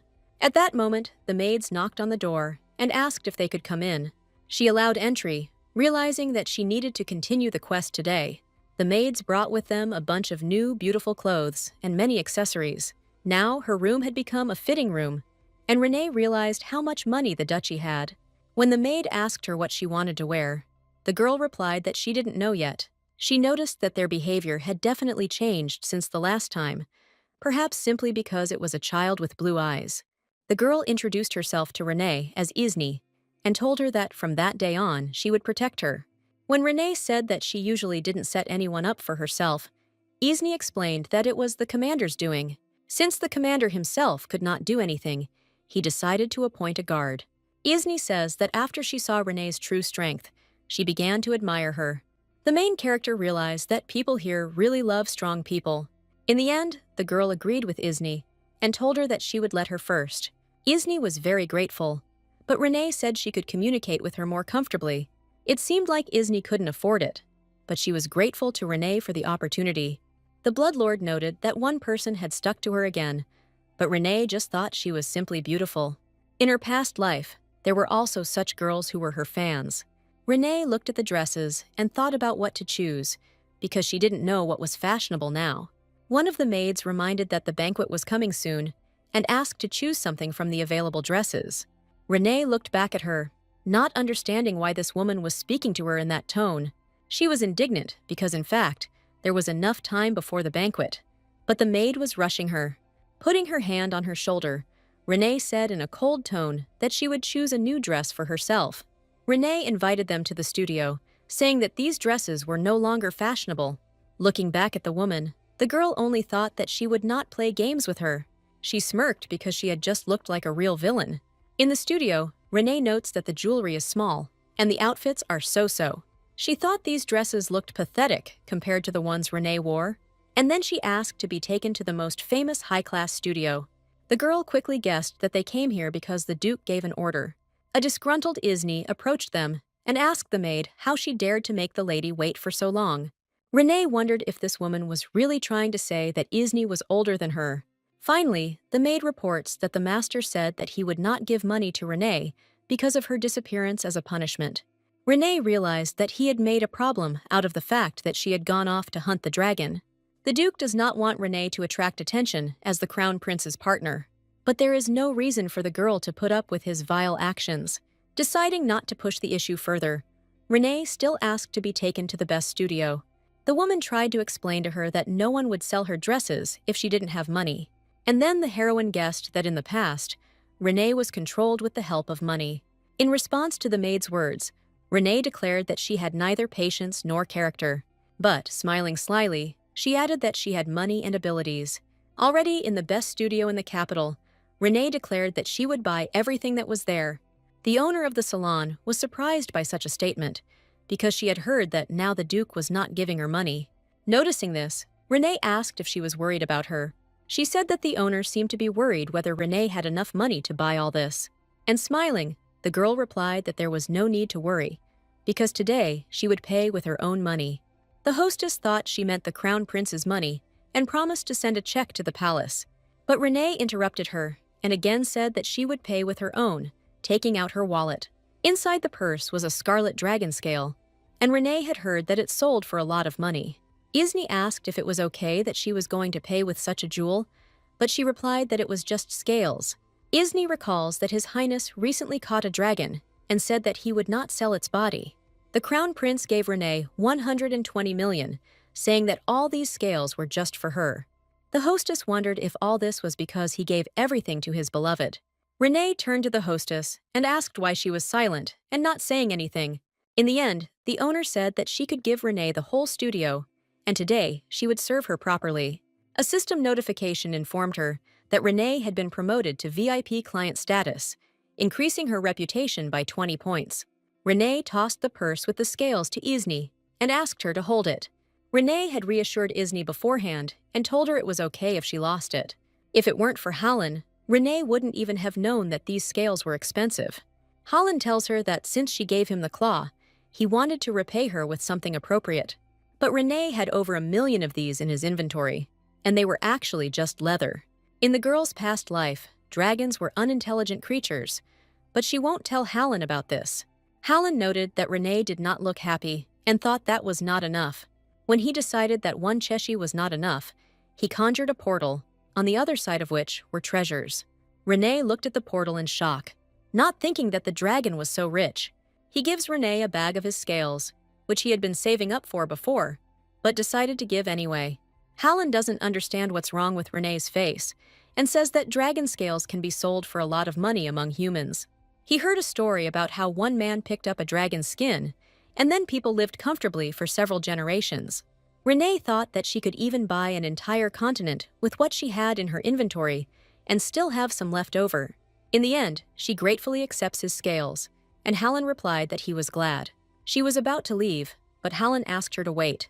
He reminds her how she told him she would leave him, and he thought he could follow her from that moment on. The Wave Queen states that she hates scarlet dragons because she is incompatible with them. She eventually told Hallen not to follow her, but they would do otherwise. Renee explained to him that she would call him when she needed him and let him come. When Hallen agreed, the girl was surprised because she was sure that he would refuse. Hallen says that as the keeper of balance, he has a duty to watch over her, who distorts this world.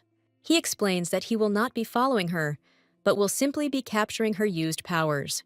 The constellations tried to intervene, but Renee asked them to remain silent because she would do whatever she wanted.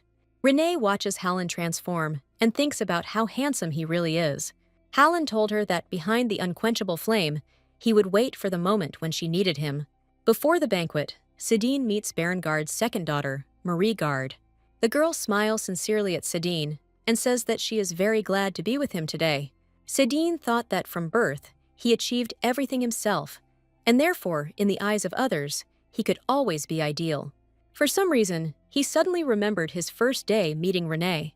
That moment filled him, who was just an empty shell, with fear and trembling, the smell of charred flesh, the last breaths of people, the countless battlefields where Sidine spent his entire life. Renee was able to heal the broken him, and so everything became okay. His heart began to beat faster, and he desired his goddess. He compared it to the good nature that began to spread within him. South, just one word destroyed the student and allowed him to become impudent. He is brought back to reality when Marie calls him and tells him that he must show the invitation. Sidine extends the concert and apologizes to the lady for causing her inconvenience. Marie was happy that she was the partner of the Light of the Empire, Sidina. When Sidine came to accompany her, it seemed like a dream to her, and she still can't believe it. But Marie knows that this is a pipe dream, looking at her partner, who treats her politely. Marie can't know this even if she wanted to, because Sidine is not her knight on a white horse. While she was thinking, the girl heard one of the guests call her name. Marie was genuinely surprised that she was being noticed for the first time. She didn't know when she would be able to enjoy such a moment as today, and it didn't matter that Sidine didn't feel anything for her. At the same time, Marie also noted that Sidine is really very handsome. He noticed how Kona was looking at him and asked if everything was okay, and she, worried, replied that everything was fine. Marie felt Sidine drawing a line between them, with his cold and polite tone. And then Marie wondered if there was a person who could evoke emotions in his eyes. They both stopped when they heard the Crown Prince and Renee arrive. When these two entered the hall, the guests oohed and awed in surprise, covering them with compliments.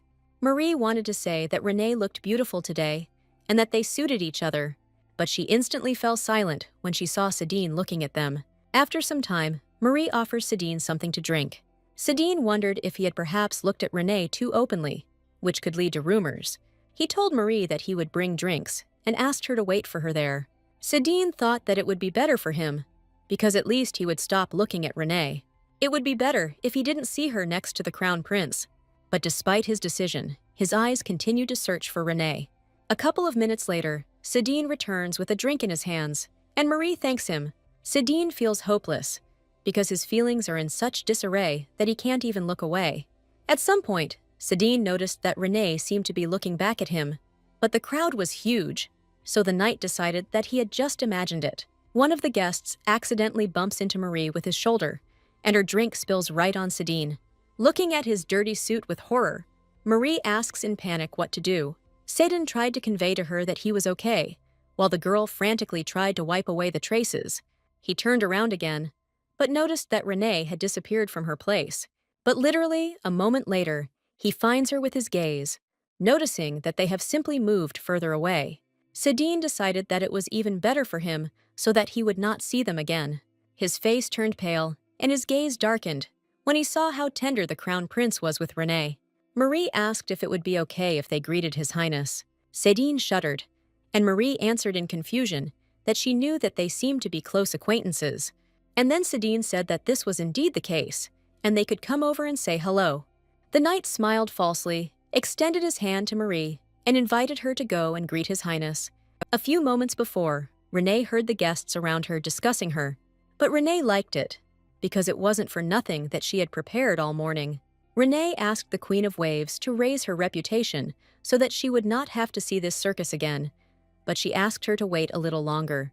The Lord of Evil guessed that Renee wanted this in order to complete the quest faster.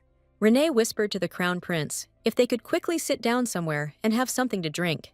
The Crown Prince did not know what she wanted to drink and said he could have brought it to her earlier. When Ishir went out to get drinks, Renee thought she should look for Sedin because she was worried about his expression then. When Renee notices a girl next to Sedin, she thinks about how beautiful she looks. The Wave Queen objected that Renee was more beautiful, but she replied that the Queen should not compare them. Renee saw Marie accidentally spill a drink on Sedin's suit. The guests who were around discussed how Marie and Sedin were right for each other. Hearing these words, Renee suddenly felt a strange, aching feeling in her chest. The main character was almost sure that she had arrhythmia. The Queen of Waves and Healing causes a huge storm of indignation. A waterfall of despair poured down on Renee, and the Queen of the Waves asked if she really had to treat her now. In the end, Renee decided that she would no longer look in Sedin's direction. The Crown Prince asked Renee what her plans were for today, as it was not her style to just stand there. She replied that even Auntie hadn't shown up yet, and they would enjoy the party first. The Crown Prince said he wanted to stop Auntie because he would take all the credit. When Renee said that this made her angry, the Crown Prince asked why she was holding back. Ishir stated that he had all the powers, and she could use him however she wanted. And when he asked why she didn't do it, Renee replied that it was his powers. Since the main character does not have such powers, she does not want to rely on others. And even when the Crown Prince said he wanted it, she still said she wouldn't rely on him. The Crown Prince is surprised every time Renee uses magic, and she says it's nothing. She said that those who become famous through their mouth will also perish by it. Liars eventually destroy themselves, and even if it doesn't happen today, it will definitely happen. With his arms crossed, Renee reminds them that they have already distorted the Duke's purpose. Renee noted that the Crown Prince got drunk easily, and he replied that she was right. It seems like no one thinks Auntie is the main character of the party right now. Renee thought they were talking about her, how she ruined her older brother's party. When Renee said she was not very perceptive, Ishir replied that she did not know herself. Renee says that this is not so, and she knows herself. But Ishir, approaching her, said that she does not know. He noted that the looks these people directed at her showed envy towards her. But the Crown Prince hoped that Renee would continue to know nothing, because he was pleased to know more about her. At that moment, Marie and Sedin finally approached them, wanting to say hello. Sedin greets His Highness through irritation. Marie thanked Renee for the invitation, noting that the party was excellent. Renee also thanks Marie for coming all the way here. Marie asked to just call her by her name, and Renee responded by saying that she could do the same. Renee allowed Marie to communicate with her informally to make things comfortable. Marie said that Sedin cares about her, and he even forgives her mistake. Renee muttered quietly that Sedin seemed to be treating her very well. Marie enthusiastically tells how Sedin himself came to her house to pick her up. The Crown Prince smiled and said that Marie should say something, because she was saying such things about Sedina. At that moment, Marie looked at Sedin, noticing how abruptly his face changed, and Sedin only replied that he was worried that someone like him might cause the lady trouble. After a brief, tense silence, Sedin bowed and said it was time for them to go. When he and Marie left, Renee watched them with an attentive gaze. The Crown Prince wanted to talk to her, but the girl said that she needed to get some fresh air. The Wave Queen asked what was going on, and Renee said she was annoyed at how helpless she was. Then, the Queen of the Waves told her that if someone was bothering her, she could just go and grab them. She recommends approaching Sedin, and Renee asks if she should just grab him. At that moment, she thought that it would be better to conquer the tower and fight to the death. Renee hates it when goals and outcomes are unknown because it makes her feel like she's not herself. Renee is tormented by feelings that she has forgotten and tried to forget, so she does not want to let anyone close to her. A system notification informs us that the balance has been disrupted to such an extent that the world is unable to cope with it. The world rejects the intervention of the Queen of Waves and healing, and at that moment, Renee heard a voice. This voice belongs to a constellation she has not heard for a long time. The constellation asked Renee not to let love consume her and to just go with the flow. She asks the main character if she remembers the conditions she set when signing the contract. The Queen of Waves and Healing was the second constellation to make a contract with her. The girl's first impression of this constellation was truly terrible. She asked the constellation to change her appearance, and it reminded her that she herself wanted it to look like her mother. Then the heroine explained that she needed a person, not an image. The constellation understands that the girl feels uncomfortable because of her, because she could not understand her. But that is precisely why the constellation asked her to teach her how to take care of her and protect her. The main character thought that this constellation was strange because she said such things so casually. Then she asked if these were really all the conditions that she had to teach her to love and care. Then the constellation lifted her into the air, explaining that this was only an additional condition. In fact, the Queen of Waves wanted Renee to color the road of tears she was walking on. The constellation introduced itself as Varuna, and this name was born as a source, but will now become a destination. The voice that came in like the tide went out like the ebb. In an instant, the sensations that filled the space disappear. Thus, the constellation Varuna, which had suddenly appeared here, also disappeared. Varuna asked Renee to follow happiness because she is their sea, which they are proud of. After this, a system notification appears that the Queen of Waves and Healing has been blocked. The system apologized for the glitches in the program, and Renee grumbles that this system cannot be trusted. A system notification then informs you that the error has been fixed. Renee nevertheless grabbed Sidine by the hand and dragged him along with her onto the balcony. Renee realizes that running away and hesitating is not her style, and no matter the outcome, she will try again. She also decided that it didn't matter whether it was momentary excitement or love for the student. The main thing was that now Renee wants to do what she dreams about. The Lord of Temptation dies of frustration, not understanding why all Renee did was hug Sidina. The Bloodlord was unlocked, and he watched the scene unfold in shock. Renee pulled away from the night, saying that it had been a bit cold because of the rain, but it was much better now. The girl didn't have time to do anything, because Sidine himself pounced on her with hugs. While Sidine tightly hugs the main character, he whispers to her that it is all her fault. Renee was more valuable than his feelings, so he tried to stay away from her for her sake. Holding Renee close, Sidine says he's not going to give up the chance she gave him. Renee blushed and felt like she had just heard something embarrassing. Sidine doesn't know why Renee hugged him, but he liked it anyway. But now it was too late, because Sidine would not leave, even if Renee pushed him away. Renee told him that she understood him, but asked him to let her go so that they could talk. She reminds him how Sidine said he would obey her, but he asked her to sit like that a little longer. Renee was simply afraid that her constellations might kill him if he didn't let her go. Finally, Renee screamed that she would hug him again if only he would let her go. The girl guessed that Sidine had been aiming for this from the very beginning, and he turned out to be not so simple. Sidine says that this is why he didn't want to let her go, because she was making fun of him, even though her face was red. Renee became even more embarrassed and told him that her face was no redder than his. The constellations argued and threatened Renee, but she told them that if they didn't want to watch, they didn't have to. Sidine suddenly spread his arms out to the sides and asked if Renee would keep his promise. A hysterical smile appeared on the girl's face, but she still agreed. Coming closer to Sidine, the main character hesitantly hugs him. Sidine himself hugs her body tighter and presses himself closer to her. Renee knows without even looking that Sidine's face is now red. She didn't care that she was a little nervous, because this was the first time she felt relief in this world. The guests began to notice that Lady Renee had gone somewhere, and noted that Sidine was also nowhere to be seen.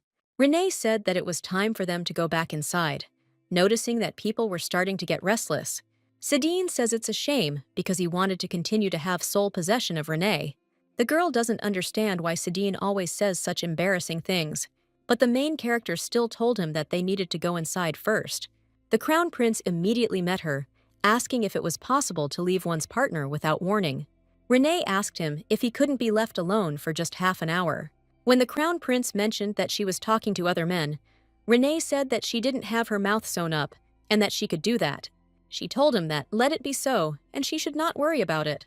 At this moment, Sedin comes out and asks His Highness not to make a fuss over a trifle. Sedin, without looking him in the eye, said that Ishur was now behaving very oppressively. Ante suddenly appears and says that he came here after hearing a noise. Kirill asked Renee to stand behind him, and she realized that they were now trying to protect her. Ante asks Sedin what this rude attitude towards the crown prince is. Ante declares that no matter the reason or the enemy, Marsis will never leave alone anyone who raises a sword against the crown prince. The crown prince stamps his foot and says that he kept thinking that the Marsises had become insolent. Renee doesn't understand what they are doing, because that could cause problems. She decides to activate a skill that controls a person's mind. After this, everyone around seemed to be hypnotized and froze in place. But the only one who brought her back to her senses was Sedin. She asked him to come home and not to worry, because she would sort everything out. But before leaving, Sedin approaches the main character and leaves a kiss on her forehead. Renee almost fell over from this action, feeling her breathing become labored and her heart pounding. Sedin smiled sincerely at her and wished her good night. But Renee does not understand whether he was always like this. It was easy for Renee to send home people who were affected by her skill. After all, people started leaving on their own as soon as I told them the key word. It had been a really busy day, and Renee wanted to take some time off first. At this point, she meets Ante, who claims that she is being too open in expressing her dislike for him. He was waiting for his sister to tell her that she had done a good job today. Ante heard today that Renee became the pride of the family. Although her father was very angry, Ante didn't want to take part in this party, where he would be taking away someone else's merits. But everything happened according to the will of his father, the Duke, and the place of the heir was just a piece on the chessboard.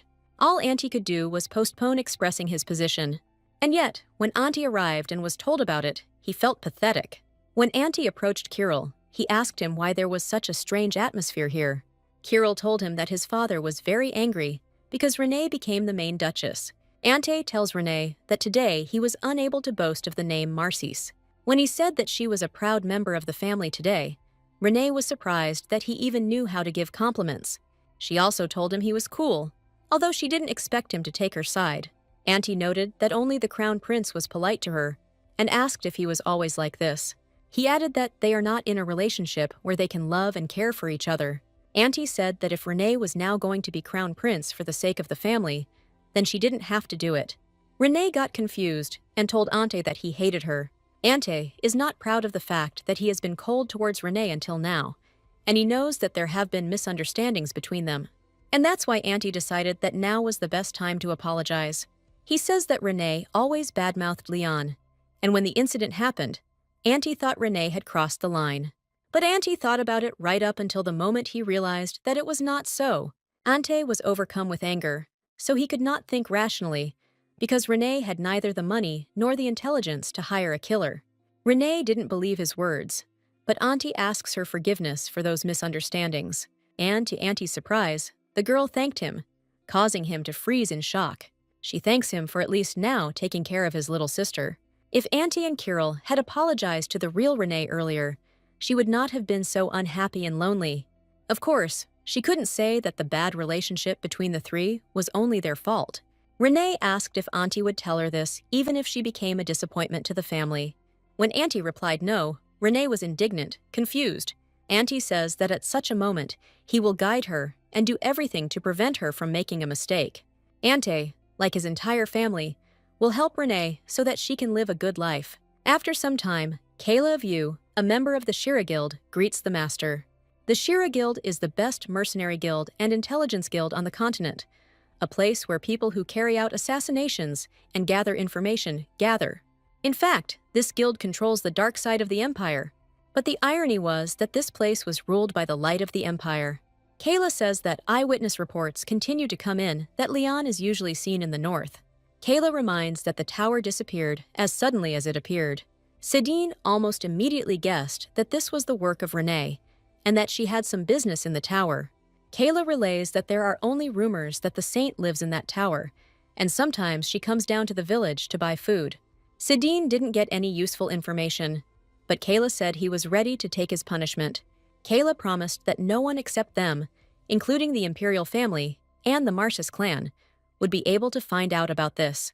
Sedin realized that he needed to find out how the saint and the tower were connected. Sidine created the best intelligence guild in the empire, but in fact, he was unable to find out anything. Renee lay on the floor in her room and couldn't stop thinking about Sedina, who kissed her on the forehead. The girl blushed terribly, thinking that she had gone crazy because she was also having such dreams. The Lord of Temptation reports that all the constellations saw this moment with the kiss. Constellations suggest looking for another contractor, but Renee reminds her that to do so, she will need to destroy the stone bridge. A little later, Renee decided to ask Ante what a kiss on the forehead meant, and the guy was embarrassed when she asked that. Ante immediately started asking who did this to Renee, or what happened at all. In the end, Auntie said that everything depends on the type of relationship, because in a family, it can mean a sign of love. And when Renee asked what it meant if it was a teacher and a student, Auntie replied that it was a sign of respect. And then Renee asked that, after all, a teacher cannot be liked by a student in another sense. Auntie got angry, explaining that if something like that happened, it would be total disrespect. Auntie wonders why she asks this, thinking that she has a teacher, and thinking that there can't be such a connection with her students. He also asks Renee to kill anyone who shows Renee such disrespect. Renee felt goosebumps at the thought that she might kill Sidine over this. Anyway, Auntie says he will cover for her, so if she wants, she can kill him. Renee was too self-confident, wanting to get the right answer, but then she didn't know how to explain her relationship with Sidine. She never did anything in life that her heart told her to do, thinking that the problem was in her. Now, Renee wondered when the blockade of the Queen of Waves would be lifted, and asked the constellations. The girl decided that when the Queen of the Waves returned, she would have to tell her something. The main character called Isni, and she immediately ran into her room. She asked Isni to get ready, and since that was the case, they would go to the Shira Guild. As Renee asked for the number, she thought that the guild here looked like a regular district court. The guild worker greets them and asks what business they have come for. Isni says that they have arrived to meet with the guild leader, and for some reason, Renee has started to get nervous. Then the employee smiled and asked if they had arranged a meeting. After Isni's rude response, the worker, holding back her anger, nevertheless gives them a ticket. There were 30,000 people in line ahead of them, and Isni flared up in anger at the worker. When Renee admitted that she was close to Sidine, she smiled and replied that rules are rules. Finally, Renee asked if she could pass on something then. When the worker asked what exactly she wanted to deliver, Renee told her to just say her name. At that moment, the girl felt dozens of eyes on her. People immediately crowded around her, not believing that it was really Lady Renee in front of them. When Renee was escorted to the right room, Sidine soon came running there. Sedin panics and asks if they have done something wrong or caused any inconvenience. The main character saw Sidine like this for the first time, and it genuinely surprised her. She gently covered his hands with hers and told him that everything was okay. As soon as Renee began to button his buttons, Sidine visibly blushed and became embarrassed. Sidine apologized to her because he should have been better prepared, but Renee said that she herself came without warning. She said he looked cute when he was so scruffy, and the rest of the room gasped. Sidina was irritated by the fact that they were not alone in the room, so he asked everyone to get out of there. When they were alone, Renee realized that Sidine seemed to be a terrible boss. Then, the knight asks worriedly if they said anything strange. When she says they told her they met a dragon from legend, Sidine replies that his subordinates are talking nonsense. He examines Renee and concludes that she is fine and asks if anything is wrong. In fact, Renee came to ask what that kiss on the forehead meant, but she understood that she simply couldn't say it because she would immediately die on the spot from embarrassment.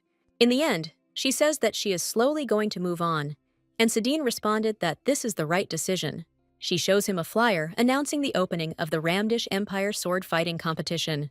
The next moment takes us to the palace of the Silver Eagle of Princess Aiden. Ante asked the princess why she asked him to meet. Ante also stated that he knows what will happen if it is found out that he is here. But Indy says he still came here even knowing this. Ante had thought so before, but the princess was really hard to deal with. The The Crown Prince is much easier to deal with because you can pre-order his reactions. Indy reasons that Auntie is smart enough that he is deceiving the people of the Empire to a certain extent. When Auntie asked what she was talking about, the princess told him that he was a sword master. Auntie replied that he never said he was, but Eden said that he let people think that. But the princess warned him that she was not going to criticize him, so he could relax. Inviting him to share this glory together, she hands him her father's letter and asks him to read it. Father asked Ante to win the fencing competition and swear allegiance to him. At this rate, there would be a split in the Marcus family, and Ante did not understand why his father was doing this. When Renee learned that the Duke had suggested having breakfast together, she tried to understand what he had in mind. The girl asked the maid to tell him that she would get ready and would be there soon. But, in any case, everything worked out well, because Renee still had something to talk to him about. When Renee sits down at the table, she can't even believe that it's a family breakfast, because the atmosphere here is killer. Her father says that Renee was being cheeky at the party, to which she responded that her character was still there. She asks why eat with a rude person when you could have breakfast separately. But, since the girl did not expect kind words, she immediately decided to get down to business. And then the main character declares that she, too, will take part in the fencing competition. She doesn't understand why they look at her like that, saying that she is also Marcius and has the right to be so. Ante intervenes in the conversation and explains that not everyone can participate in the competition. But at that moment, his father interrupted him and asked Renee if he had allowed her to do this. The Duke asked Renee to simply dress up nicely and wave her hands next to the Crown Prince without crossing the line. She saw the butler take out a bottle of wine and pour her a glass. When she asked why she needed it, the Duke replied that such a question was wrong. He explains to her that all the food, clothing, and people around her depend on him. Renee says that Marcius has been participating in this competition for several generations, and there is nothing wrong with her participation. The father says it's funny that a girl who has never held a sword in her hands wants to participate. Renee agreed that it was funny, but she reminded him that he himself had not allowed her to take up the sword. He says that she has 2 brothers, and that is enough to protect her, and she replied that he should have said that when he was mocking her. She remembers how the Duke merely watched from the sidelines, as everyone called Renee a disgrace to the family. The only memories the real Renee has of swords are a few moments when she swung a wooden sword alone as a child. Renee asked him to admit that he envied her when he saw her talent and was afraid that she might surpass him. The father stands up and says that he thought she had grown up a little lately, but she is still a disgrace to the family. The Duke sighs heavily and tells the girl that she can do whatever she wants. But before leaving, he warned her that then she would lose the name Marcius. Kirill ordered her to beg for forgiveness, but Renee replied that she had said nothing wrong. The brother explains that she will be kicked out of the family, and no matter how much trouble she causes, the father never said such a thing before. And then Kirill asked if Renee really wanted to leave the family. He shouts and asks what money she is going to use to escape. But Renee asked in response that he really thought she was so dependent on her family.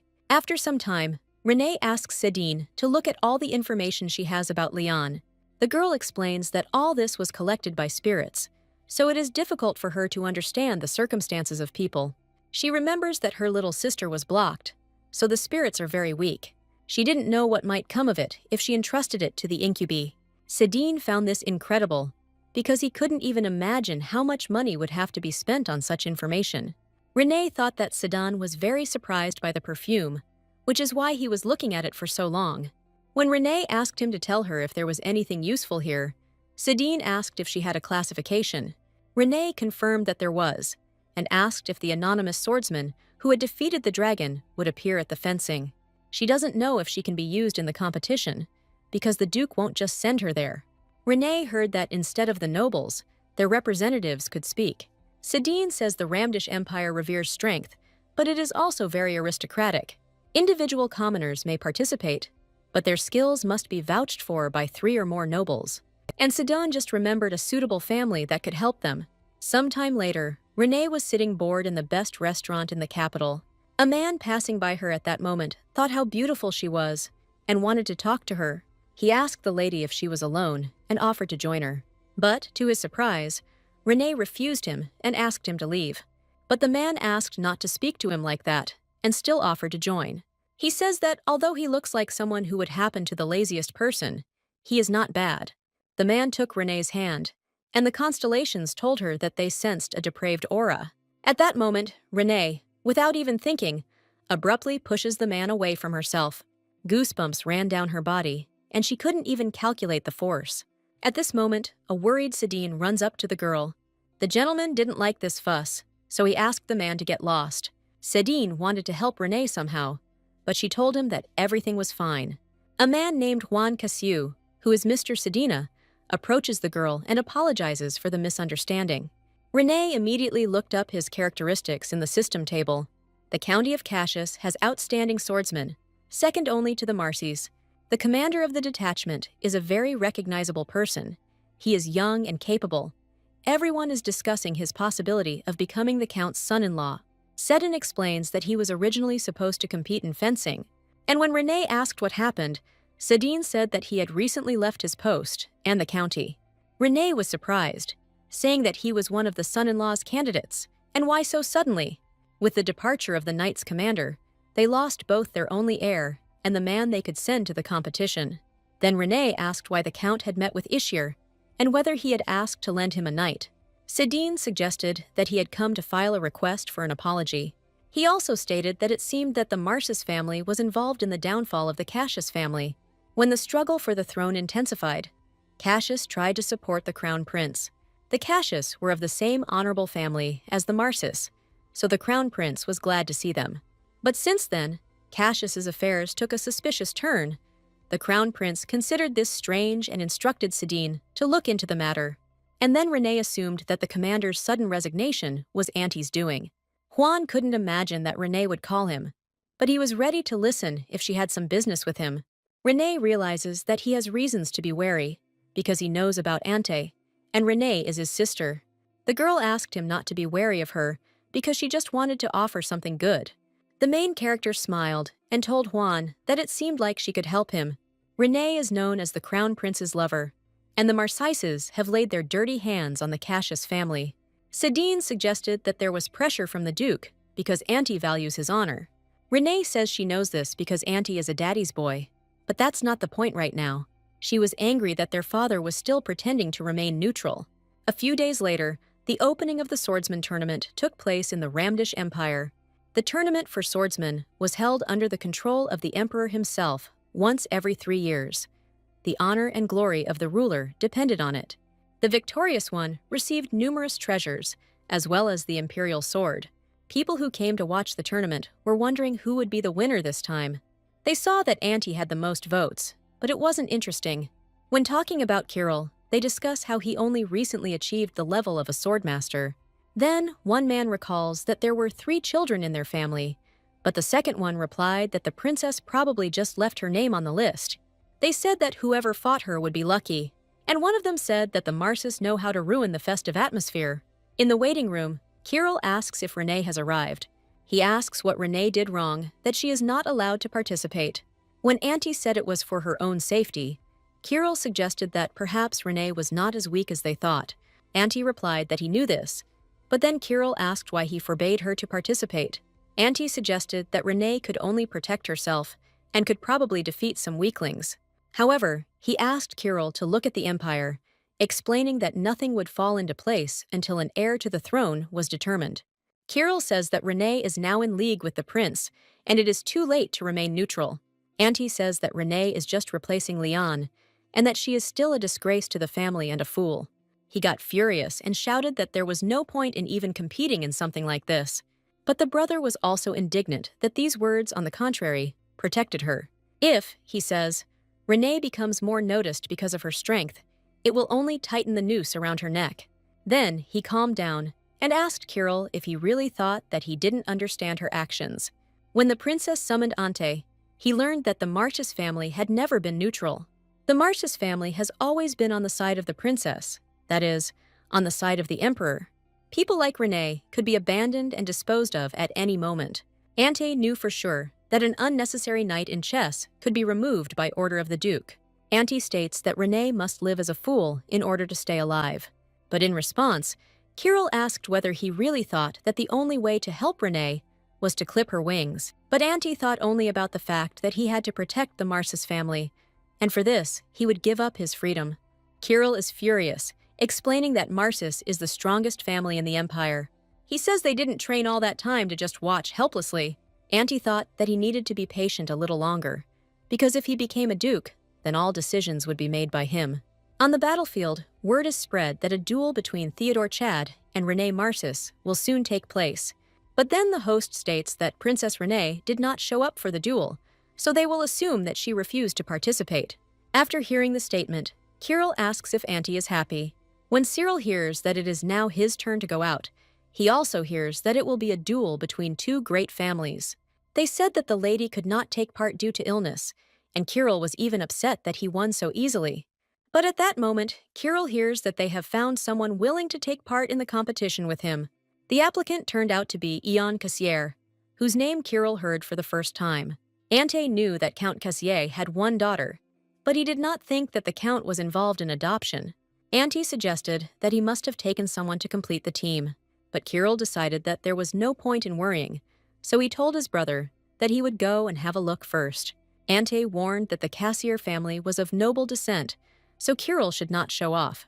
But he also added that Kirill should be careful, which surprised him. He is confused because Ante always said before that he would not leave him alone if he brought shame on their family. But in the end, Kirill answered him that he understood everything and asked him to watch carefully. Previously, Ante would have gotten angry at his words, and Kirill thought that everyone around him had become somehow strange. When Kirill entered the ring, a girl in a black robe asked him why he didn't get up. Kirill thought she was joking because she was going to fight him with a wooden sword. Kirill looked her over from head to toe, thinking that he had been using such a sword since he was 5 years old. But Jan asked him why she needed a real sword in a fight with a child. Kirill asked her what kind of rudeness she was being, and then he thought that he had heard this manner of speech somewhere before. Jan asked him to stop talking nonsense and attack already. Kirill smiled, saying that he didn't think the Cassier family's position had deteriorated so much. He gave the girl a chance to change the sword, because this competition is not for children's games. Ian tells him that he talks too much, suggesting that he is afraid of being embarrassed by losing to a wooden sword. But Kirill got even more angry and told her that he was not joking. The girl hissed through clenched teeth that it was enough to tarnish Count Cassier's name. After these words, she finally began to attack, and Kirill began to defend himself. Kirill saw the girl fly up and ask him to attack. There was excitement in her eyes. She asked Kirill to play with her. Kirill can't cope with Ion, not understanding where this monster came from. Even though his sword was real, his hand literally went numb from her blows. He was also irritated by the fact that Ion didn't even show signs of fatigue. He attacks again, determined to see how long she can last against the swordmaster. The girl began to wave him off, and Kirill realized that she was moving too quickly. Ion doesn't let Kirill make a quick attack, and he hits with full force. Ian said that it seemed like Kirill was having fun and acting like a child, so he should be taught a lesson. She asked him to remember carefully the sensations he was about to feel. Everything inside Kirill screamed at him to run away from here immediately, but he decided not to give up and continue the competition, defending himself. But before he could do anything, Ion suddenly hit him on the head with a sword. As a result, Ion Cassier won over Kirill Martzes and advanced to the next stage. She praised him for watching her strike until the end without even blinking. Kirill lies unconscious on the ground, and the girl tells him that it was a good competition. An hour ago, Renee asks Sidine if Auntie will really participate in the final round. When Sidine responded that he was considered the leading candidate to win, Renee said that the main character appears in the finale. And when the girl asked who her opponent was this time, he answered that it was Kirill. Renee had assumed they would meet someday, but she hadn't thought it would be so soon. The main character wouldn't want to be too cruel to this chicken. Sidine asks her why she cares about their situation, since they themselves are trying to stop her. But Renee replied that they were only following their father's orders and could do nothing else. But Sidine mentions that the fact that they are observers does not change anything. Renee tells him that it is difficult for children to stand up to their parents. Renee asks if he doesn't like it when she's too nice to them. Sadin smiled modestly and asked how he could not like that.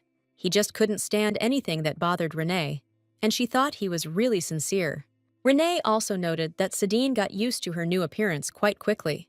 At first, Sidine was also a little surprised, and it still seems strange to him. Sedin didn't really expect Renee to take on the appearance of an Eastern continent, and then the knight decided to ask if Renee would allow him to find out whose appearance it was. Renee asked why Sedin thought it was someone's face, and he replied that Renee herself had said too often that this face was familiar to her. Despite this appearance, the girl felt much more comfortable in it than in the appearance of Renee. Renee asked when she had ever behaved so consistently, and Sedin told her that she had always gone beyond common sense. In the end, the girl decided to answer his question with half the truth and half a lie. The main character revealed to Sedin the secret that this appearance also belongs to her. After hearing the answer, Sedin immediately blushed and looked down. Noticing the change in his mood, the girl asked what he didn't like. But Sedin put her hand to his face and said that, on the contrary, he liked it. Since this is also Renee's image, Sedin likes everything connected with her. The Bloodlord became indignant that they were sitting in front of them and holding hands. He began to remember how he had courted her, and Renee told him that she had already understood everything. Renee asked Sedin to stop because she thought that if he continued, her soul would fall apart. The girl noticed a wooden sword in the corner and decided that it definitely wouldn't hurt Kirill. Sedin didn't expect that she was actually going to go out there with a wooden sword. And in the end, the main character taught Kirill a good lesson. She dared to make a request to His Majesty, who was present at this tournament. She says that it seems like there is no one in this tournament who wants to fight her. And she asked the Duke how about everyone attacking her at the same time. People began to talk among themselves that Ion was behaving too brazenly, and that this was definitely the end for her. They decided that she was too presumptuous after one victory, and were sure that the Duke would punish her. The princess exchanged glances with the crown prince, and did not understand why the Duke was silent. To everyone's surprise, at that moment, the Duke laughed loudly. Renee looked at him in bewilderment, because the man looked like he was out of his mind. After the Emperor finally stopped laughing, he said that this was very interesting. He says menacingly that he values it when there is a spirit that strives upward, seeing no boundaries. The girl smiled and thanked the Duke for his mercy. Ian says that the swordsmanship tournament is an event that the entire nation has been waiting for, and it cannot be turned into a performance by one person. The Duke then declares that Ion must fight to the last, until the number of people in the group is reduced to a single fighter. After all, he says there are no fair one-on-one fights on the battlefield. He asked Yen to show the strength that comes from enduring to the point of complete exhaustion. The Duke says the semi-final and final will be exciting to watch. Auntie couldn't believe that his father had so easily changed the rules that had been followed until now. The current emperor is too impulsive and puts his whims above principles. A tyrant who, despite the early enlistment of the crown prince, incites war against the empire. The Duke suggests that they begin the competition, and the people begin to talk with interest. From this moment, by the will of His Majesty, a series of duels of the Sleeping Deer group begins. The swordsman tournament began, and other swordsmen began running into the ring and fighting Ion. Renee handled each of them without any problems and accumulated 5 victories. A little later, after several rounds, there were 8 victories. After some time, the number of victories exceeded 10. People watching the tournament could not believe what was happening. One of the spectators noticed that energy was gathering around Yeon's wooden sword. The man sitting next to him took a closer look and asked if he was imagining things. But then the first one asked, "Who knows? Maybe Eon is a secret swordmaster." They began to talk and remember whether there was such a person among the Cassier clan. They know that this line was on the verge of extinction, but this family was known for being able to produce a swordmaster. The end of the match is soon announced, after which all the results of the battles are summed up. The winner of the continuous battles of the Sleeping Deer group from the Nameless Boy becomes Eon. The presenter announces that today's competition is over. Tomorrow at the same time, a series of consecutive fights will begin in the Sleeping Deer group.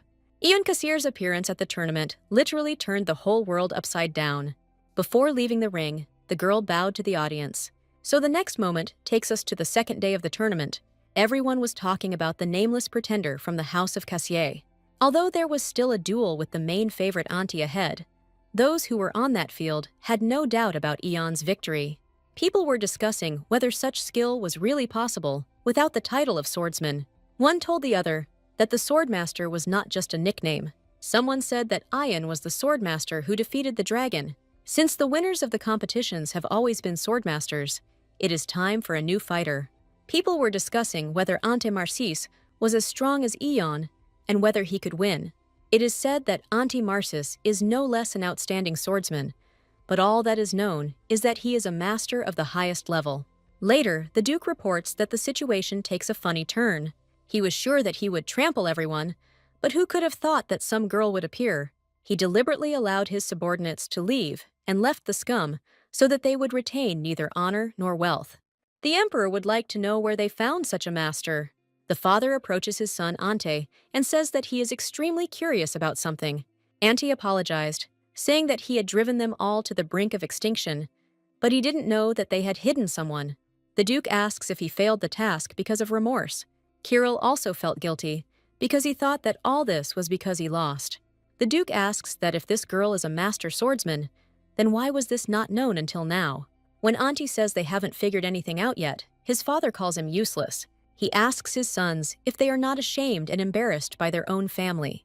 The Duke's blood boiled at the thought that such pathetic people as they were going to lead the house of Marcis. He mentions Renee, saying that they couldn't even find her. Ante suddenly thought about Renee, asking himself why he hadn't thought of it before. Eon's manner of speech, familiar and unfamiliar to Ante at the same time, made him think. While the main character was warming up, someone approached her from behind. The man asked to accept his sincere gratitude for restoring the honor of their family. It turned out to be Juan Cassier, head of the Cassier Count's house, who bowed to the girl. He promised to pay Yen back without fail, but she said it wasn't worth it, since it was just a normal deal. To find out what this agreement was, we need to go back a little into the past. Renee needed access to the tournament, and House Cassier needed a worthy swordsman capable of representing their line in the competition. However, Count Cassier was distrustful of Renee, and everything turned out to be more complicated than she thought. For the first time, Sidine saw how the magic of incarnation was performed by a person, and not a dragon. The heroine understood perfectly well what the Count was thinking, knowing that without Sidon, he would not have let her in here. He said that it was not unusual that he did not trust her, because it was a serious matter, and they had just met. But Renee still appreciated his honesty, and she asked him to let her prove her worth. The girl reminds him that in their presence is the king of mercenaries, the light of the empire, and Renee says that if she defeats Sidine, it will prove her abilities. Thus, during the fight, the conditions under which the opponent would be defeated were announced. One of the rules was that Eon had to fight with one hand to keep things fair. Count Cassier could not believe that a young girl of 20 years old could give the king of mercenaries a run for his money. When an agitated Sidine approached Renee, he asked her warily if she was sure. But the girl was ready 100%. She pulled out her sword and asked the knight to attack. Renee told him that for the first time in her life, she would be playing the role of mentor. Then, having thought it all over in his head, Sidine smiled and took out his sword, beginning the attack. At one point, when he started running towards Renee, he noticed that she seemed to have disappeared. But at that very moment, before he can blink, the main character appears in front of him. Renee asks him to be careful and says that no one has ever left alive in this form. She looks her student in the eye, saying that one extra move, and he is dead. Sidine can't keep up with Renee's speed, but he's skilled at anticipating attack points, and so she thought that the title of the King of Mercenaries was not given to him for nothing. Sidine mentally noted how incredible Renee's pace was, and if he missed even one blow, he would lose his head. Then, the knight decided that if he couldn't keep up with her, he would use her speed against her. He realized that it was enough to just upset her balance, even just by parrying the blow. But suddenly, Renee makes an unexpected turn that Sidine was not prepared for, and because of this, he falls off the court. The fight was over. Renee walked up to Sidine and extended his hand to help him stand up. Sidine was simply amazed by Renee's abilities, and he wondered how great they were. Count Cassier, who was watching from the sidelines, could not believe that Jan had won. Even in his prime, as the mercenary king, the Count could not defeat the mercenary king. He realized that it was thanks to the heiress that the house of Marcis had introduced him to such a strong man. Jan seemed too good, and it wouldn't be surprising to him if there was some kind of catch hidden here. But the Count is in no position to be picky, and he is prepared to be used. If this man competes in the tournament under the name Cassier, he will be able to bring glory to their family. The girl approached the Count and asked if her competence had now been proven. She noticed the strange expression on the Count's face, and she felt somehow uneasy. The man asked to be allowed to ask one last question. The main character was surprised, thinking what else she needed to do to make the Count believe her. The man asks Ion why Lady Marcis didn't introduce her. The girl had to lie that Renee was trying to prevent the decline of the Cassier house, and after that, she immediately changes the subject, returning to their deal. In fact, everything is simple. Ion will use the Cassier surname in the duel, and in return will cure the Count's sick daughter. Then the Count said that it would be better to abandon this idea if Ion was going to call the priest. He tells how he spent all his fortune on priests, but it did not bear any fruit. Then Ion tells him that she will decide for herself after the examination, because there is no harm in trying. The Count was surprised and asked why she was showing him such kindness. He also asked what benefit Lady Marcis would gain from this if Ion used her last name. The girl replied that the fact that she would participate in the tournament was important. After this, they come to the Count's house, and he takes Ion to the room with his sick daughter. When the main character saw the girl with her own eyes, she understood why the priests were useless here. Serene Cassier is not just sick. Her life expectancy has been determined since birth. She is like a broken glass vessel, which, even when glued together, still remains fragile. Although it is not a holy power, the healing energy of spirits is similar to it and differs little from the healing of priests. However, Renee made a pact with a constellation that grants her the ability to easily overcome such fateful decrees. The main character tells the Count that she can cure his daughter and asks him not to disown her. And the girl also asked to add one more condition to their agreement. She asked the Count to keep quiet about her abilities. When Ion finished, she said that now Seren would not suffer so much, and she would become quite healthy. And after this, the heroine told the Count that now it was his turn. Unexpectedly, after a short pause, the Count declares that he will refuse treatment. He said that he had been in this state for a long time, and that even if he were to pick up a sword now, he would no longer be the same master as before. He says his era has come to an end, and it is time to raise the next generation. Taking his daughter's hands, Juan says that if before he was the sword of the Cassier family, now he will be the shield. From now on, he decided to devote himself to raising his daughter as his successor. Now he understands a little what the lady wants from him and what role he must play. He specifies that she asks him to restrain Duke Marcis where she herself cannot act. Iyon umihi at satis, naalala na ang Count ay mabilis na nakukuha ng lahat. If Ion defends the honor of the name Cassier, then he will be eternally grateful to her and the lady for the help they provided, and will help him himself until the end of his days. In the waiting room, Yiyon said that it was just a deal, and there was no need to thank her like that. And she asked the Count if he knew what she intended to do next. He replied that he was not aware, but everything could go according to plan. With the change in the rules to a winning streak, the difficulty has increased significantly, and Ante Marcis must reach the final. Ian replies that this is true, but still, Ante is not one to give up his position easily. Soon, during the end of the match, the host announces that Ante Marcis is the winner.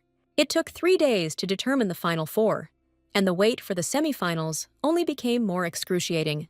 After the final four were determined, a 3-day celebration ensued. A system notification showed Renee that people were betting on her to win.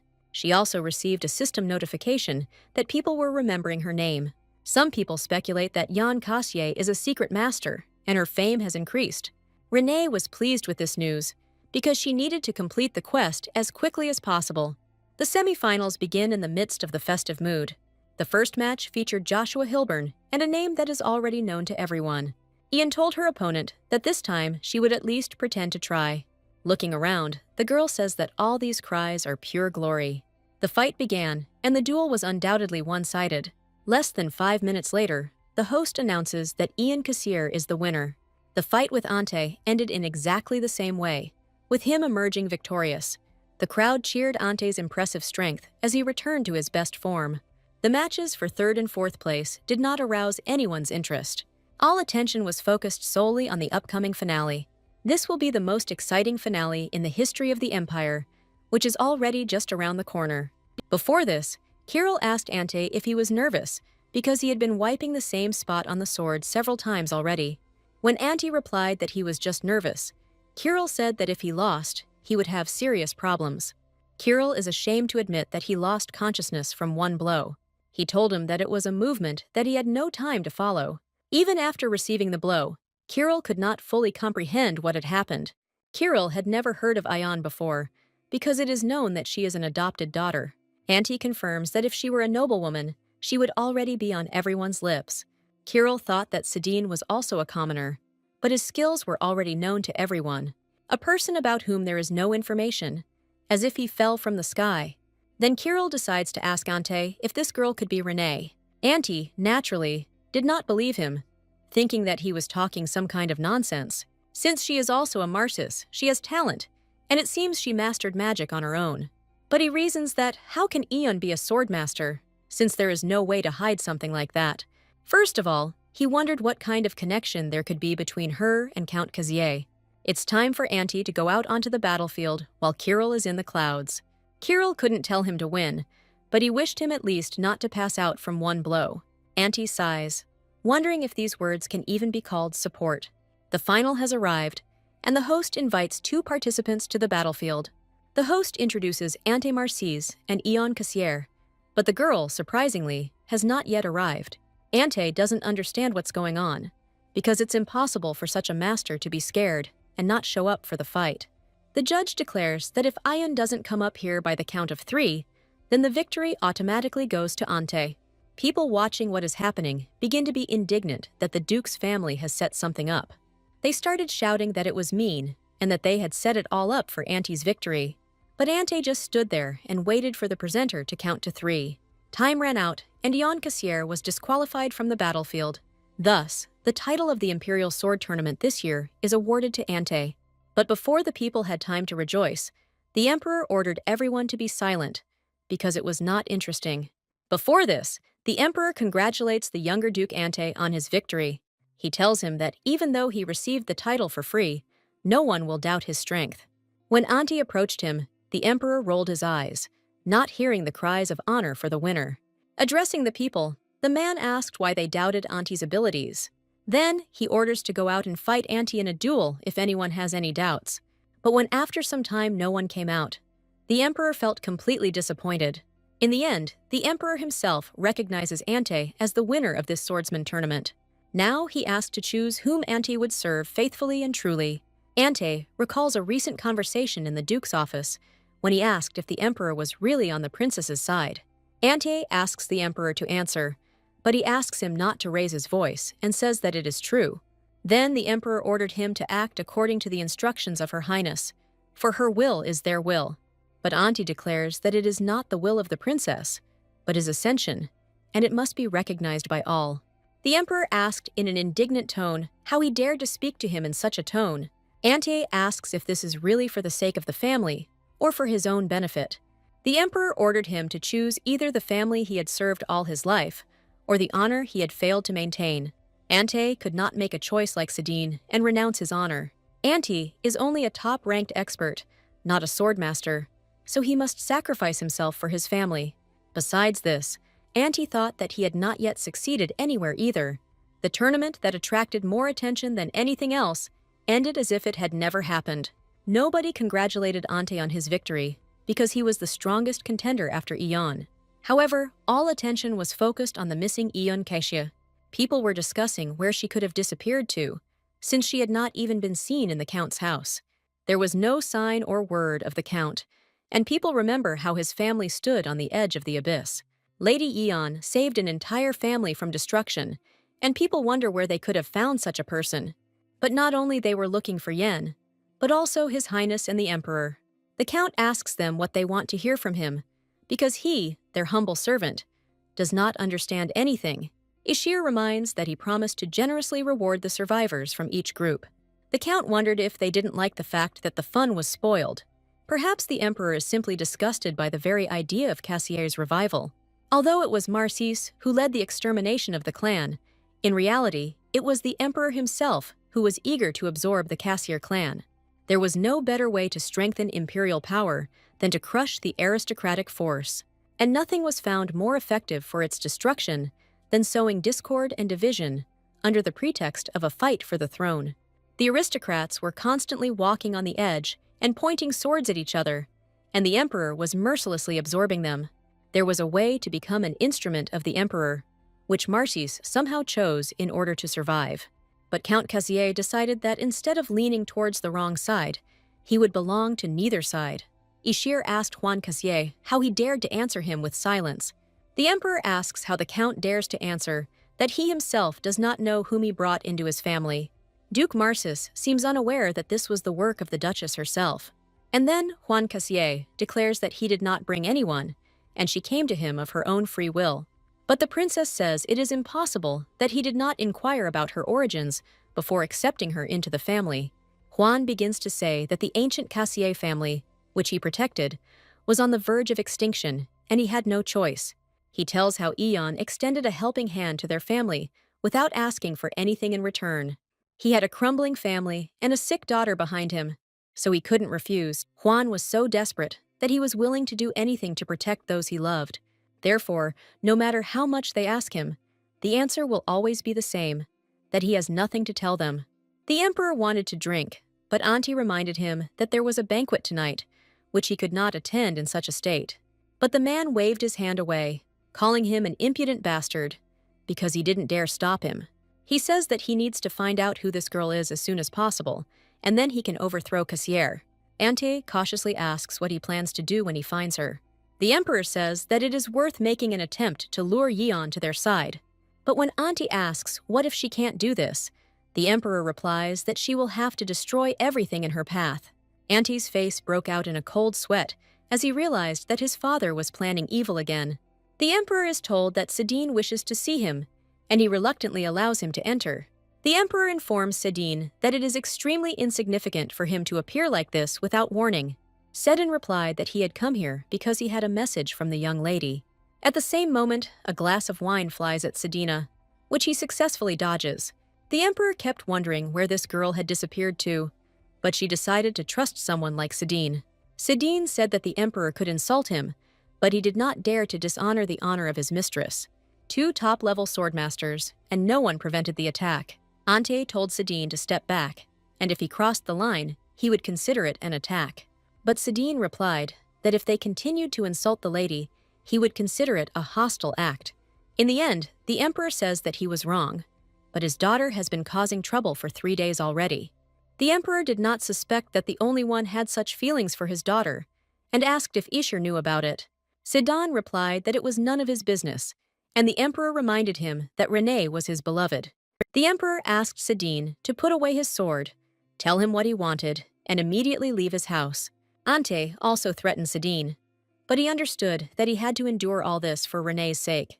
Sedin relays Renee's words that this is the emperor's last chance, and if he stops, she will also stop her actions. But if he doesn't stop, she's going to go all the way. The emperor concluded that Renee, not knowing his place, was rebelling against his own father. He says that she got involved with Sedin and apparently adopted his baseness. He asks Sedina to tell her to stop resisting and return home, and then he would close his eyes to everything. But if she does not have such an intention, then the emperor asks her to try to achieve victory. The next action takes us to the banquet that has begun in honor of Auntie's victory. People were delighted. They said that they believed in Auntie's victory from the very beginning. One of the guests invited Ante to have tea with his daughter if he didn't have a bride yet. Ante apologized, saying he had no intentions at the moment. The emperor told them that this young man was only interested in the sword. When the guests said that this made him even more impressive, Ante admitted that he was not a real winner. The emperor's gaze instantly changed, and he decided to move away with Ante, telling the guests that he was being too modest. They go out onto the balcony, and Auntie's father asks him, how dare he say such things here? When Auntie said that he had spoken the truth, the emperor replied that he had answered his majesty's questions in exactly the same way. Saying that Auntie dared to announce whom he would serve at this reception, the emperor asks if this is how he ordered him to answer. Ante delayed his choice until the last moment at the reception, organized in order to take credit for the destruction of the dragon. The emperor declares that the Marcus family always produces winners, and that Auntie became one, quite naturally. But then Auntie says that the winner should have been that Eon Cassier. The emperor slaps him because Auntie believes that a girl who came out of nowhere is more worthy of victory than he is. Ante decides to ask what Sedin meant when he asked to stop. But the emperor asked him to watch his language, explaining that even in the palace, he behaved recklessly. Since Ante was unable to please his family, his father asked him to stay here and think about his stupidity. If Ante wants, he can easily break the door handle and get out of here. But he didn't want that, so he just sat down on the cold floor. When Ante said out loud that he was pathetic, he heard someone's voice that made him shudder. It was, unsurprisingly, Renee who greeted her brother. Ante, horrified, asks where she has been all this time, because her family has already searched for her. Renee simply congratulated him on his victory, and Ante said that it was good that at least she wasn't dragged away anywhere.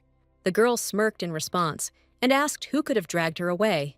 Then the main character asked her brother why he was here, because today he was the main hero of the celebration. The fact that Ion Cassier did not appear in the final was not at all a whim.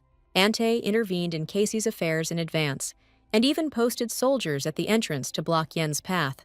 This is a tournament where Auntie Marcis has already been chosen as the winner, and upon learning of this, Renee decides to help the Duke bring the game to the end. Renee stands against the wall next to Ante and asks him if he feels any remorse. Renee tells him that when she did this, Ante was also on her mind. When he asked what she was talking about, the girl replied that he had slandered an innocent family, torn people apart, and appropriated someone else's glory. No matter how much his father pressured him, Ante should have foreseen the consequences of his choice. But Renee tells him that since he has won, his father no longer dares to reproach him. Ante asked her how she knew this, and Renee mysteriously answered that these were the fruits that the Marcis had sown. Ante didn't understand what she meant, and Renee said that when she and Kirill crossed swords, he immediately understood everything. Then Ante thought that he, a master of the sword, had failed to dodge the blow of some civilian. He remembers Renee saying she didn't care what gender it was. At that moment, the puzzle began to come together in his head, and Ante began to guess that Ion was Renee. When the main character saw that he realized everything, she asked him if he was happy with what was happening. She added that it was still wrong, because it was not for the good of the family, and Ante himself understood this. Ante replied that he understood this, but he had to accept the consequences of his weakness. Now Renee saw that he still had some conscience left in him, and that was enough. Then the girl declares that this time she will help her brother. She tells him that someday he himself will be able to do the right thing, if he has the courage. Renee asks Ante to boldly choose Her Highness Edina. She also asked to go to Edina, to suck up to her, because Ante was going to promote her to the throne. Ante was outraged that she was even joking at such a moment, but Renee said that this was not so. Renee reminds Ante, as he himself says, that if she starts to behave recklessly, he will stop her and help her live normally. And since these were his words, Renee decided to lend him a helping hand so that he could become better. If Ante still didn't understand this, Renee asked him to simply consider it a duty.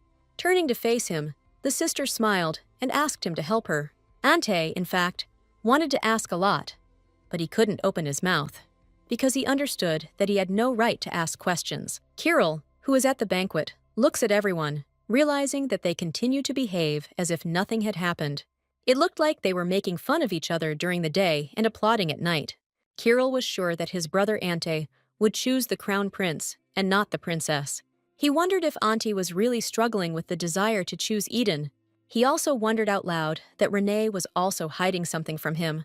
At that moment, Renee appeared behind him and asked if he had called her, which made Kirill scared. Kirill asked with fear since when she had been here, and the girl answered that since now. Kirill asked if she knew what had happened there while she was gone, and Renee replied that she did. Renee said that Ante took credit for someone else's victory, and that Ion was much stronger than him. Kirill was indignant that others should talk about this, but not her.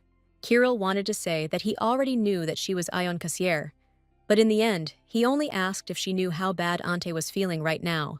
Renee replied that she didn't care, since they both tried to prevent her from participating. Renee asked Kirill to sit behind the curtain and not move, but he refused. And then Renee pointed her finger at him and said that his soul already belonged to her. The Beelzebub shackle skill is activated, blocking the target's movements. Before leaving, Renee said that she was going to turn everything upside down in this family. Some time passes, and the Emperor asks Ante whom he will choose. Ante wasn't sure he could really choose the princess, even though Renee allowed him to do so. He also doesn't know if the crown prince who was burning a hole in him with contempt, is aware of this. When the crown prince hurried him to make a choice, Auntie wondered how such a man could be René's lover. In Auntie's hands was a sword wielded by the one who wielded the young duke. And the one who owns the young duke has the imperial sword Marcis, and this only means that he who wields the sword also wields the empire. The guests began to be indignant and whisper that Auntie had chosen not Ishira, but Princess Eden. They thought that there was a split in the family, or that Auntie was trying to sit on two chairs at once. The princess takes the sword from the young duke and tells him that this sword is like his reflection. She says that this sword is beautiful, but there is some stubbornness about it. And as we know, the blade changes its sharpness depending on whose hands it is in.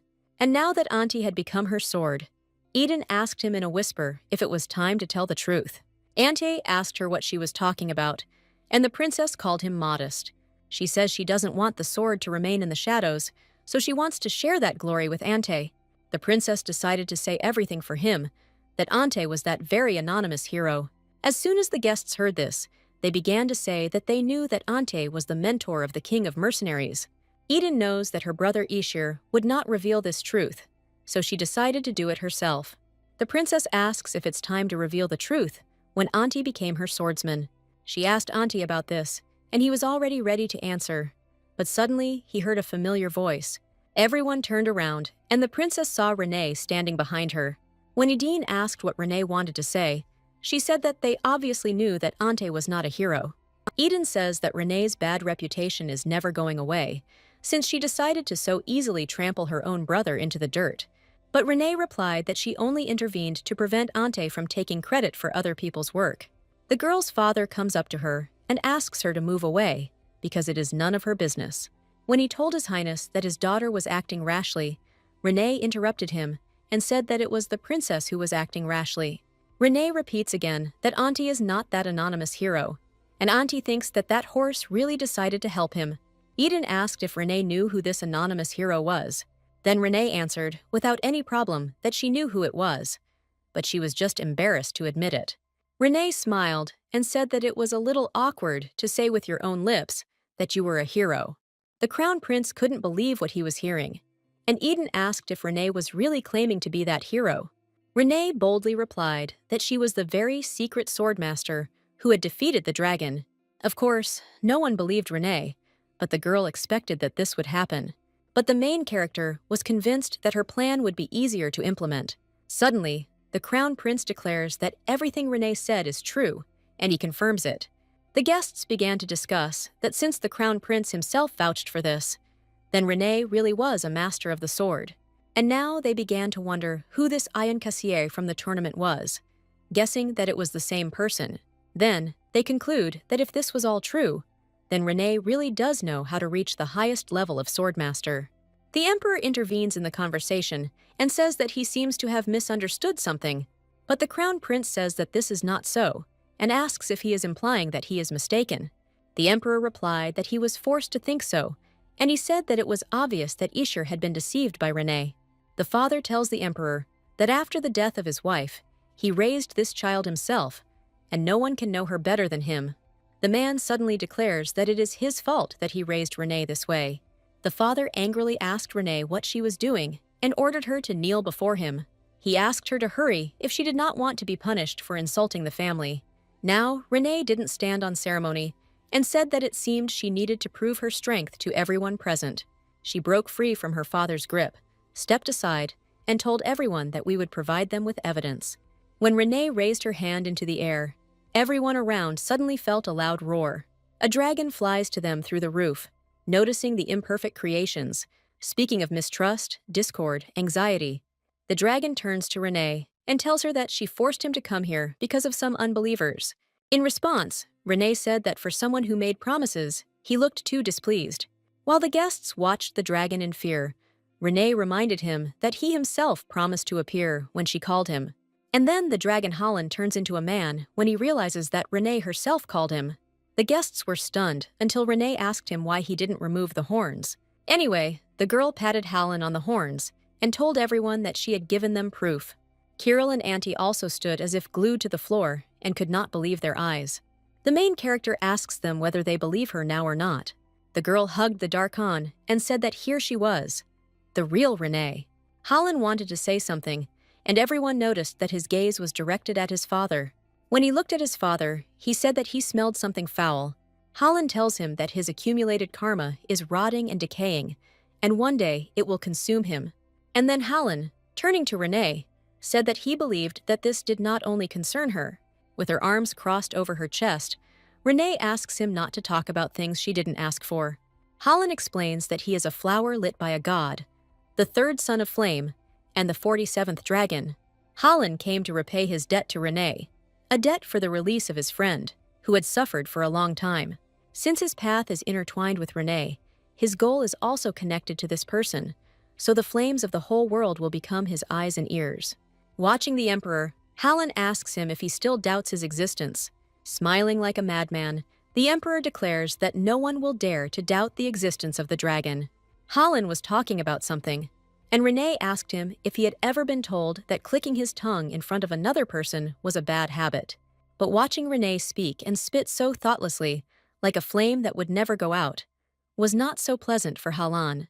As if by snapping her fingers, Renee finds herself in another place, and Holland asks her to open her eyes.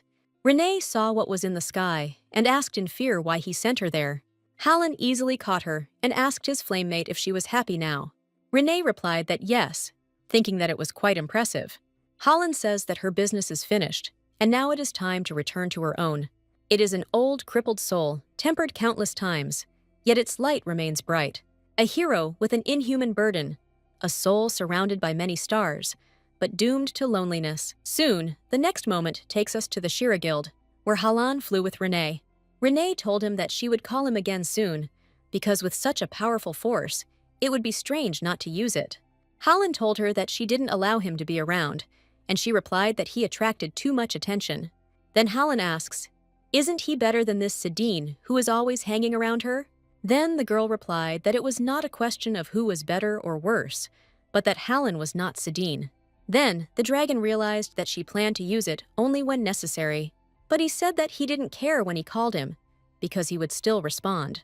Renee was genuinely surprised when Holland suddenly began to squeeze her cheek. A spark that burns alone uses itself as fuel. Before leaving, Holland reminds Renee that if she calls him, he will come running. This is Sedine's dwelling, connected to the Shira Guild, where Renee breathes a sigh of relief when she finds herself inside. After running away from home right before the tournament, this was the place where Renee was able to rest. Sedine allocated the largest room for her, but it is much more comfortable here than in the Duke's residence. So when the girl entered the room, she decided that she should rest a little. But when she plopped down tiredly on the bed, she didn't understand why it was so soft. She lifted the blanket and saw Sedine lying there, who told her that she was late. Renee was surprised that he was here, even though she herself had allowed him to come here. Sedine said that thanks to her, he had something to admire, and the girl asked why he had then given her a room. Then she asked if this was a subtle hint for her to clean up, but Sedine replied that it was nothing of the sort. The knight lay back on the bed and said that he was just waiting for her to return, but Renee told him that he should have waited for her in the living room, like normal people. But when the main character lay down, Sedine replied that this is exactly what he was doing. Sedine admitted that listening to Holland's chatter made him even angrier. He muttered discontentedly that he should have finished him off back then, but Renee told him that cruelty was unnecessary. The girl asked if it was easier for him to calm down lying on her bed. Sedine replied that sometimes it only fueled anger, and Renee asked why he was still there. Suddenly, the knight says that no one but him can enter this room. Renee didn't understand what he was talking about at all, and she was dying of fatigue, so she wanted him to leave as soon as possible. In any case, Sedine thanked her for waiting with Holland outside. Sedine warned everyone before leaving, saying that the leader of the Red Dragons had arrived to express his gratitude for the repose of the maddened dragon. Renee was surprised that they believed it, but Sedine said they had no choice. Sedine asked what about the Duke, and Renee shared that he was up to something, but she told him that he could rest today, mentioning that she had not picked him up in vain. Eventually, the girl told him not to pay attention to her words as she prepared for bed and asked him to return to his room. When Sedine said that he didn't want to, the girl was indignant that he had been rebelling too often lately. His expression turned serious when he said that Renee had abandoned him and disappeared with the dragon. He says that Kona instructs him to sort out the issues, and then she disappears, and Renee doesn't even have anything to say in response. Seddon states that this is why he came, because this is the only place where they can be alone. He wants to take possession of Renee, but those around him constantly prevent him from doing so. So Seddon asks if they can at least be together now. Renee instantly turned red. Her heart rate increased, and Renee thought Seddon had gone crazy. She understood that she couldn't push him away, because she would definitely break bones. The constellations tried to contact her, but Renee was irritated that they couldn't see that she was busy. Then she decided to threaten that if Seddon didn't get off her, she would hurt him. But Seddon replied that he would recover later, and the girl realized that her plan had not worked.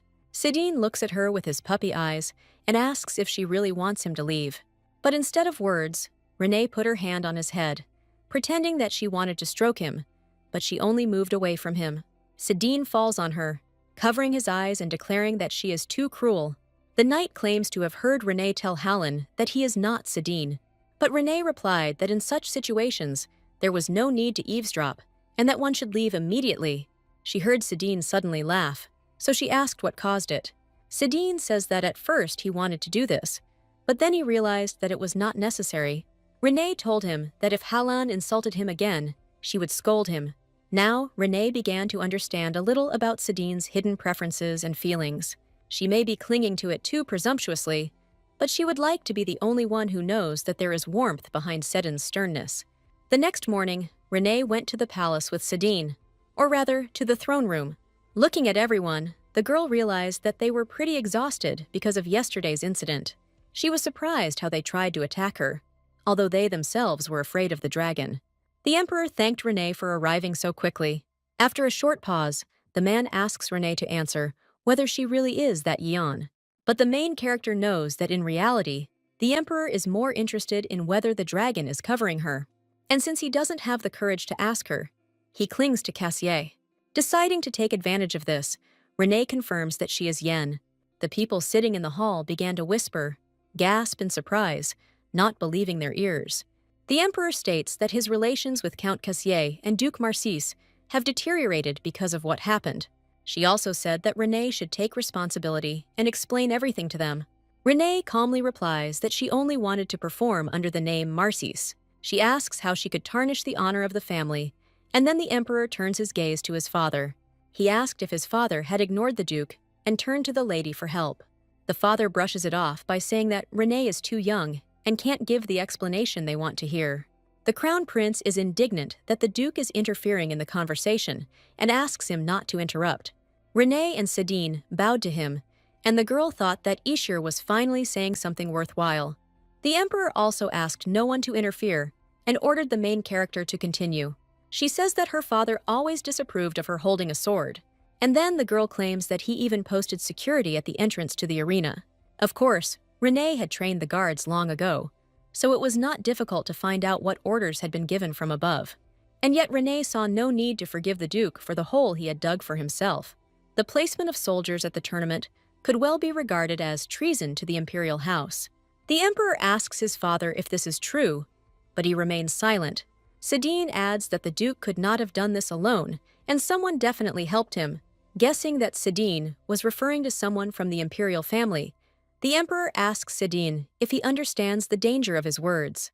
Then, unexpectedly for everyone, Princess Aiden declares that it was her. She explained that this was not done to disrupt the tournament, nor to prevent the participation of the lady.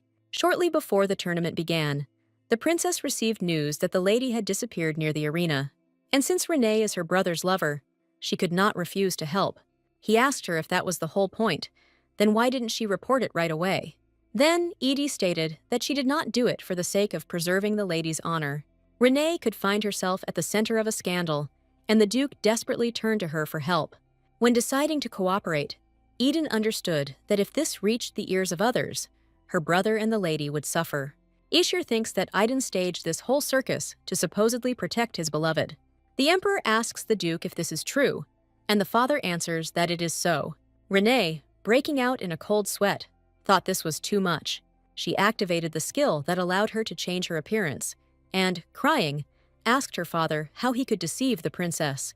She says that he himself kicked her out of the house, and now they lied to the princess to prevent her participation. Sidine again said that the lady was safe, and he was protecting her on the orders of the crown prince. Moreover, the crown prince personally gave Renee the right to participate in the tournament even before she was expelled. Then, Ishur asks his father how he will atone for his guilt for deceiving a member of the Marsis family. But the emperor asked everyone to be silent and asked the duke if he had tried to interfere with the lady. When he remained silent, the emperor realized that the situation had escalated. Preventing the participation of a person with such abilities has caused great harm, but under their laws, they have no grounds for punishment. He declares that Duke Marsis is deprived of the right to attend the council for a year for attempting to deceive. The duke is nothing more than a fall guy, and next time Renee will catch the real culprit, Idine. The emperor announces that this morning's meeting is over. He asked Renee to come to the palace in the afternoon with Ishur and Sidine so that they could talk in private. Later, the next action takes us to a large hall in one of the corners of the capital. The princess says that for a member of the imperial family, 1 year of imprisonment means nothing. She frowned and told the duke that he had failed to keep a proper eye on his daughter. However, thanks to their father's failure, they had new ideas. The princess said that it seemed that the important detail was a lady, and the others said that her enemy was a woman. They didn't even know about it, and they kept doing it, and now they need to fix it. Eden said that for now it's all just guesswork, but there are too many suspicious circumstances surrounding them. Even if Renee had been pretending to be stupid all this time, master-level skills could not be hidden.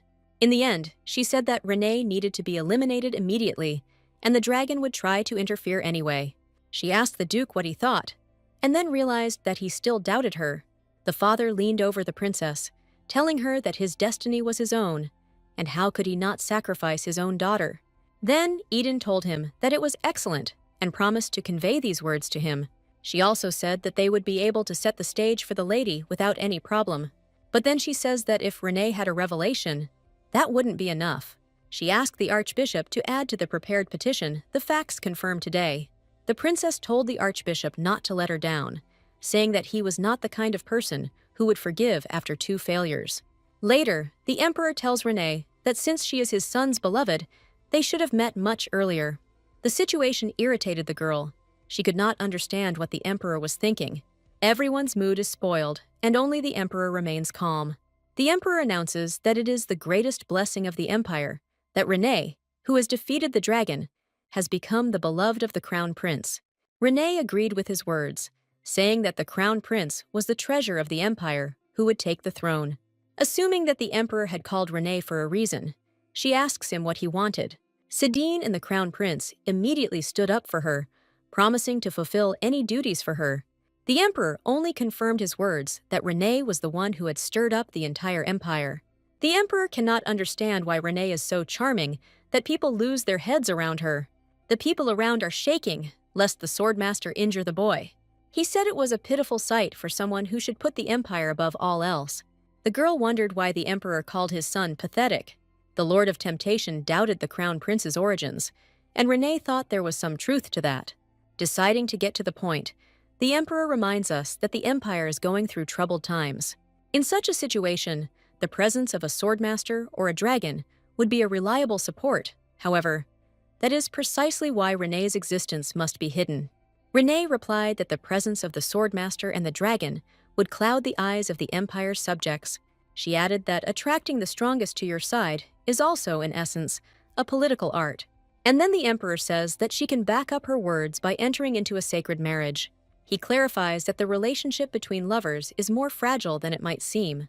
And if we are talking about political power, then so many unreliable ties will not be enough. The emperor explains that if Renee's identity is revealed, the competition will lose all meaning. However, if the marriage is intended with an oath for eternity before God, then that is a different matter. He says that then Renee will become the sword firmly clutched in the hand of the emperor in this empire. Only then will the state be able to calmly honor such a blessing as Renee. Renee realized that the emperor had doubts about the relationship between her and Ishur. The emperor proposes for now to grant the title of swordmaster to a mysterious figure like Ian Cassier. Renee says that he wants to elevate not an individual, but an empire, and he asks him not to speak so offendedly. Renee understood that if she entered into marriage, the political war would drag on. Then, the man finally asks if Renee will follow the will of her emperor. The girl didn't even have to think about the answer. She said that nothing would follow.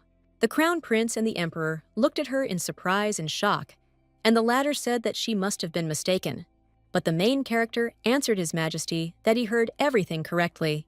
Renee asks if they have forgotten that she is a disgrace to the family and a hooligan, but she makes it a priority that if she is offered a fair price, she is willing to remain Yon Cassier. The emperor laughed, thinking that Renee really had the right to make such demands. However, he says that she is in a difficult position, and he would like her to appreciate the goodwill he is showing. The emperor then hands Renee the petition of the archbishop, who was present at today's council.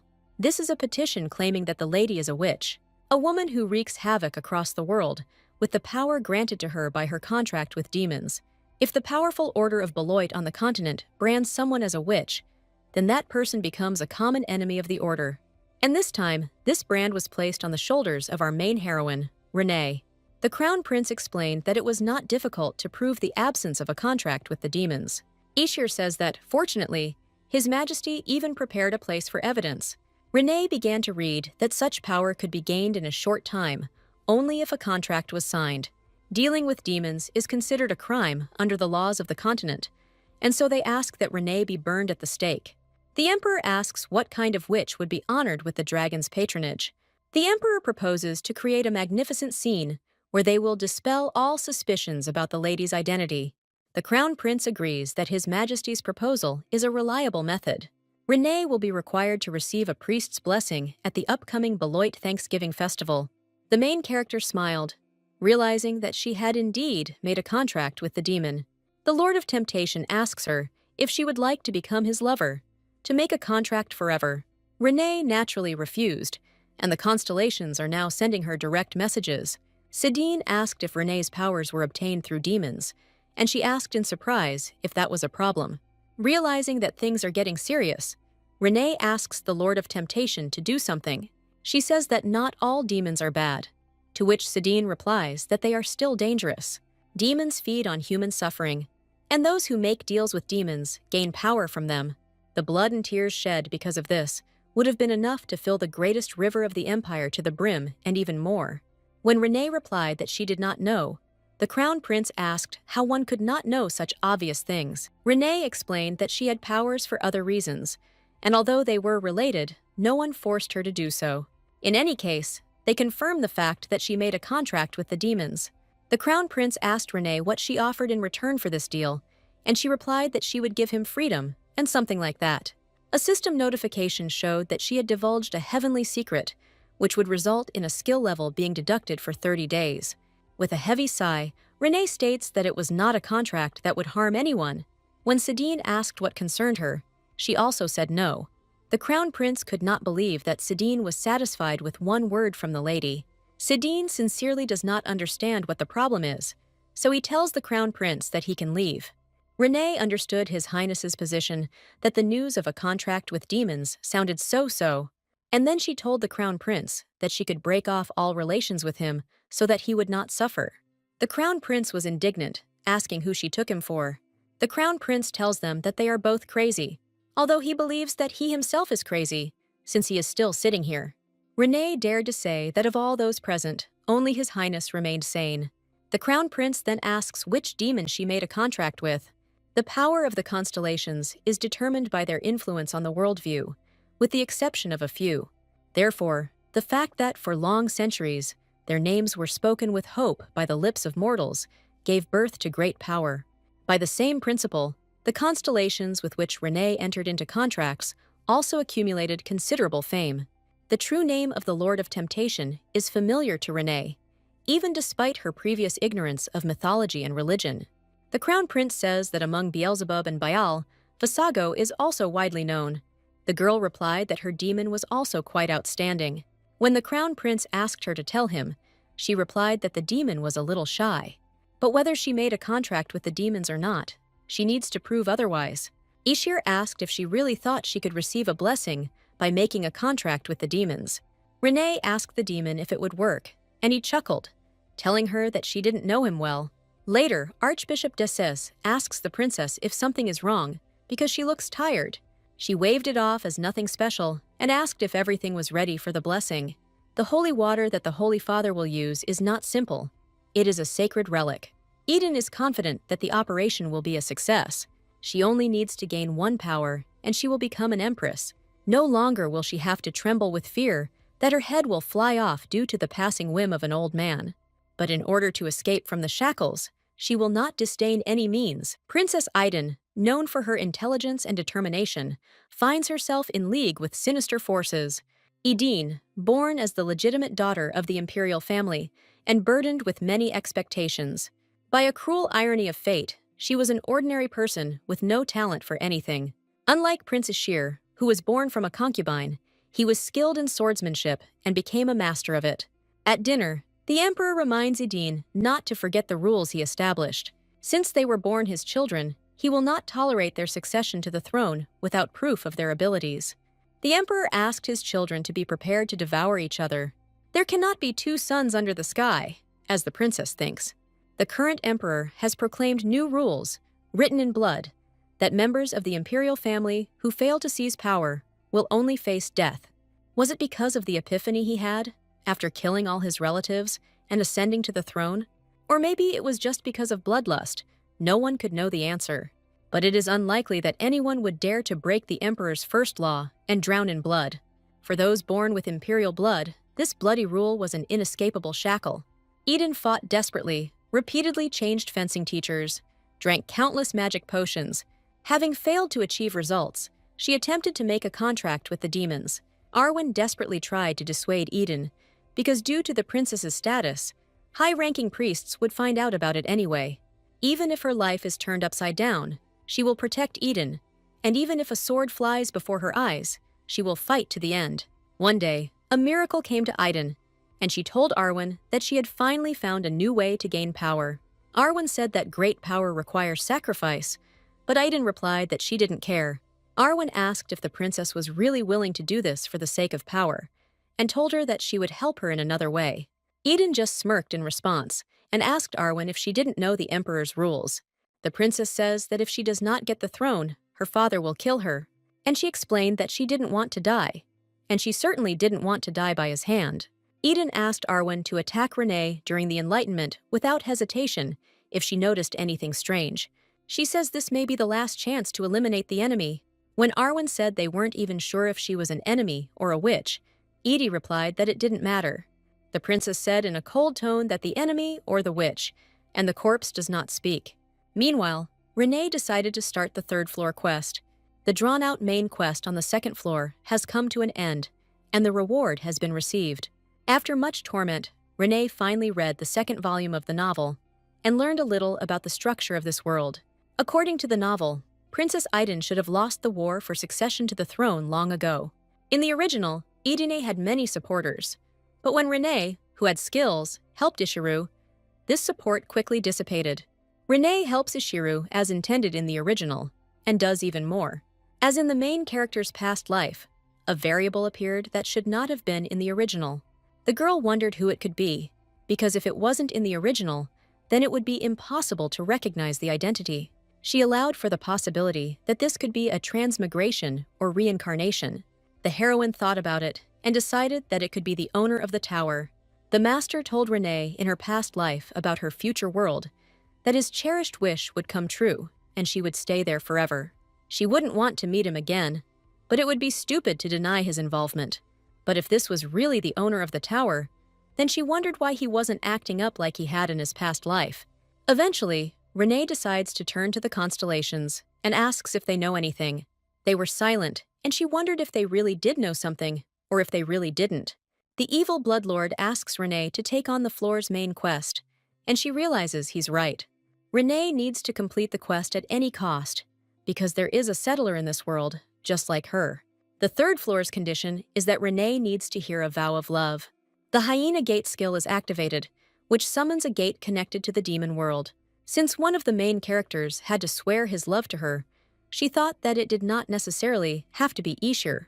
Someone asked her if she was really sincere, because she always pretended, but no one knew if it was true. The demon extends his hand to her, calling her a soul that for hundreds of years has never been deprived of greatness for a single day. He also calls her Commander of 70 Legions, connected by the 32nd name. The Lord of Temptation, Asmodeus, appears before Renee, swearing by his name. He gently takes her wrist and leaves a kiss on the soft skin, telling her that he belongs to her. The third floor tower test was passed. The conditions were met. The side quest has been completed, and now the entire third floor of the tower has been completed. The system asks Renee if she is ready to move on to the fourth floor task, and the girl realizes that everything worked. On Thanksgiving morning, Renee finally got the skill she had been waiting for. This skill was called Constellation Summoning, and the girl was very happy to receive it. However, they never tried it, but only admired it. This skill, when activated, summons the constellation with which the contract is made into the real world. The evil Bloodlord asked if they should try at least once, but Renee refused. Renee explained that she and the demon had only touched hands for a moment. She tells the constellations that if they too belonged to this world, she would include them as candidates too. The girl herself was not sure that she would be able to meet the tempter through the gate. Constellations and their contractors cannot, in principle, directly interfere in each other's lives. In fact, the first meetings with them, other than signing a contract, can be counted on the fingers of one hand, and most of them were cases like this, where you got lucky the way things worked out. Judging by the fact that the dragon, who was unintelligent in his past life, is here a representative of God. The gates of Gehenna also initially did not allow him to leave. Only his minions came out from there. The Lord of Temptation began to be indignant, and Renee asked what they really wanted to wag their tongues about. She asked, "What kind of psychology is this? To confess your love to yourself and then disappear." The Lord of Temptation states that he did not expect this oath to be accepted as truth. Eventually, Renee decided to stop arguing with the constellations and go pat Sidene on the head. The Lord of Temptation is again indignant that she is going to Sidon, but Renee answered him that he has no right to speak to her like that. Meanwhile, the demon Asmodeus thought that in any case, the one who falls in love first loses. He remembers that the last contract with Eon was him, the master of temptation. Having paid a hefty price, Asmodeus kidnapped the main character into his space. When he confessed that he had fallen in love, the Bloodlord asked him how dare he touch anything. The Queen of Waves and Healing asked Asmodeus to step away from her contractor. Ian was surprised to meet the Lord of Temptation like this. Asmodeus told her that a person as great as she should recognize her power. The reason he brought her here is because it's an offer she can't refuse. He offers the girl a glorious opportunity to sign a contract with her, but she replies that she doesn't want it. She explained that she already had enough evil constellations, and if he were added, it would be harmful to the divine world. While the demon was objecting, Eon asked what kind of sectarian talk there could be when his life was at stake. Asmodeus explained that there are not many constellations of the divine world that can win. But then the main character said that if the conversation was over, then let him let her go. The demon thought that the girl was just shy and asked her to let him finish the performance. He introduces himself to the heroine, stating his name, and apologizes for revealing it so late. Ian agreed to sign a contract with him, and that was their first meeting. After some time, the Lord of Temptation asked Renee what she was going to do with the fourth floor task. After completing the quest on the third floor, she immediately received a request for the fourth floor. The assignment was for Renee to kiss the candidate for the lead role. The evil Lord of Blood and the Lord of Temptation began to ask each other. And now the Lord of Temptation asks if Renee would prefer that idiot with a terrible character. Or, he asks, would she choose him, who has been her friend for centuries? Indignant, the Master of Temptation said that she should choose him. Before they could continue their argument, Sidene knocked on the door and asked if she was ready. When the girl opened the door, she saw Sidene in a different guise and told him that he was well prepared. But after that, she wondered if she should change her clothes too. Sidene told her that she was already beautiful, which made the main character embarrassed. Beloit Thanksgiving is a vibrant harvest festival held in mid-autumn, a festival dedicated to gathering the best harvests of the year and presenting them to Beloit. One of the most beloved traditions of the festival is dressing up as legendary characters from films and stories. When Renee asked Sidon who he was disguised as, he replied that it was a hero from the past, known as the Light of the Empire. The girl was surprised by this, because now everyone already calls Sedina the light of the empire. Sedin said he wears the suit every year, and that he can't let people down. One of the boys recognized Sedin's suit, and the man decided to talk to him. Renee thought that Sedin was used to pretending to be anyone, just so that people would be delighted. When the boy ran away, Sedin apologized to Renee for waiting and said that they could move on. But Renee asked him to wait, touched his nose with her finger, and the image of Sedin completely disappeared. This skill is activated like water, taking the shape of a vessel, the ability to change the target's appearance to the desired one. Renee told him that she liked this appearance better and that she would hide him from prying eyes. Sedin recalled her telling him that she was enjoying the festival for the first time. Then, as a reward, Sedin decided to be her escort. He placed Renee's hand on his head, smiled, and told her she could count on him. No matter how much the girl thinks about Sedina, she always remembers how much he likes it when she strokes his head. The Lord of Temptation began to tease Renee that she had chosen the wrong one, and she asked him to stop. Sedin thought he made her feel uncomfortable, but the girl replied that everything was fine. The heroine realizes that she should steal a kiss, but so far all she has done is stroke his head. There was still some time left before the consecration ceremony, so Renee and Sedin decided to take a little walk. Happy and satisfied, Sedin was not surprised that Renee won so many gifts. Renee was embarrassed, thinking it was silly, but really funny. Since coming into this world, this may be the first time that Renee has had this much fun. They stopped near some kind of performance, where a doll was telling that the Demon King would soon appear. Sedin says it's a puppet show that's been adapted for children. The play told how the boy was baptized by the prophet, took up a sword, and went to the capital. His goal was to defeat the evil Demon King, who had taken over the city. Renee knew it was a typical story, but for some reason, the demon seemed familiar to her. Asmodeus admits that he once looked like this, and if Beloit had not left him, he could have given Renee the entire empire. Sidian says that he knows this story about the demon Asmodeus, and Renee wonders what Asmodeus wanted to give her. The Demon King, defeated by the sword, left behind a curse. Renee got tired of hearing all this, realizing that it was related to Asmodeus, so she told Sedin that they were leaving. Sedin paused for a moment when the play's protagonist called the girl his goddess. Renee tells him that if she is distracting him, then he can tell her, but Sedin denies it and says they can go. Renee thought that a kiss filled with emotion would be accepted as true love, and if this is blasphemy, then may the gods close the eyes of the main character. They stopped at a tavern where Renee drank her favorite drink. Sedin asked worriedly if she would be okay, since she still had to take part in the ceremony. Renee reassured him that she could easily get rid of the intoxication, and now it was time to act. And also, when the girl went outside, she noticed something funny. People were discussing how Ishir single-handedly destroyed the northern golems, which were a headache. They discussed how being a swordmaster was incredible, and that Ishir saved them. The main character noted that there are quite a lot of people supporting Ishir. Renee remembers that Sedin did not take the oath of allegiance and asks why he is acting with Ishir. Sedin explains briefly that this is because he does not follow the emperor. The emperor started many wars.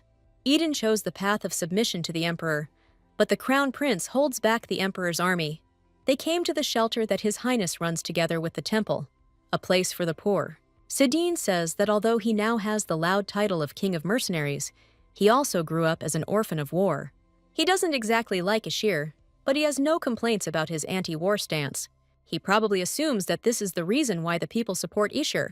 Renee asked what Ishir's relationship was with the temple, given that the archbishop had accused her. Sedin explains that the temple has also split into factions, with the current Pope DeVito III supporting the crown prince. However, in recent times, a new force, centered around the archbishop, has been opposing the papal faction. Previously, because of Leon and Renee's situation, the main character felt like the temple and Ishir were obsessed with power. While she was thoughtfully looking at one point, she suddenly noticed Ishir walking past them. Renee decided to hide with Sedin, while Ishir walked around looking for them. The girl thought that Ishir didn't notice them because of the large number of people. Sedin removes her hand from her face and asks her why they hid. Renee was embarrassed and wondered why they hid. She may have been ashamed that she spoke well of him, but not to the point of hiding. But then, Sedin suddenly leans towards her face, saying that it's even better that they are left alone. Holding the girl closer to him, The knight asks if she enjoyed the holiday she spent with him. Renee stared into Sadine's beautiful eyes, and it seemed as if she was under hypnosis. Sadine leans even closer to her, and it's only a little bit left before his lips cover her own. But at that very moment, unfortunately, Ishir finds them, shouting Renee's name.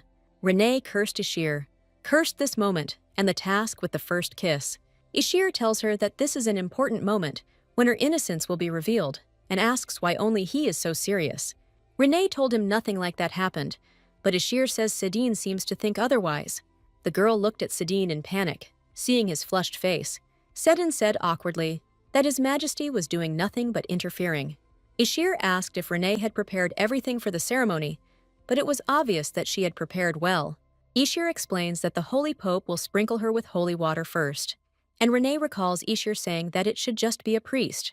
He explained that since the princess's power was too great, they insisted that the demon also be of high rank. Sadine asked if he should protest since they had changed their words. The girl replied that there was no need for this, and activated the skill that changed her appearance to the desired one. Thus began the consecration ceremony, the main event of the Beloit Harvest Festival. The Bloodlord reproaches Renee for being too frivolous, to which she replies that she is simply not interested. And the main thing is that she came here not as Renee Marcis, but as Ian Cassier. She asked the constellations to ensure that the magic did not fade and to maintain her abilities. They began to bless Sadine. Asmodeus takes out a camera, and Renee does not understand why so unexpectedly. Now, the most faithful servant of God, and the Viceroy of God, who touched him most closely, His Holiness the Pope, will personally conduct the consecration of the true winner of the Imperial Tournament. He asked Yen to kneel before the god, while she thought how arrogant he was. Before the dawn of the Empire, Lama suffered a terrible corruption, falling into the clutches of an unspeakably bloody demon king. However, there was hope. Belua's most faithful servant rose up, received a revelation and a hero who would defeat the demon king. Dad tells Yen that she is a hero who defeated another disaster, the Mad Dragon, and is worthy of receiving a blessing. Asmodeus called her Eon, but the girl asked him not to call her that at that moment. Asmodeus asked her if she remembered that he told her not to trust demons. A system notification shows the girl that the Lord of Temptation is escaping. Renee activates the enhanced sensitivity skill, which allows her to sense time slowing down. The girl suddenly jumps up from her seat and asks everyone to come to her, not understanding why they are running away. She asked the constellations what they were doing, because was this holy water really that dangerous? When Asmodeus said he had an enemy, Renee asked him not to make her laugh, because she had just seen him run away. Asmodeus explained that nothing would happen if holy water got on him. It would only slightly affect his power. He says that he will weaken a little, and the magic cast will weaken. Explaining that no one will know about this, Asmodeus says that he will cast new magic. Now the main character really can't let her reputation fall even by one. Deciding that things are already going wrong, Renee says that if anything happens, she'll just reboot. When she starts the countdown, she receives a notification that the skill has been deactivated. She looked up to see Sadine sitting in front of her, pierced by Arwen's sword. Earlier, Arwen asked the Archbishop why he called her, and he said that she remembered the princess's order. He gives her a crystal that contains the power of someone of his, and tomorrow, before the surprise attack on Renee, she holds it in her hands. As a certain he who appeared to Siraz had ordered, the Archbishop prepared the water of renunciation. The enemy is a sword master, and with his powers alone and holy water, this mask can be torn off. But if Arwen's powers are supplemented with power, the problem will be solved. She will be able to tear off her mask in front of everyone. Arve said that she had seen the true strength of the Duchess, and her suspicions about her had not yet been confirmed. Then the Archbishop asked if she was going to disobey the princess's order. He asked the knight not to forget that this was the princess's true wish.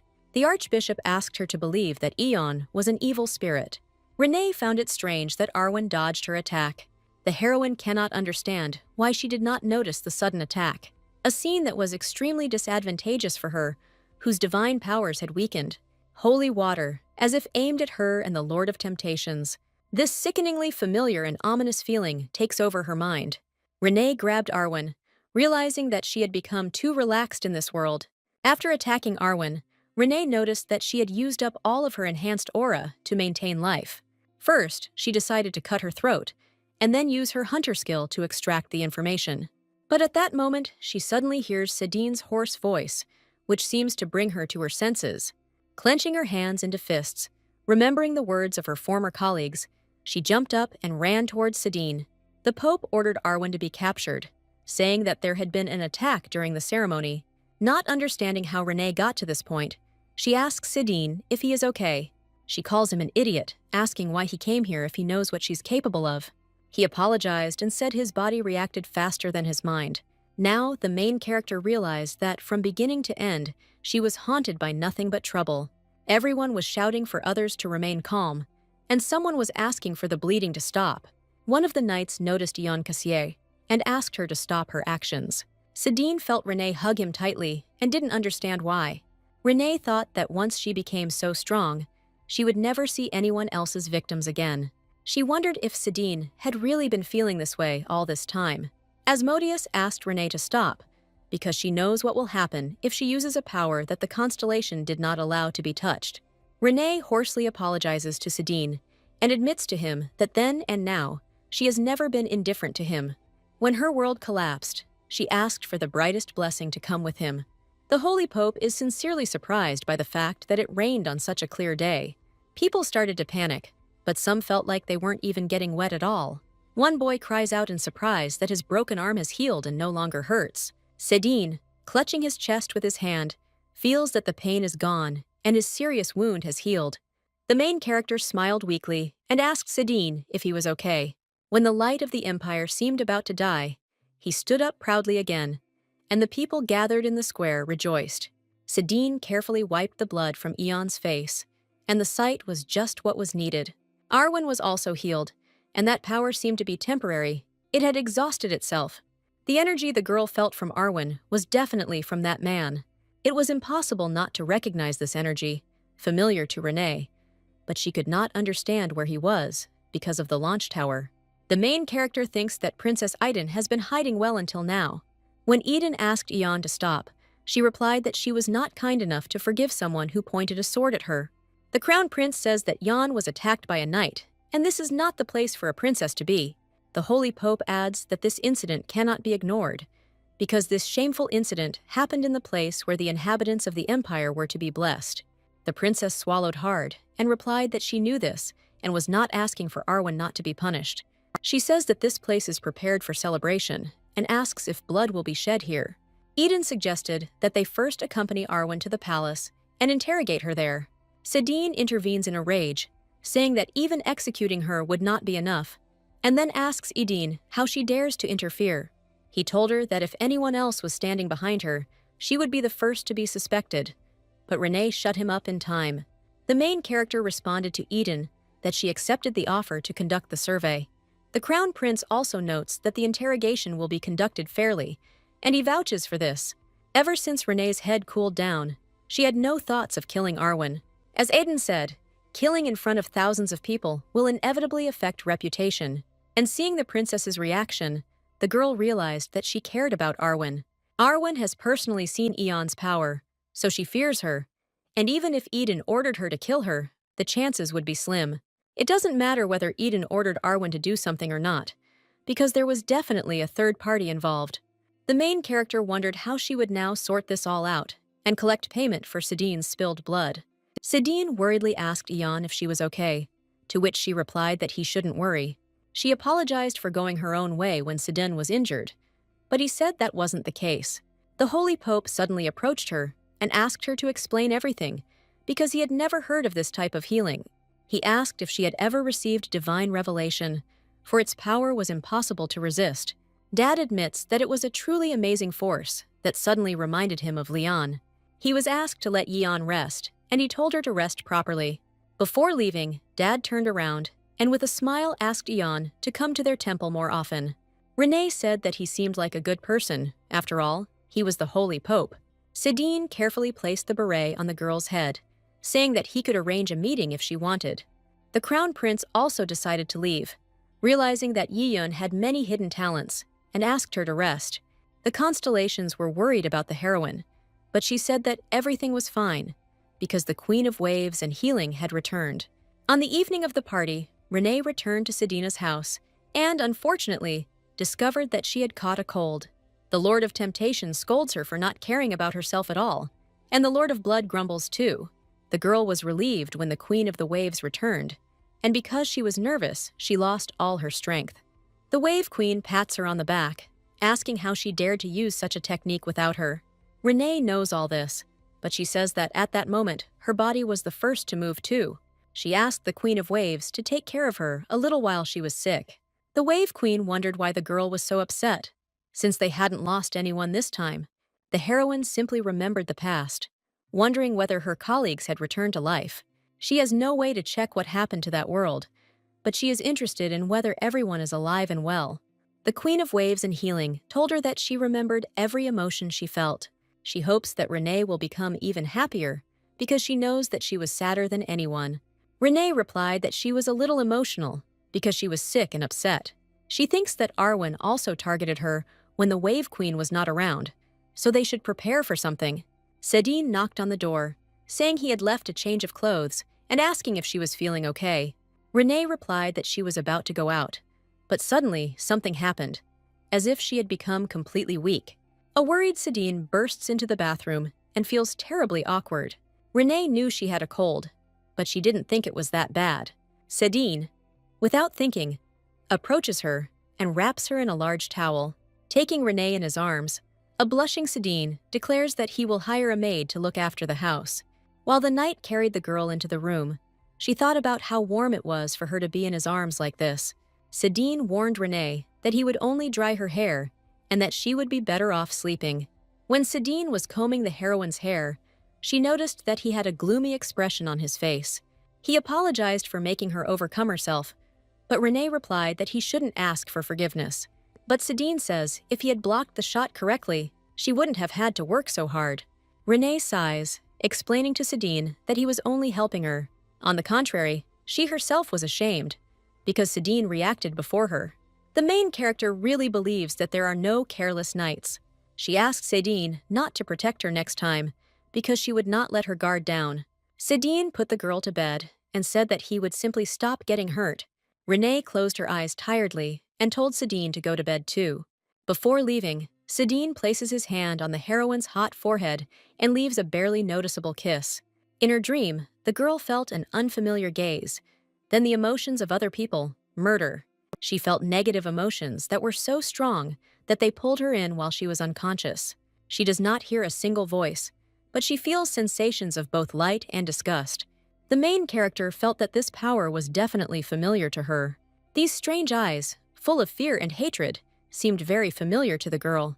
After a nightmare, Renee suddenly opens her eyes and sits up in bed, suddenly seeing a sword in front of her. The Bloodlord mutters that such a powerful nightmare made Renee even summon a sword. The girl doesn't understand that it was because of Arwen that she became so sensitive. What she saw in her dream was an ominous omen, and it was unlikely to have anything to do with Arwen. Moreover, the main character is absolutely sure that she saw Leon in her dream. When she came to this world, in order to start looking for Leon, she had to first recognize Leon's face. And Leon, whom she saw in the portrait she found then, was the incarnation of the saint. But what appeared in the dream was sinister and completely unlike her. Although it was Leon, Renee tells the constellations that she seems to have seen the Lord of the Tower, although it is hard to believe. The Bloodlord was genuinely surprised that he could still be alive. This had never happened in her past life, and no matter how strong she became, she never interfered with the affairs of the Tower Lords. The Lord of Temptation is confident that the Lord of the Tower has also passed into this world. Now, it seemed unsurprising to Renee that Idine showed little interest in Leon's actions. The Queen of Waves asks if that girl, Leon Karis, is not a saint. This is exactly what seemed strange to Renee, because although he considers himself a divine being, in essence, he is closer to an evil deity.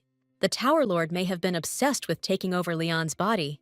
His soul was the opposite of holiness, and besides, there was not a single reliable person around now. The Emperor and the Duke are strong, and judging by Arwen's young body, she could be useful too. But out of all these strong options, for some reason, he chose Leon. Leanne Karis was the only daughter of Count Karis. The County of Karis was a rather famous family, but it quickly fell into decline after the greedy current Earl took over. They accumulated debts and then everything near the capital was sold. And if it went on like this, they would have been driven off their lands.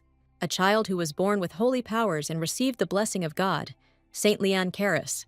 A gift from God, sent down by the great god Belua, is Leon Caris. She was an important child in the empire, the only saving point for the temple, providing it with support. Beloit desperately needed a saint to check the emperor's power. Therefore, the temple promised to take care of the saint in every possible way, offering enormous financial assistance. After this, Leon was raised as a saint, and she learned the behavior befitting a saint. And after completing her training, Leon blessed the believers and listened to their problems. According to the will of the temple, after the engagement with the crown prince, no one could replace Leon. Among the jealous aristocrats and ladies who spread gossip, Renee was her only friend, and so her life continued. Leon said that the tea party was ruined by Lady Fireweed, who used magic to spill a cup of tea on her. She says that when she tried to explain, Renee got angry and yelled at her that others wouldn't believe her. Leon wondered why everyone continued to hate each other if the war was over. No matter how hard the girl tries, she cannot understand these people. She suddenly remembered that today was volunteer work day in the slums. One of the volunteers asked her if she was tired, since she had come here personally and was working there herself. Leon smiled brightly and replied that it was only a joy to her, because if she moved, her worries disappeared. For Leon, volunteer work was her reason for being, and she felt calm when she saw people smiling. At one point, she dropped the basket, and a volunteer asked worriedly if she was okay. Leon said that everything was fine, and that she only felt a little dizzy. Leon just wanted a world where everyone would smile. She heard an inner voice telling her that if she didn't go there, everyone would die. That was why she had no reason to ignore Beloit's revelation. But Leon didn't know what result awaited her in the place she came to. Since this revelation, Beloit has been sending constant warnings that Leon must leave. When Leon realized that a threat was approaching, she recklessly headed north. Leon didn't know how to sleep in the open, or how to survive at all, but she moved forward. 6 days and nights of continuous pursuit, and Leon stopped at the northern border of the empire. The saint encountered a towering source of sinister power. She sat down on her knees and asked Beloit to tell her what it was. He replied that this is something that should not have a place in this world, and that it will bring destruction to this world. Then, a frightened Leon asked Beloit to tell her why she was there. In response, she heard a voice that asked her to tell the whole world that a storm could break out. Leon didn't know if she had enough time to tell the whole world about this, to unite everyone. She saw a cart in the distance, not understanding where it came from or who could have come here. But then the girl's eyes widened when she saw Archbishop Duchess stepping out of the carriage. There is a distinctly malevolent aura emanating from this tower, and Leon does not understand why the Archbishop is in such a place. Leon also recalls that the Archbishop never mentioned a tower to the north. Then the girl thought that it was the priests and the temple who created this tower. She didn't know if there was some secret hidden in this temple, or if this was the work of Archbishop Duchess. Leon decided to test the Archbishop, and if he had cheated, she would report it to the Pope. She overhears the conversation of priests who are discussing where such strong bodies come from. One of the priests says that for an apostle of God, it would be better to have a body with greater faith. Leanne realized that there was no apostle of God in this tower, and this was not Beloit's aura. The priests understood that if they did not find him quickly, the apostle would become weaker and weaker. They don't know how much money it takes to make the mercenary king act. Leon decided to ask Beloit what this meant and why the apostle needed a body. While Beloit did not answer her, she suddenly heard someone calling her. The woman explains that her daughter is very ill, and she was afraid that the visiting archbishop would not allow her to have an audience. Leanne replied that the archbishop was busy, and instead she received a message about the continuation of the visit. The girl suggested that the woman go and look at her child first. Leon suddenly realized that this would be a strong body, a sincere believer, and someone who could be brought in the shortest possible time. Leon volunteered to be the bait, and the archbishop was confused by the saint's sudden appearance. But Leon, with an innocent smile, settled the situation by saying that she came here by chance. 3 days later, under Desus's watch, the archbishop approached her and said he wanted to ask her for a favor.